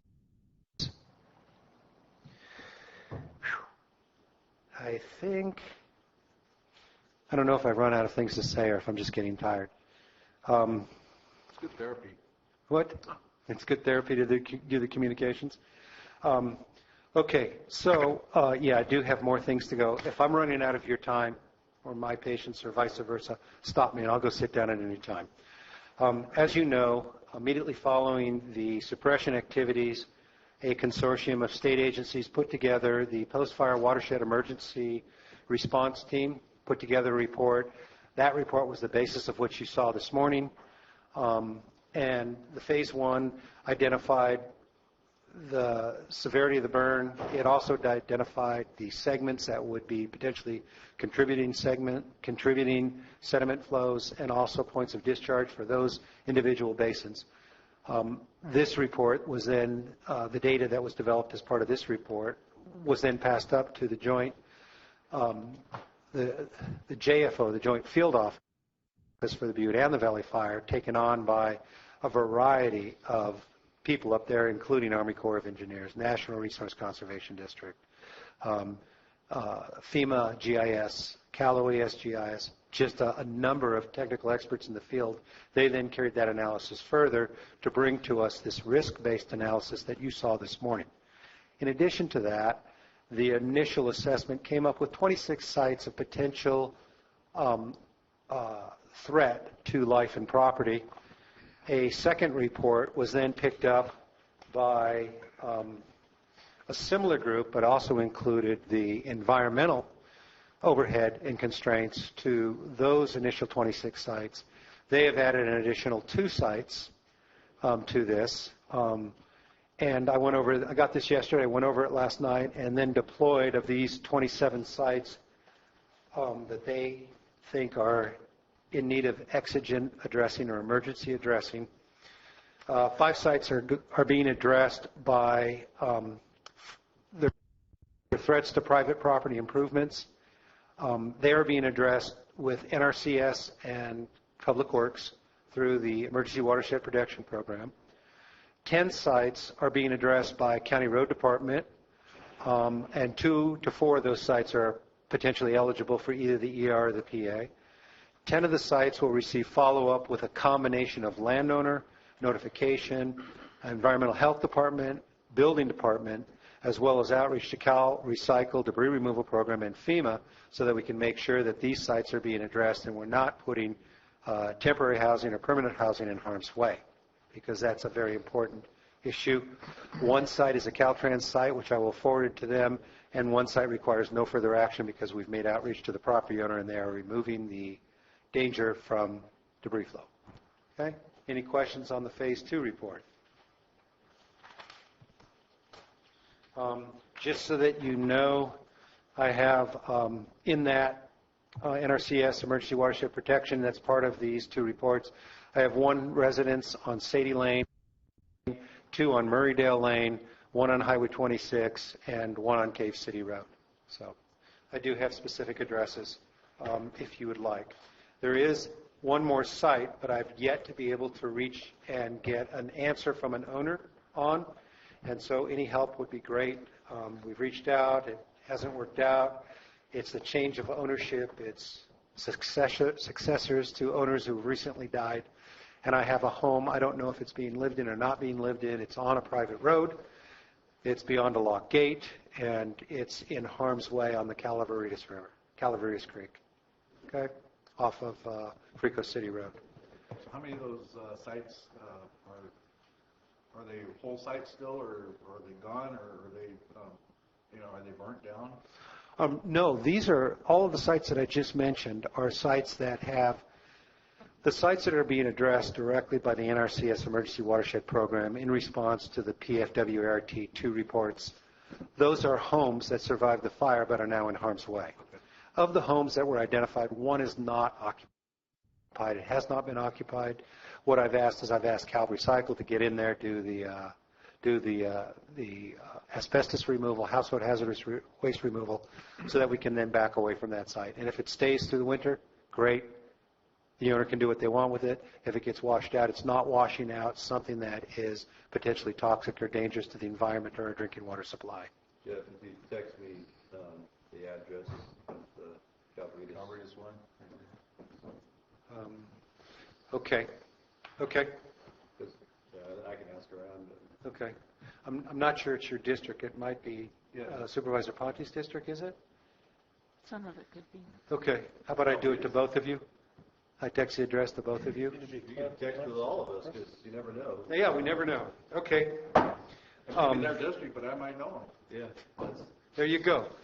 I'll text it to you all, or have someone in my department text it to all of you. Okay, so then that leaves the last point of discussion that I alluded to this morning, which is what are we doing in our attempt to provide information and protection and emergency response to those property owners whose homes haven't burned, who are still occupying in the burn area, that are potentially in harm's way, that weren't in harm's way prior to the fire. The County GIS group has received the final DINS report from CAL FIRE. They are now going through that, comparing it with our internal county data for accuracy, to make sure that we haven't counted places twice, or that the places that we have counted are accurately identified by ownership and address. That database is also being compared and combined with the right of entries secured through Environmental Health Department. Okay? Once that list has been assembled and, how should I say, ground truthed, as it were, we will then take all other parcels that we know to be developed within the fire area, subtract those from the known burns. We will then go through those known remainders and compare it against our post-fire aerial photogrammetry to see if we can see sites either burned or unburned. And we will start the process up again. Those that are not burned, we will then put onto our mapping, onto our risk analysis mapping, and if they are in harm's way, we will provide those lists of addresses to the Calaveras County Office of Emergency Services for deployment in advance of storms, either through telephone calls, through Nixle alerts, through radio alerts, through all the methods that we have determined to define as being necessary for this type of notification. So, and I'm hoping to have that together before the next rain event. Okay?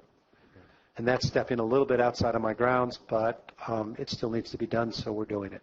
So we didn't really have much going on with this one. We didn't have what? Much going on with this event that we had? Well, in this event, what we did is we went out and we provided notification to the properties that were on the PFWERT emergency list. And we deployed the sheriff's deputies on Sunday to let the people that are living there know that they are in harm's way. It still creates a little bit of a problem when you're talking about private lands on private roads behind locked gates that county does not have keys to. So, you know, now it becomes public safety versus private property rights issue, which I don't believe that the sheriff would be busting down the gate, cutting a chain or cutting a lock to get in. And we can only hope that we have another form of contact with those residents. No, what I'm saying is, you know, do you know the rainfall that we had? Oh, well, I know what we had in Mountain Ranch because I was following it between Sunday afternoon and early this morning. It stopped, I think, around 2 or 3 up there. We were closing in on between 1.6 and 2 inches.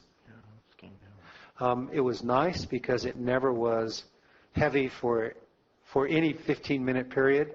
It was heavy and it was constant and it went over a long period of time. So that's really one of the best potential rainfalls we can have. It drives the air into the soil. It soaks everything. It starts mobilizing the seed bank. And the next 10 days of relatively warm weather will do wonders. We will be greening up the burn. It will be a different looking area from an aerial photograph a week from Monday. So I just can't help thinking when this thing first started, I was probably on the second day I was talking to you. You were talking about seeding already. And, you know, and everybody kept saying, no, we can't do that, it's not going to work. But in this case, I think that we've had 2 decent rains with a lot of warm weather. I think it would have probably been pretty effective. Well, seeding unto itself as a BMP is not effective. It becomes fodder for birds if it's not covered. It gets washed out with the soil if you haven't got a mulch or some sort of a cover over it. And if you're trying to drop seed into a hydrophobic soil area, it's not going to do anything because it's not going to sprout and it doesn't have enough nutrient to sustain itself. And so it has to be seed plus, okay? And depending on the severity of the burn, it has to be seed plus plus. Moderate burn, it's seed plus. And so, yes, while the state and federal governments repeat again and again that aerial seeding is not a preferred method of attack, in combination with other BMPs, it can be quite an effective attack. And good to know from my perspective that I'm not being limited on the grants that I'm applying for in terms of what I choose to deploy. As long as I have support, scientific support for it, having been successful in the past, and I have the support of the landowners, then it's really full speed ahead within, of course, federal and state programs in an emergency situation, which is faster than a normal program, but it's still probably too slow for you and I. Very. It's not just us. It's Okay. Not just you and I know. Folks living out there and not at their homes. But the last thing that I would want to do in this event is deploy temporary housing, deploy permanent housing, or allow people to exist on places that didn't used to be in a flood zone that are now in a flood zone. And so all those 3 have to be addressed. I mean, our first and highest order of business is to protect life. Human. Thank you, Jeff. Anything else? Thank you. Thanks, Jeff. Thank you, Jeff. Mr. White?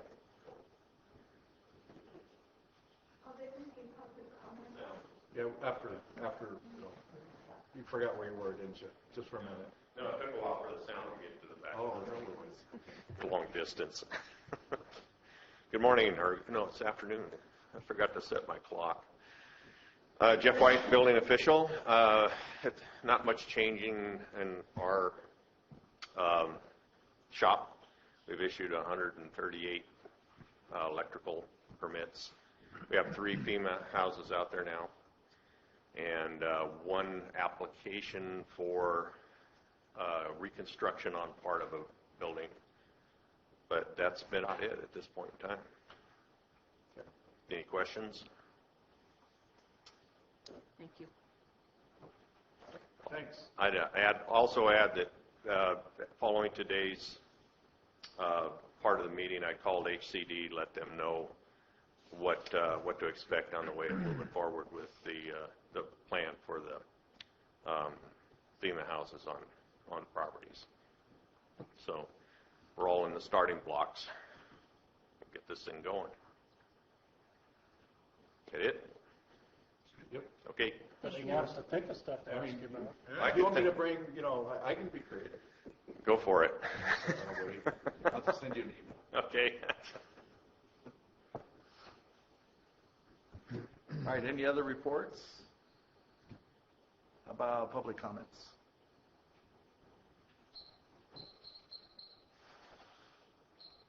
Rosemary Wilson from McCullamy Hill. Jeff has also been attending public meetings, at least 2 that I was at, outside of Mountain Ranch Community Hall late into the night, and also at the recovery from wildfire recovery that was held last week. One of the issues that my neighbors and I are running into is that whilst the straw is being delivered to different locations, it is an enormous job to then take those bales in the back of your Subaru or on the back of a truck and actually get them up to your ground, because they're not being delivered to the sites where the straw is needed. And then the amount of straw that it does take, I'm not sure if it's something like 50 bales an acre to get it of a particular thickness all over your parcel. But that is a big concern of people. I have over about 4 different parcels, about 21 acres. Some being of more value to me than others, but I can't do that on my own, and so I'm just wondering if there are ways that different organizations can, or Jeff can try and get people organized to help either deliver the straw. And I tell you, once that straw gets wet, it gets even more difficult to lift. I could just about lift one on Dom Nuccio's land. I went up there and saw if I could lift it, but it's not a trivial thing when it comes to spreading straw over acreage. Yeah, have you talked to Amy Roach down there? I did when she was at the library doing a public information thing. There might be some help for that, assistance through that organization. Yeah, I mean, I'm pretty able-bodied, but there are... Acres, Well, yeah, that's a lot of work. You might be able-bodied right now, but by the time you end up with 1 acre, Oh, I'm going to be ready to conquer the world and covering it with straw, I'm sure. But just something to... Yeah, I'd give Amy another thing to bear in mind. Yeah. See if there's some type of, group out there that can help. Our program, the finance and, Yeah, the FAA or FFA, Debbie knows about those guys. FSA?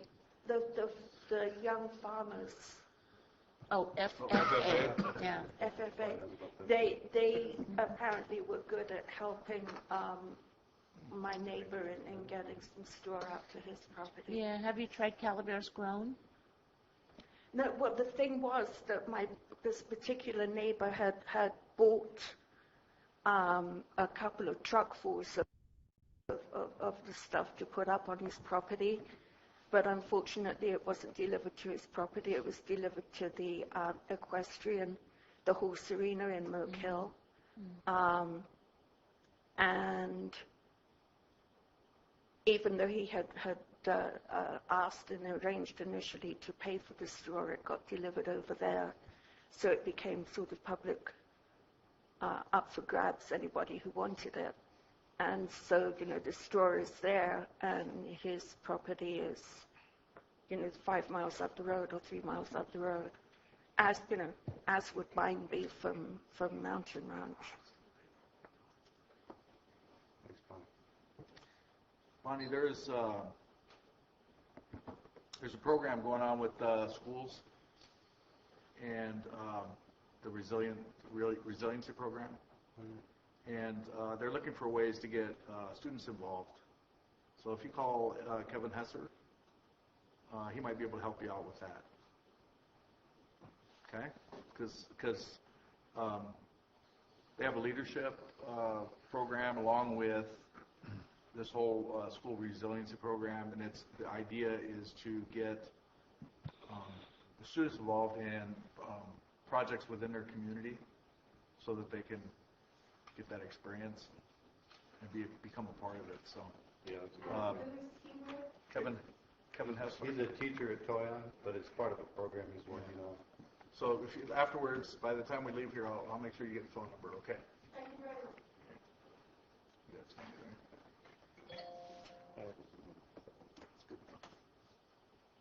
Mr. Reyes. I know you guys have been busy, and maybe you already heard about it, but Governor Brown declared an emergency as far as the trees that burned and sitting there.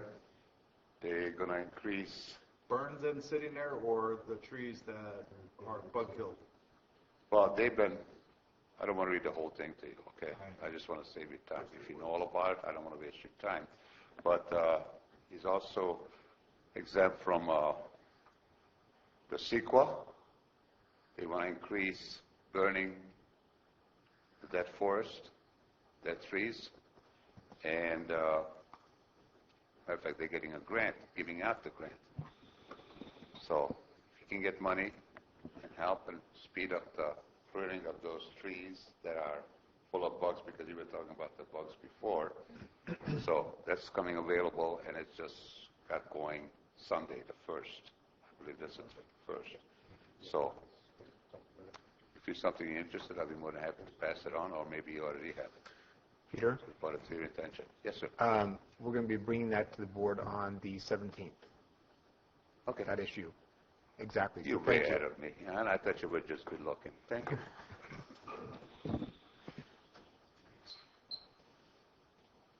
So you said you're going to bring that to the board on the 17th? That is the plan. For what? For board consideration as to whether we are going to outline what the program is and probably declare a state of emergency tied in with the drought emergency. This actually is a trailer on the drought emergency that the governor signed back in 2014. So my understanding is that the tree kill is part and parcel of that. So I have to look into it, but it may be a matter of declaring a drought emergency for the tree kill specifically to be able to access funds. Again, just starting to look into this. Chris brought this to my attention the other day. So who's going to be able to access funds?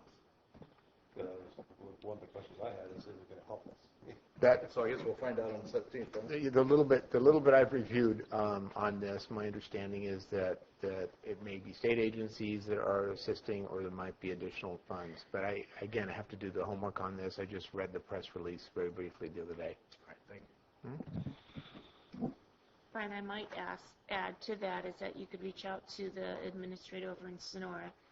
The supervisors there were instrumental in pushing that along and getting the governor to sign something. So they were, as a result of the during the fire, fire. the other counties were actually pushing this through each, like Mariposa, I know did it, Tuolumne did it, and I think some others as well. So we kind of had to put it on the back burner. Right. I know last week that the Tuolumne supervisors and Mariposa supervisors went to Sacramento and had a meeting with Brown about this specific thing, and later then it was signed. So they're pretty involved in that. That's actually good information, and wasn't aware of that. And again, just read the governor's press release 2 days ago on that, and would like to dig into it. But I think it's something very valid for this board to consider. I would agree. Okay, thanks. Any other public comments? All right, folks from FEMA or OES want to talk about something? Give a report? You're going to carry it, huh, Charlie? I think so. Very short. Charlie Simpson, Cal OES Division Supervisor for Calaveras County. We continue working in support of your department heads and CAO's office, and I think we have a few hurdles here and there, but I think we're working through things. What I did want to do is take an opportunity to introduce John Schusler at the back of the room, and he is my deputy now. He replaced Al Landbauer last week. So if you have any problems or anything, please let us know. Any questions? Thank you.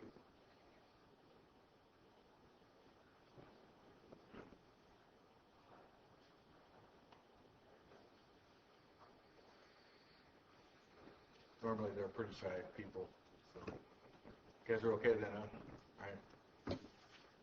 Okay, so let's move on, please, to number 3. Approve, under controller, approve theater plan modification for lending under emergency. Yeah, before I start on this, I just wanted to remind everyone the taxing jurisdictions as well as the nonprofits that this Friday is the deadline to get your application for public assistance in. Even if you have no intent of pulling the trigger on actually getting any of that money, that's the window. So a month from now, when you go, oh, I really should have put that application in, it's too late. So Friday's it. Friday, they have to have that. If someone is watching this or listening to this and they think, oh, shoot, I missed the applicant briefing and I don't have a copy of that application, feel free to contact me, auditor controller, directly, and I can send it to you. So what has occurred in the course of my office is that we are monitoring the cash availability for everyone in our treasury. And it's fairly normal for districts to potentially be in the red this time of year. It's dry period. Their tax apportionments don't come in until December. So it's not ever really very startling to me. However, we have a mechanism in place if they are participating in the teeter program that we go ahead and lend them 55% of their tax apportionment through December. So it is concerning to me when those taxing jurisdictions are actually at or about to exceed or have just jumped the line on 50% of their tax apportionments. So when we looked at who was being impacted by this, it clearly was the fire districts. And I did make mention of this. If you remember several meetings ago when we were having our final budget hearings, I said, if we were talking about teeter and the use of teeter and why do we need a balance there, and I said, the reality is we're not just the treasurer we don't just treasure the county, local government funds, it's all of the special districts and the school districts and everyone. So The teeter program is open to all of those taxing jurisdictions that treasure their monies with us. So, a couple of districts had come to me to say, we are probably going to need to borrow money. I knew exactly who those districts were going to be. And as we were going through the fire suppression activities and then even afterwards, I knew that it was going to be a problem. So I reached out to a handful of the districts and said, look, what are your options? What are you working on with regards to funding from the state? Are you going to do an application under this disaster? Or are you going to go through some other alternate funding? And it's kind of a mixed bag. But the reality is they have exceeded their available resources because of the amount of money that they put out for additional overtime staffing hours, as well as supplies. And they're probably not going to get a check tomorrow. So I have to be able to cover their operational costs through December. And if you think about it, this is pertinent for this month because we're already allowing them to borrow up to 55% through December. And then once December happens, then they get to borrow another 40%. So the issue I'm struggling with right now is between October and through December. And I have to get them through October through the end of December. And they're already at or exceeding their availability under teeter. So what I'm asking from the board is that you pass a resolution that under this emergency declaration, we go ahead and open up the teeter borrowing to 100% for the fire districts that responded during this emergency. So, we've got lots of special districts. Most of them weren't impacted directly by, any of this. Question. Mm-hmm. So they responded during this fire. Mm-hmm. Are they tracking that? Mm-hmm. Didn't we receive some funding to be able to cover some of those expenses? Or Not was for it fire just, districts. It was only county expenses? Only county expenses. So why aren't we receiving funding to cover the fire district? Fire districts are not a county. They're not a county entity. They're not under the governance of the Board of Supervisors. That's why they will be their own applicant for public assistance. So if we received ours quickly like that, then why can't they? They have to apply for it. And is it because they don't know how to do that, or?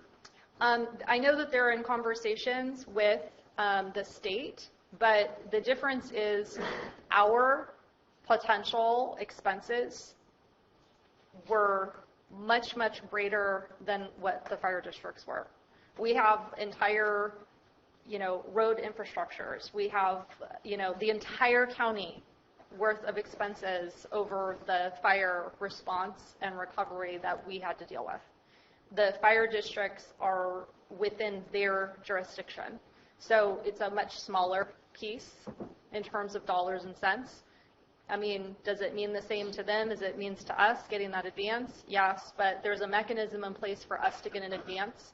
There wasn't a mechanism, and there isn't a mechanism for them to get an advance. So California didn't have a mechanism for them to run through the same type of no program that we did? No. It's not as fast. So they're all tracking their expenses. It's all going to be covered. Even the ones that had burnt up engines or burnt up equipment, that's all going to be covered, but they're going to have to apply for those recoups of costs. And in the meantime, we have a cash flow issue for operations. Are we helping them out to do that? That's why I'm bringing this to you. Are we helping them out to make sure that they're getting every bit of recovery that they can? I called them and said, make sure that you apply by Friday. We reached out to them to make sure that a lot of them have financial people working for them. Okay. So we're not involved in their day-to-day operations. There's a limit on what we have, insight on what they're doing. They have their own boards, they have their own fiscal people, they make their own decisions. So I have some districts all I'm that... saying is this is not an average, everyday type deal either. This is something extraordinary. I agree. So what I'm looking for the board is to basically open up loaning to get us through December so that they can get the remainder of their potential taxes. And it basically is open till June 30th. It has to be paid back by June 30th. And theoretically, if they get their tax apportionments when they're supposed to get them, it should be fine. The one caveat is we do have a couple districts that are going to have long-term substantial revenue losses. There is no recovery on long-term revenue losses. So what districts are they? Central Calaveras, West Point Fire. Okay. And It's mostly central, though. It's mostly central. Actually, West Point didn't lose any structures in their fire district. They didn't have any burns. What's that? Even land burn. Yeah, but they didn't lose they're not going to have revenue loss because of the fire, because there was no structures lost in West Point Fire District, except for there was actually one structure not related to the fire that was burning, but they didn't lose any. And potentially Milcolomie Hill. They didn't lose any structures, West Point Fire District. The boundaries didn't lose. It was all. I think it's more Moke Hill and Central. Moke Hill and Central. Yeah.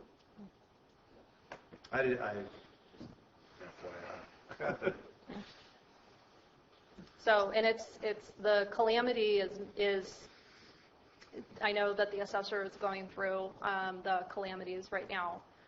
She announced yesterday at the meeting that we had that it could take, or maybe it was last week, I'm getting my days mixed up, it could take as long as 6 months for her to get through all of the properties, and there were something like 2,700 parcels that were burnt in the burn area. So, what do you recommend then, as far as like future planning to deal with that?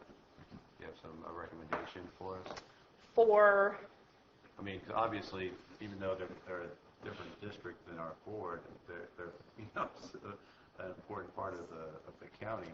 I mean, how do you have any ideas of how to help them out, or how we can help them?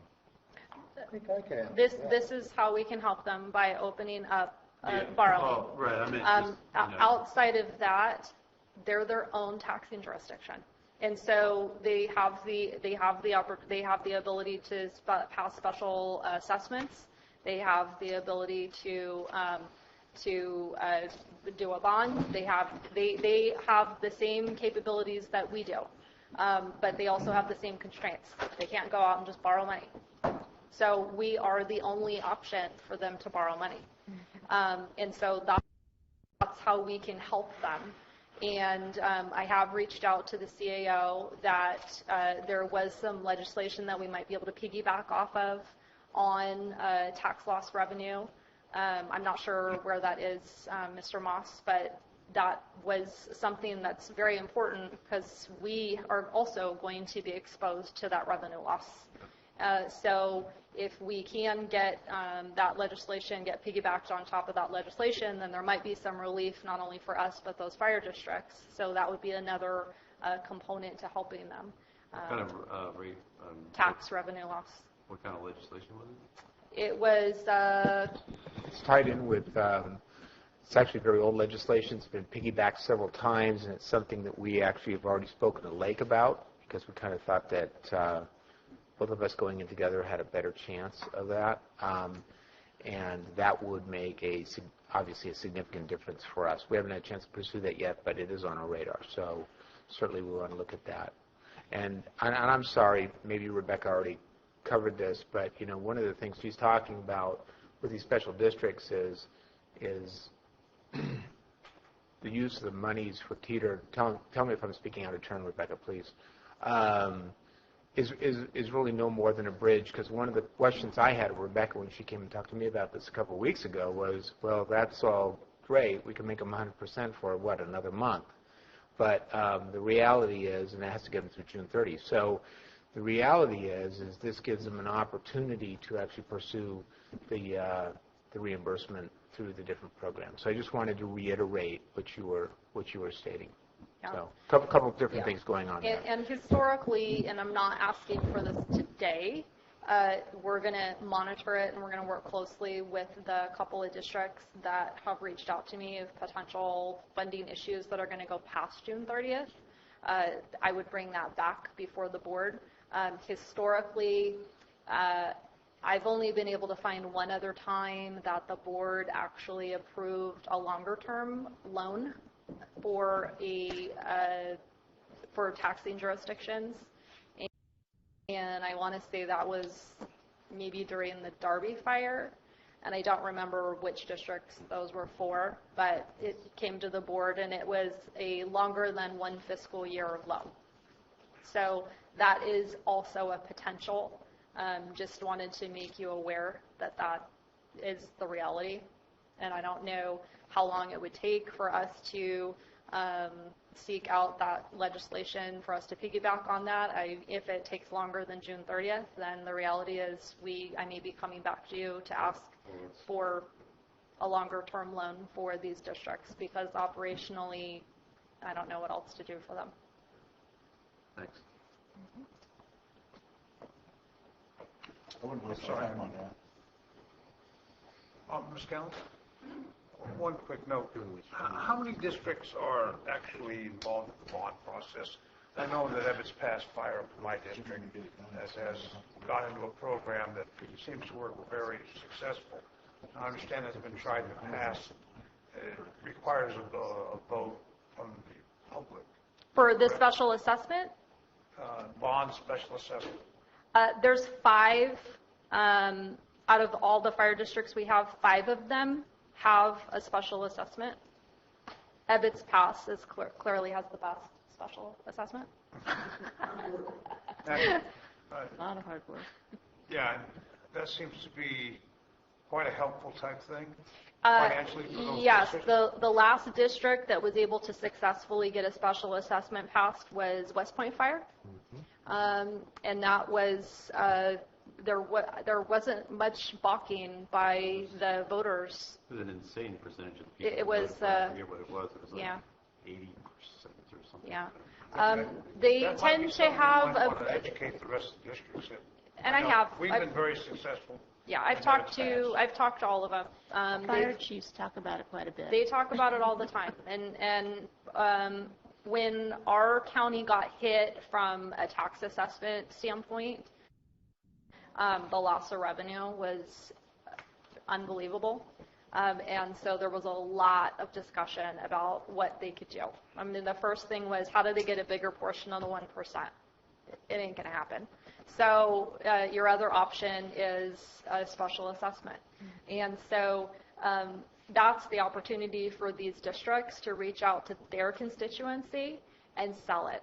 And so a lot of districts have been very successful in selling that because it's a localized tax. And it means something to the local people that live there, as opposed to if you try to pass a county-wide general tax, those don't generally fly too often. Scenario, what would happen if a fire district just goes financially bankrupt? They can't exist. What happens to that safety requirement? Who takes that over? The safety requirement still stands. LAFCO would have to come in, and basically there would be a it's a dissolving of a district, and so you would have to find another district that would take on that jurisdiction, because the safety requirements are still there. There still has to be coverage. Would that involve CAL FIRE coming in and taking over that responsibility, maybe? My understanding is you'd have to find another local fire district to do it. Yeah. So it's LAFCO would get involved because LAFCO is who originally was involved in the formation of the district as it was. Okay. It would still go to a vote of the public. So we haven't seen it happen in this county before. There's other counties where it has happened, not fire districts, but it's happened with veterans districts, with cemetery districts, and some of the other special districts that are out there that just they weren't viable districts. So they've not so much dissolved them as consolidated them. Okay, thank you. All right, thank you. Public comments? Yes. Tom Sullivan, Evans Pass Fire. I'm on the board, and a few things came up here that I could probably shed some light on. But I want to first applaud Ms. Callan for what she's doing. The fire districts in this county have been heading for trouble since the economy dumped. We're lucky. We're supposedly the richest in the county. Well, I submit we may have the richest cash flow. With our bills are much bigger than our take-in some months. But what I'm trying to get across to you is that there's going to be a comeuppance down the road. We've been working on our reserves since the economy took a dump, hoping we'd come out of it like everybody else. Unfortunately, it even got worse this past year because there was no snow. There was no skiing on the mountain, and one of our ambulances usually makes quite a bit of transport money from that. We lost a number of hundred thousands of dollars. So what's happening here is good, but what I'm trying to say to you is we will come to a point where nobody has any money if this doesn't change. And as far as our reimbursements, we have reimbursements coming also. We had bring in people for standby and so forth, and we put an engine out. We weren't touched as much as some others, but we have to wait 6 months for that money too, and that's usually what it takes. That's the normal amount. I know you guys got your money right away, but I think ours is coming by covered wagon. But I just want to make sure that you understand that we'll be back, because there's going to be some problems unless things change. Now, it could change for us, but the rest of the fire districts, I can see where they're going to be really in trouble. And as far as the CDF thing coming in, it can happen. It's not free. What they charge is cost plus 30% administrative fee. 30% is pretty steep. That's what they charge. I was involved in it in Orange County. You have to really make sure you're in control when they're here, because you want them to run the fire departments the way you want them run, not the way they want. So there are a lot of things to think about, and a lot of factors. Thank you. Any questions? Thank you.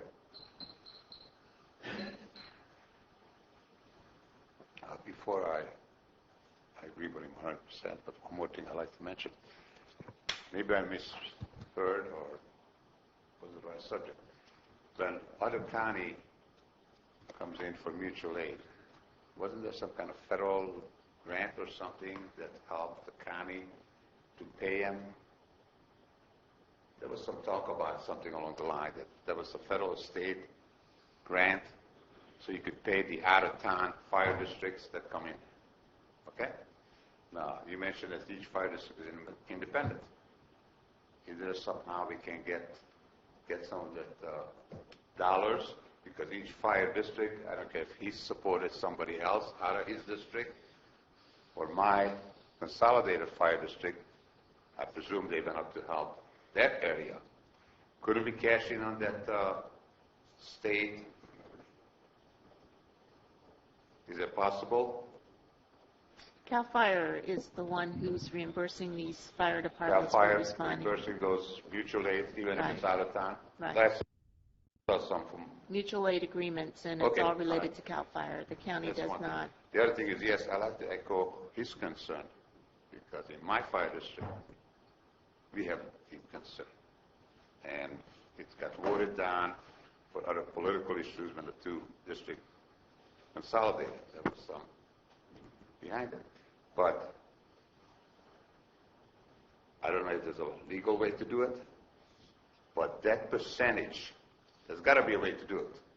No ifs and buts about it. Otherwise, you're going to see district go bust. But when you how what percentage of the property tax everybody gets, that should somehow be revised. Somehow it's got to be revised. Because property taxes go someplace where it's totally wasted, and I don't want to name the other county agency, it's a total scam, and there's some places that really need it, are not getting the percentages. Now, we're trying to work with LAFCO to make some adjustment on these districts. And I talked to some of you about it. But for some reason, I don't believe the board really didn't give enough recognition to those guys who were the first responder, who got their butts up there right away and handled the situation. They're not competition. They're your constituents and they're servicing you. So there's a couple of things that we're going to have to look at in the relatively near future so it doesn't get to be really bad.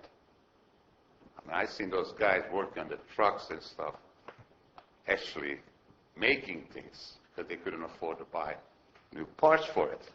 And they have auxiliaries, they have bingo and all that just to survive. So, yes, it's going to be a very soon a heavy-duty problem for the county. So, good luck, folks. We needed some more headaches. Thank you. Okay. Any other public comments? Board? I make a motion to approve the Teeter Plan modification for lending under emergency declaration. Second. Second. I have 2 seconds. Oh, I'm sorry. I thought you said. So you got a second. I seconded it, yeah. So I got a motion by Supervisor Ponte, a second by Supervisor Wright. All in favor? Aye. Opposed? None. Okay. Thank you. Okay, thank you. All right. Supervisor announcements.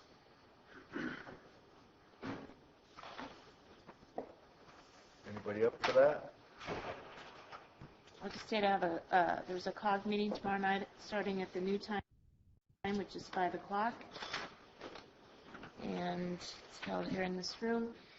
And yesterday I attended the Calaveras Businesses Symposium, which was sponsored by a number of agencies, Chamber of Commerce, Calaveras Women's Network, Angels Camp Business Association. Thought it was a very nice event. It was a lot of good, useful information, a lot of different agencies there that were federal and state, as well as local agencies and local businesses. And it was a pretty nice symposium providing a lot of information. And they hope to grow with this. And I think it'll be a nice thing for our businesses to look forward to in the future. Helps you grow and sustain your business. It also talked a little bit about businesses that are affected by the fire, whether you're in the ag, tourism type businesses, cottage industry, etc. And so they also had representatives there for folks who could talk to that specific area. If you were affected by the Butte fire, there was opportunities for you to perhaps look at grants and loans and services in general on how to get your business back on its feet. That was SBA, right? SBA was one of them, U.S. Department of Commerce, SBC, SBA, SBDC, RCRC, all those alphabet soup. A lot of alphabets there. That's all I have. Okay.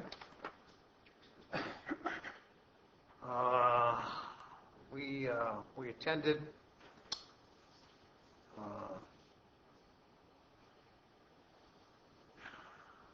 excuse me a moment.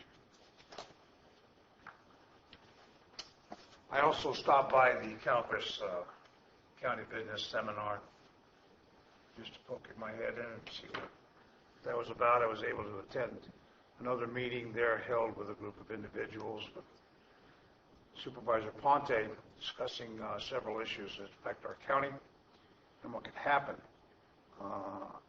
I also attended our first organizing meeting for the funeral for Sheriff Coombs.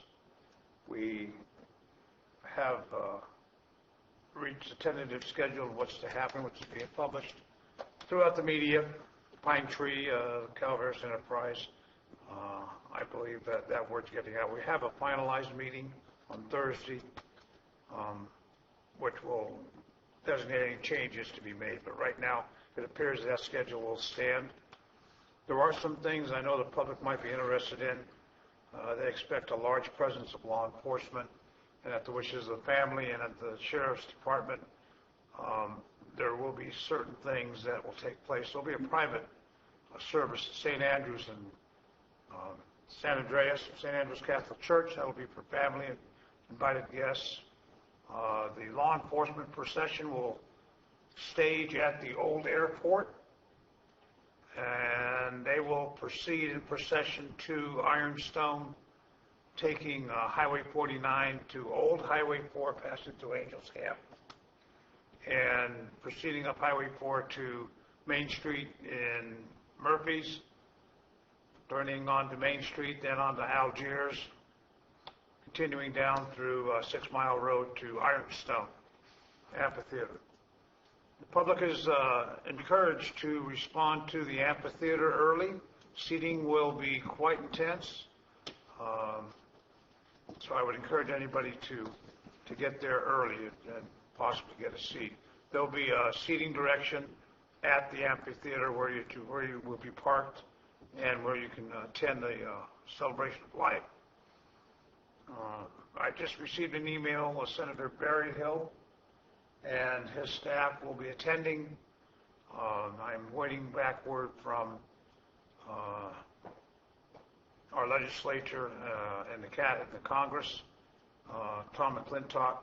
I don't know if he will be attending. I'll have that word hopefully. I will be attending some other functions. Highway 4 water meeting, our water corridor group is meeting on the 5th. I will be trying to attend that after attending some other functions as far as the viewing for Sheriff Coons. I'm meeting with Forest Meadows Homeowner Association tomorrow to discuss their issues, and one of their problems being the bark beetle situation. That's quite intense up in our area in District 3 and over in Supervisor Wright's district. I will be attending also the EPOC meeting, Evans Pass Property Owners Committee Association, bring them up to speed on our fire, how far we've come with that, and also our bark beetle and some other things. One last thing, I mentioned a young man named Goose. He lost his life in a car accident, and I've been working with him for the last 10 months to try to establish a skate park in Arnold. I will be attending his memorial on Sunday. Thank you.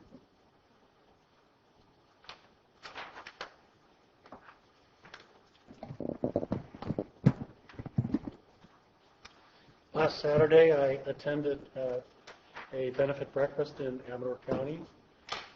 It was actually a very big crowd, and the benefit was for the fire victims in Calaveras County, so it was sort of neat to be over there and meet some of the county supervisors while they were there, as well as the fire chiefs that helped us out during the fire over here. And I don't know what kind of money they raised, nor did I ask, but it was actually a very nice morning.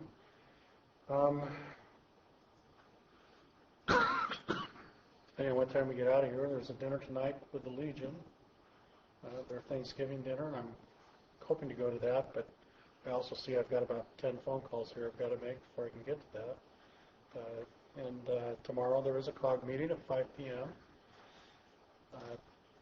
On Thursday morning at 10 a.m. there's a JPA 12 meeting. It's a public meeting. It's at the library, if anyone's interested in going. On that afternoon at 2:30 to 4:30, I will have a meeting with the Public Works Director and state compliance officers for our local implementation plan, which has to do with the transfer stations, landfill, all those things that we put in our garbage can to make sure that we are progressing like we should. Friday, I was going to go to a Commission on Aging meeting, but I see with all the activities associated with the loss of our sheriff, that has been canceled until November 20th, which will make it a little easier for me to get up to Ironstone out of respect for Sheriff Koontz. And that being said, the following week's probably got a whole bunch of things, but we'll be back one more time. Mostly just dealing with fire constituent, trying to help people the best I can. A lot of times it's not the answer that they want to hear, so it's really challenging for me at this point in time. And I also, I think at 4 o'clock we have a mental health board advisory meeting, so I'll be attending that here in a few minutes. Okay. So on the 28th of last week, I sat here for the special district funding meeting. On the 29th,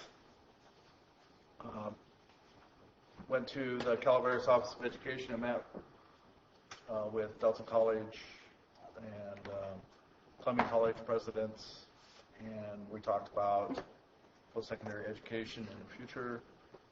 Judy Hawkins was there, and was a very great addition. Sherry Roosh was there, Jason Robitel, and both Delta and Columbia have been collaborating. They're going to open Columbia's going to open up a site up at Valsito, and next month, or this month actually, sometime, and they'll send out a little notice for like a grand opening, and really great deal that they're collaborating with Columbia on classes so that we can have a greater impact within the county on the college courses that they're offering. So it's been a long time coming, but they seem to be pretty engaged in it. Dr. Fairchild is a very gracious person. She's real easy to work with and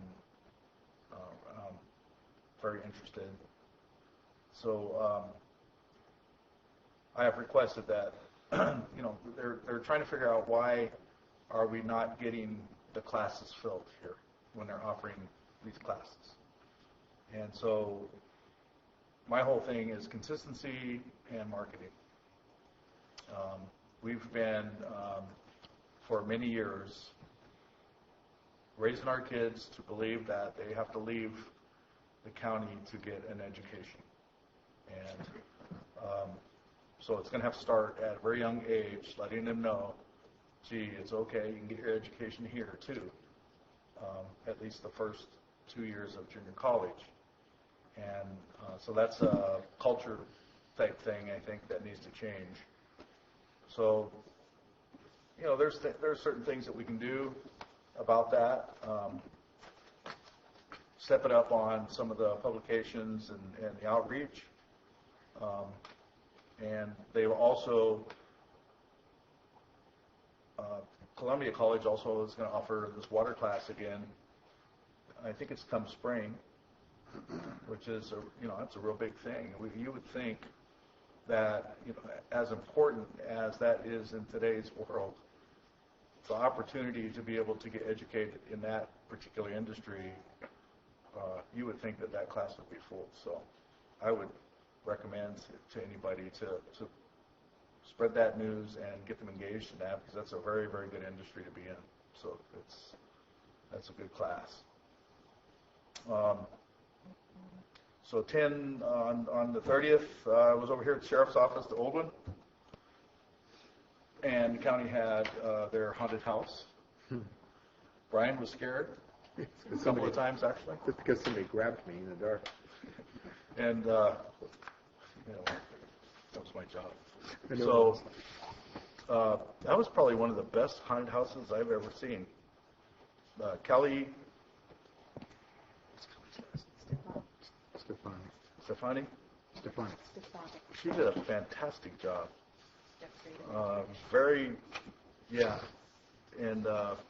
Fantastic job. It was a really, really well thought out, planned, and a very good deal. Lots of great volunteers, and it was a good break from what we've been going through for the past month or so. So I've seen a lot of the county employees come through there, and Brian, I think he got scared more than anybody, though. He was the most scared person. The 31st was a haunted house and a Halloween carnival at the town hall, and that turned out real nice. A lot of great kids, a lot of great people went there.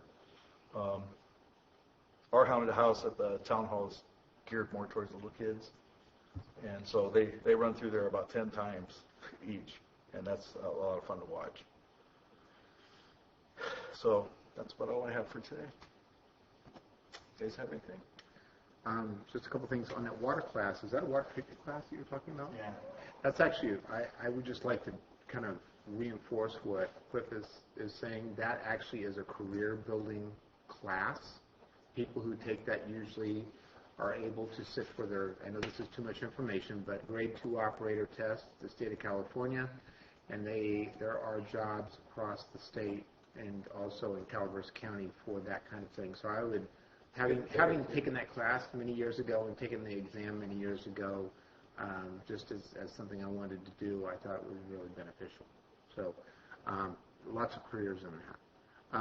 Real quickly, every Wednesday and Friday I meet with FEMA and Calaveras for an update. Cliff is joining us in those meetings. They're not very long, maybe about an hour. Kind of gives us an update, gives us a chance to say whatever our concerns are. On Mondays, we have a briefing down at the area field office. So, of course, we had one yesterday with all of the leaders, the task force leaders, as well as others that Jeff Krovitz was bringing up. And then we also have a department head meeting for Butte Fire Recovery on Thursdays down at the AFO as well. So that will be going on this week. We're not sure if we're going to continue that particular meeting beyond this week. These tend to eat 2 or 3 hours out of the day, and there's a lot of good data exchange. Maybe we're getting past that, at least on the Thursday meeting, but we'll be meeting this Thursday. And then finally, next week, my intent is to bring the hazardous mitigation plan before the board for consideration. This is very important. This is a function and part of our local OES, but we need to get that passed and updated. It's already been vetted through both FEMA and Cal OES. A couple things I need to add from Mr. Krovitz's shop that he just gave me yesterday, and then be working with the consultant this week to get it to the board next week. So that's what I have. Chair, I have one question. I was asked by the committee to ascertain who from the board will be attending Sheriff Coon's funeral. I am. Supervisor Edson, Supervisor Bernie, myself. I will not be attending. And I'm going to be seeing if I can attend that. Okay, thank you. I will advise the board. One more quick note. There has been arrangements for the folks from the county that cannot attend that I believe in Angels Camp and in Murphy's there'll be a stand by the curb as the procession passes, flags. So if you're interested, I believe the Pine Tree has details on that for our folks out there for public access TV. That information is going to be on the Pine Tree, and I think you can look that up and find it. Thank you. Okay, thanks. Nothing. Okay. Thank you all. Meeting adjourned.